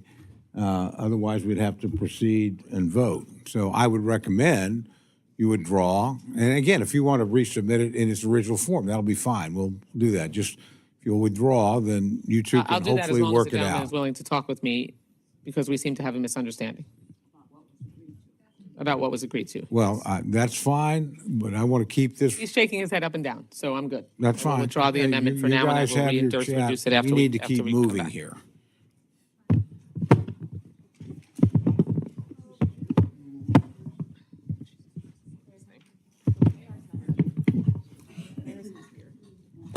Okay, Mr. Cuellar is recognized. Oh, he's gotten up. We'll come back to Mr. Cuellar. Mr. Quigley, are you here? Yes, you are. Thank you very much. Gentleman from Illinois, Mr. Quigley is recognized for an amendment. Mr. Chairman, I have an amendment at the desk. I ask the reading be dismissed with. Without objection, the reading of the amendment is dispensed with. The gentleman is recognized for remarks on his amendment. And this also proves that half of life is showing up. But thank you, Mr. Chair. I rise today, reminded us today that 4 months ago we marked 3 years since Vladimir Putin launched his full-scale, unprovoked, and illegal invasion of Ukraine. A brutal assault on the Ukraine's sovereignty and democracy that has forced millions to flee their homelands in search of safety. Since that dark day, on February 24, 2022, tens of thousands of Ukrainians have sought refuge in the United States. For many of them, the Uniting for Ukraine program has provided a vital humanitarian lifeline, offering a pathway to safety, dignity, and hope. My amendment urges the USCIS to continue the Uniting for Ukraine program. This grants humanitarian parole for Ukrainians. I've traveled to Ukraine 5 times since the war began, several times with Democrats and Republicans in this room. We have witnessed firsthand the devastation, the shelled schools, the bombed out apartment buildings, the communities wiped off the map, burned places of worship, kidnapped children. And I've met with families separated by the conflict and the young children growing up too fast in the shadow of war. But I've also seen something more powerful than the destruction, the unbreakable will of the Ukrainian people, their courage, determination, and their fierce love for their homeland are unmatched. And they remind us of the values we hold dear in this country: freedom, resilience, and the fight for democracy. For the decade, I had the honor of representing Ukrainians Village, one of the largest Ukrainian communities in the U.S. Since the start of the war, I've spoken with hundreds of Ukrainian families, both in my district and abroad, who have shared their stories of unimaginable loss. As co-chair of the Congressional Ukraine Caucus, I worked alongside our colleagues from both sides of the aisle to ensure the United States firmly with Ukraine, not only in defense against aggression, but in our humanitarian response as well. 2 months later, the administration launched the United for Ukrainian initiative, opening a critical humanitarian pathway for those seeking refuge in the U.S.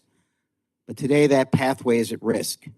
USCIS has paused the United for Ukraine program, leaving families in limbo, sponsors uncertain, and our commitments hanging in the balance. This amendment urges USCIS to resume this important program, maintain efficient processing timelines, and ensure that sponsors and beneficiaries receive the robust support they deserve. Right now, the world is watching, so are the Ukrainians. Those still on the front lines, those who have made new homes here, and those trying to reunite with loved ones. They are watching to see if we will stand by our values, if we will honor our commitments, not just with weapons and aid packages, but with compassion, consistency, and leadership. Thank you, and I urge my colleagues to support this amendment. Thank the gentleman for his comments. Gentleman from Nevada, Mr. Amadei, is recognized to address the amendment. I support the gentleman's modified amendment, which urges the department to continue the Uniting for Ukraine program. This program has been in existence since April of 22. Quite a bit has changed on the ground in the past 3 years. The modification of the amendment before us acknowledges congressional intent while still giving the department the discretion to evaluate the program's necessity and effectiveness as conditions evolve in Ukraine. I will support the amendment as modified, and I yield back. Thank the gentleman. The gentlelady from Illinois is recognized to address the amendment. Thank you, Mr. Chairman. This amendment will provide much-needed clarity to USCIS by directing it to continue to operate the very successful Uniting for Ukraine program that has helped folks who've been displaced by Putin's illegal invasion of Ukraine to get settled in the United States. The program requires incoming Ukrainians to pass a background check and have a financial sponsor so that they don't end up on government resources.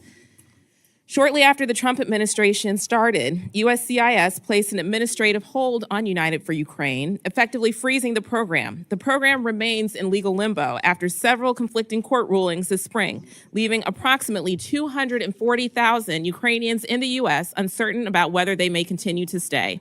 As the committee knows, the war in Ukraine is well into its third year with no end in sight, despite Donald Trump's assertion that he would end the war on his first day. After a pause of nearly 5 months, it is time for USCIS to make the appropriate changes to the program to prevent fraud and get back to supporting the people and organizations here in America who are willing and able to help the people of Ukraine who have fled death and destruction in their homeland. I urge a yes vote on this amendment, and I yield back. Thank the gentlelady. The gentlelady from the state of Washington, Ms. Perez, is recognized to address the amendment. And thank you to our chairman for your support of this amendment. Thank you to Representative Quigley for offering it. I think one of the things that it is going to be long work to position Ukraine in the durable work of preserving their democracy, their ability to work here and send those remittances back home to rebuild the infrastructure that Russia has so ruthlessly attacked and destroyed. This is, as a small business owner, I can tell you that it's not just a light switch that you flip on and off. A hiring decision takes time, it takes work, and the uncertainty that has been generated by the pause in USCIS's processing of these applications is really detrimental to the long-term success of Ukraine's independence and pursuit of democracy, a truly righteous fight. And I appreciate this committee's work to support that fight and ensure that they have the resources necessary to defend and rebuild their country. I yield back. Thank the gentlelady. The gentlelady from Pennsylvania, Ms. Dean, is recognized to address the amendment.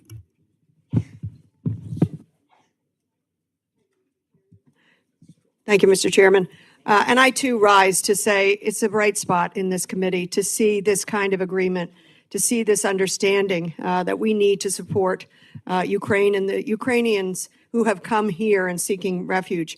My district, like yours, is home to many Ukrainian Americans and many students who have come as a result of this almost 3.5-year war. I too have been to Ukraine, to Kyiv, and also have met with service members there, family members here, young people who have been through so much.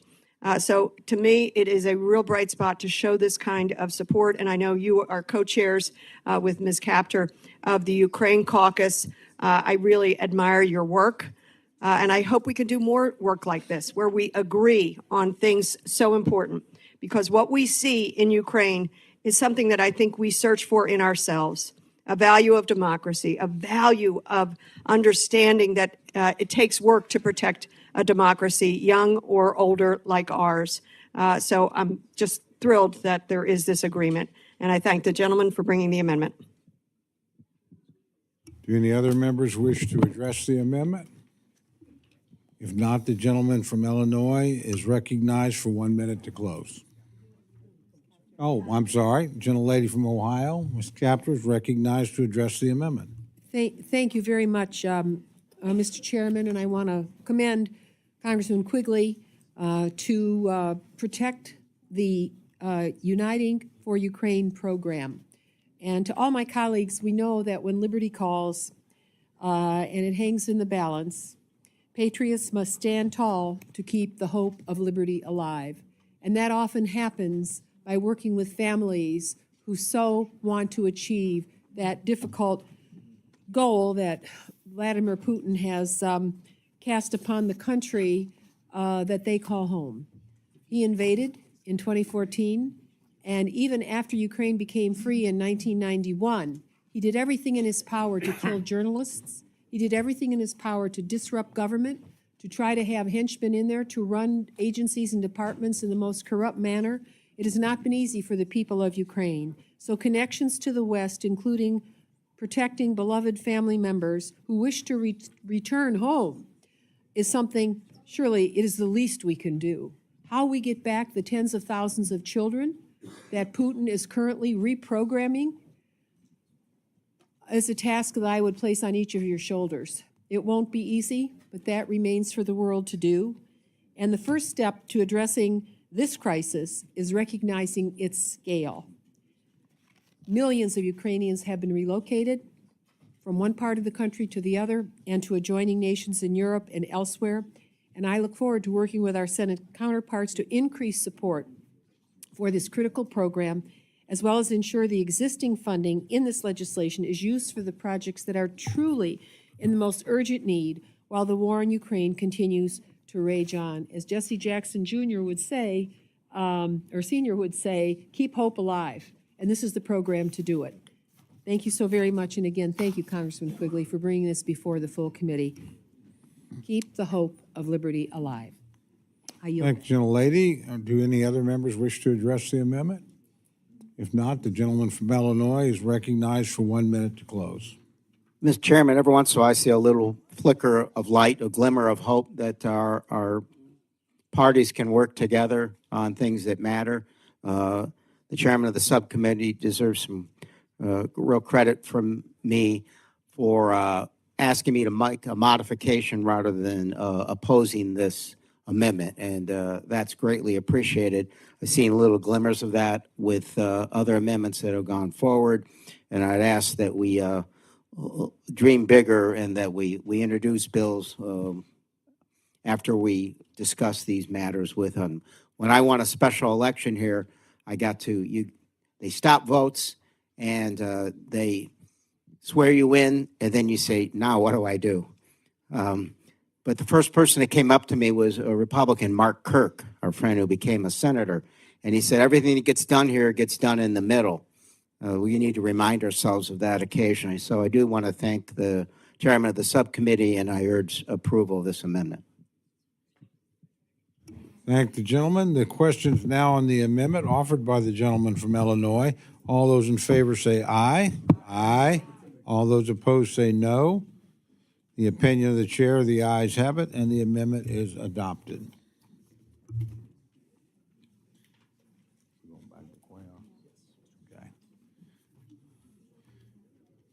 Gentleman from Texas, Mr. Cuellar, is recognized for an amendment. Chairman, thank you so much. Mr. Chairman, I have an amendment at the desk and ask that we dispense with the reading. Without objection, the reading of the amendment is dispensed with, and the gentleman's recognized for remarks on his amendment. Thank you, Mr. Chairman. This amendment is an amendment that I'm offering withdrawal because I want members to get familiar with the different provisions under the law that we passed in 2010 that deals with performance measures and other things that we should be doing in providing oversight. This amendment has different parts. One, it calls for efficiencies where we ask for reviews of regulations that are outdated, duplicated, and ask the agencies to provide that to us as we provide oversight, number one. The second part has to do with contracts to make sure there's competitions, because there's still too many contracts are given on a sole basis. And again, we should have competition. But not only that, whenever a contract is awarded, we need to make sure that if somebody bids for X amount of dollars that they stay with that. The problem is once they get the contract, we see that on defense, we see that on Homeland, we see that with the VA, and what starts off with, for example, $10 million will come and change and probably double the amount. And what we need to do is make sure that we enforce on time and on budget, and should have very strong penalties if somebody doesn't keep that unless they have certain circumstances. And then the last part has to do with the performance measures. Again, if we spend $1, we should know what we spend that $1. We don't. We really do. We don't have an idea. And I think a lot of members that have served in the state legislature, we've done that. We did it in Texas. Judge Carter, you remember we did that.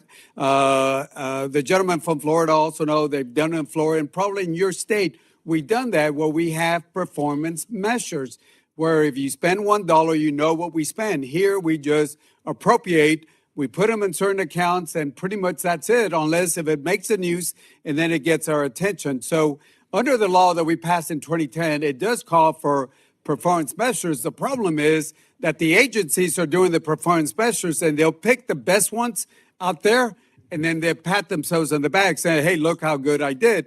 But we ought to be involved in doing the performance measures. So that way, and I don't care if it's a Democrat or a Republican at the White House, we should hold them in the executive branch to those measures that Congress does that.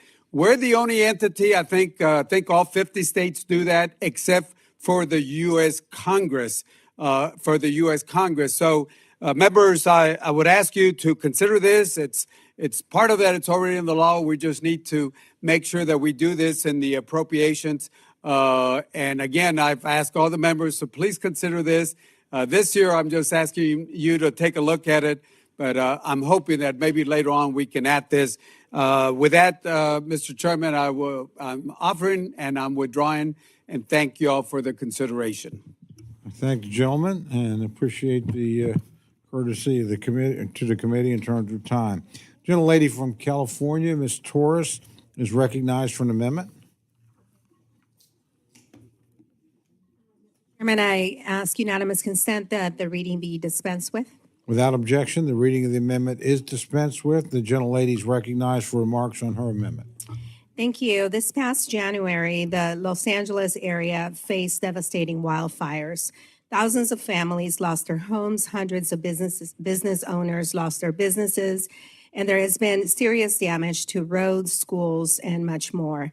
I appreciate that FEMA was there during those harrowing first few weeks, but as the area transitions from response to recovery, we in Congress are falling behind. The governor, along with local partners, made a comprehensive request for disaster assistance from several government agencies, including from FEMA.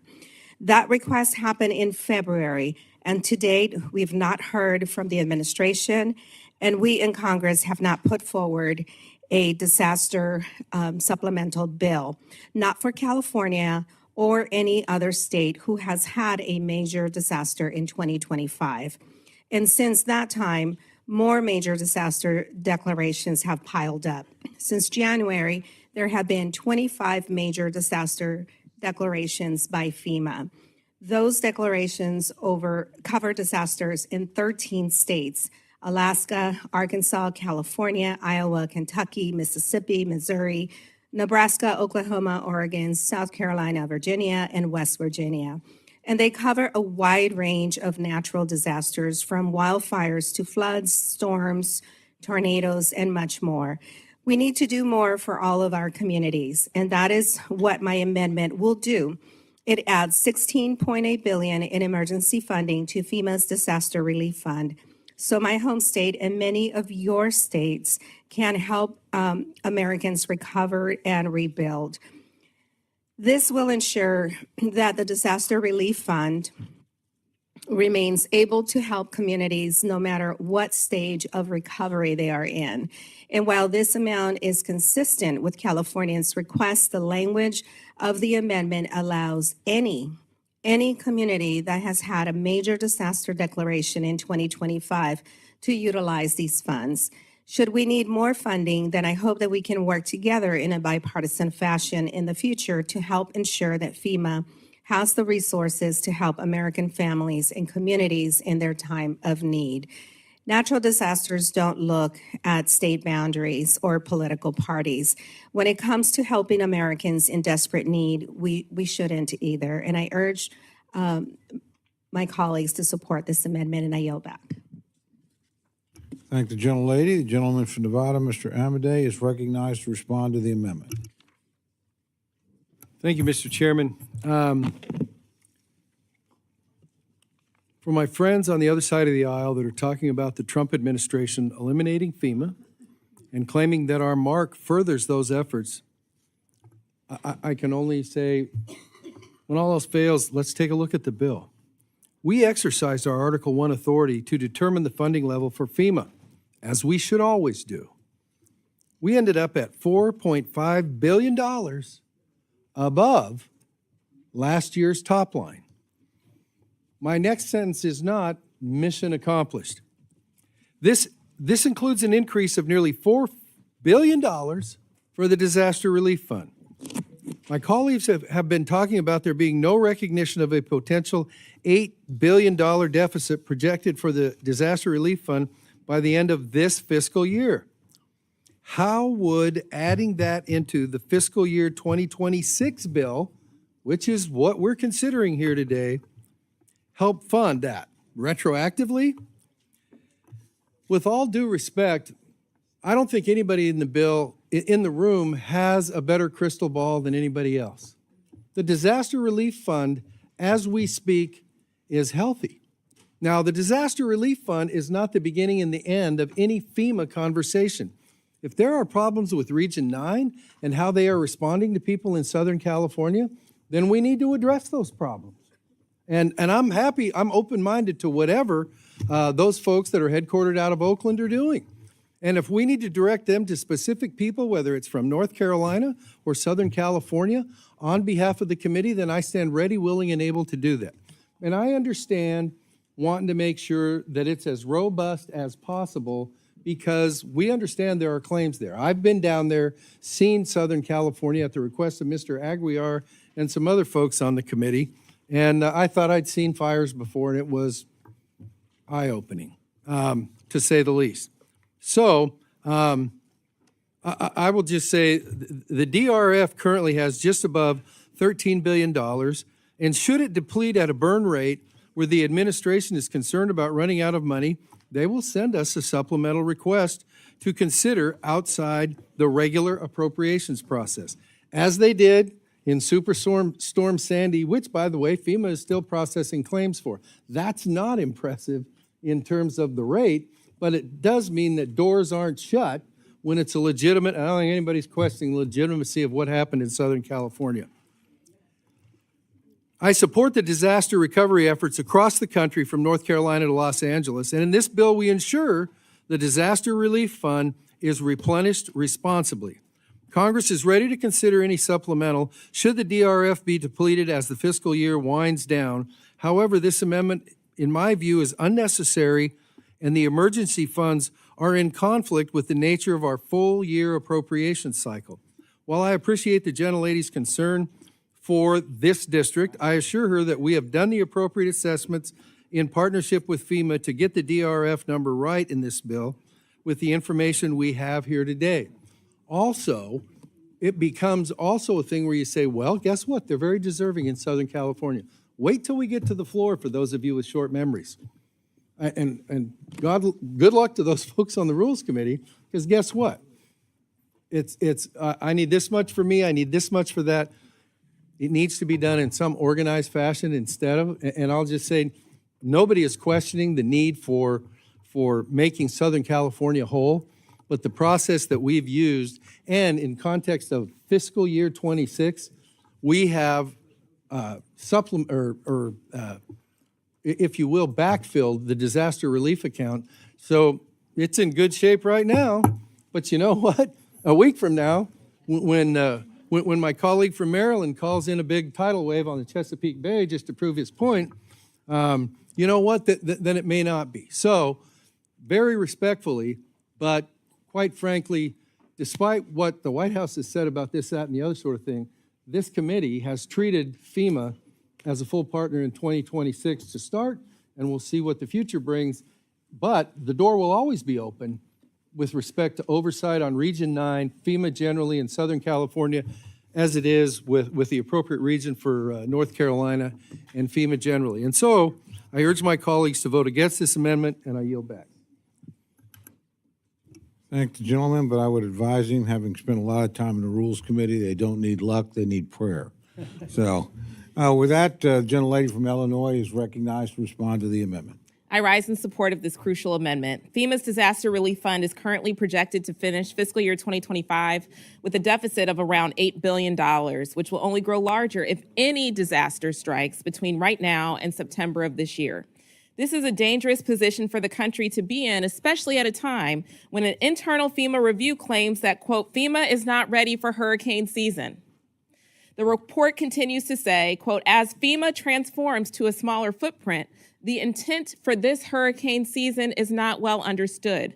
Thus, FEMA is not ready. This is not acceptable. Not only are the coffers empty, but this administration is also working to destroy the morale and the talent of this agency charged with assisting communities across the country when they need it most. The notion that states will take on this vital work themselves, it's not possible. There isn't a single state or territory in this country that can fund or fully respond to a major disaster or multiple major disasters in any given year. Let's stop making disaster recovery a partisan issue, and let's instead ensure that our country is able to rebuild from previous disasters and ensure we are ready for what's next. I urge my colleagues to vote yes on this amendment to take care of all of our communities, because yours could be the very next one in need. Thank you, and I yield back. Thank the gentlelady. The gentleman from California, Mr. Calvert's recognized to address the amendment. Thank you, Mr. Chairman. And first, let me compliment the Corps of Engineers on the fantastic job they've done in the fire in Los Angeles. They've taken on a big responsibility, both in the Eaton fire and in Pacific Palisades, and virtually almost all the sites that were identified to be cleaned up is well on its way. As a matter of fact, the Corps believes they'll wrap that up by the end of July. And also the SBA has been very much involved. And obviously, we're all working together to make sure that Southern California is made whole. Obviously, the potential claims against Edison are being understood at this point in time. Also, the same thing with the insurance companies and how much they are going to have to come up with. And as we go through this process, I pledge to the gentlelady that we work together to make sure adequate funds are available for Region 9 and for all the regions in the United States to make sure that the FEMA accounts are made whole. I've been here a while, and one thing I do recognize, we will have a supplemental bill, I suspect, Mr. Chairman, on disasters. And so I suspect it will make sure that we do it in a timely way and that we'll have the funds available to take care of Los Angeles, North Carolina, Oklahoma, and other places that have unfortunately experienced disasters. With that, I thank the gentlelady's amendment, but I'll support the gentleman because right now it's not necessary. Thank the gentleman. The gentlelady from Connecticut, Mr. Law, is recognized to address the amendment. Thank you, Mr. Chairman, and to the chair of the subcommittee, who is a dear friend. I have a long memory. Maybe it is my ethnicity, but I have a very, very long memory here. And just so that you understand that FEMA is not whole. FEMA can't make it through the end of this year. Now, we had an opportunity with the continuing resolution and this both in December and in March to address this issue of the shortfall for FEMA. And in both instances, the Republicans said no. So there isn't enough money for the end of the year for FEMA to be able to make it. And I rise in support of this amendment. It recognizes the invaluable role that FEMA plays in helping Americans recover. And what you've done in this bill, you double down on the administration's effort to throw the responsibility of disaster recovery and mitigation to the states. And I will get a copy of this table to everyone here. It says FEMA open awards, frozen funding, disaster relief funding for the DERF 2005 to 2025. And someone talked about Florida over those years, $35 billion. Missouri, $33 billion. $3 billion. I apologize. Hawaii, $3.9 billion. Texas, $38 billion. And the gentleman who spoke about most of the money going to California, It was 34. You go to Louisiana, $56 billion. You need to look at this document. And it's overall, there are open awards of 7,500 open awards. The funding that's frozen now is $10 billion. And that the 20-year history of this total is $424 billion. It defies the imagination to believe that our states are going to have any opportunity to be able to make up this difference. And, you know, it may be that all of you here are not talking about eliminating FEMA, but the President of the United States, who said, by the way, that it was the president who was going to make the decisions about where the money goes, that he is for eliminating it. The Secretary of Homeland Security is for eliminating the FEMA. We're not for it. You say you're not for it, but what happens when he comes forward and says, we're going to do it? Are you going to stand up and fight against it? Listen, you know, we have a pattern here. If he says it, it's okay, and it's not. It's not about him, it's about a policy. It is about a policy. That's a wrong-headed policy. It should alarm all of us on this committee that this is where they're going to try to really allow FEMA not to be able to survive. And the gentleman, quite honestly, he's not going to fire you. The administration can't fire you. Only your constituents could do it. But I sat across from that gentleman, Mr. Hamilton. I just asked him a simple question. Do you believe we should eliminate it? He was very honest. He says it needs reform. You believe it needs reform? I believe it needs reform. The next day, he was fired for saying it should reform but not be eliminated. So let's be realistic. Let's be realistic. We know what FEMA is doing now. Storms Arkansas, Tennessee, floods, tornadoes, Kentucky, Oklahoma, a hurricane season that we just talked about here. We're just beginning the hurricane season as well here. So, and it's not just one part of the country. We all are suffering here. And I remember, Sandy, and I will tell that to my colleague from Nevada, it took this body, when I voted over and over again for money for Louisiana, to be able to rebuild itself. And when it came to Hurricane Sandy and what happened in the Northeast, it was at least 7, 8, or 9 months before my colleagues on the other side of the aisle would agree to disaster relief from my part of the country. We should be providing disaster relief for whatever part of the country needs it. I hope, my hope is that you can talk about an emergency supplemental, $16.8 billion. Let's allow FEMA to succeed. Let's work with it to make the reforms that we think are necessary, but let's not go down a road that says we're going to listen to people who want to eliminate FEMA and not allow and get this to the states, because our states cannot afford this kind of money. And it's not the states, it's the people who are hurt, the individuals who are trying to recover, the small businesses that are trying to recover. Those are the people who are going to be hurt by this. I urge my colleagues to support this amendment, and I yield back. Thank the gentlelady. The gentleman from California, Mr. Aguilar, is recognized to address the amendment.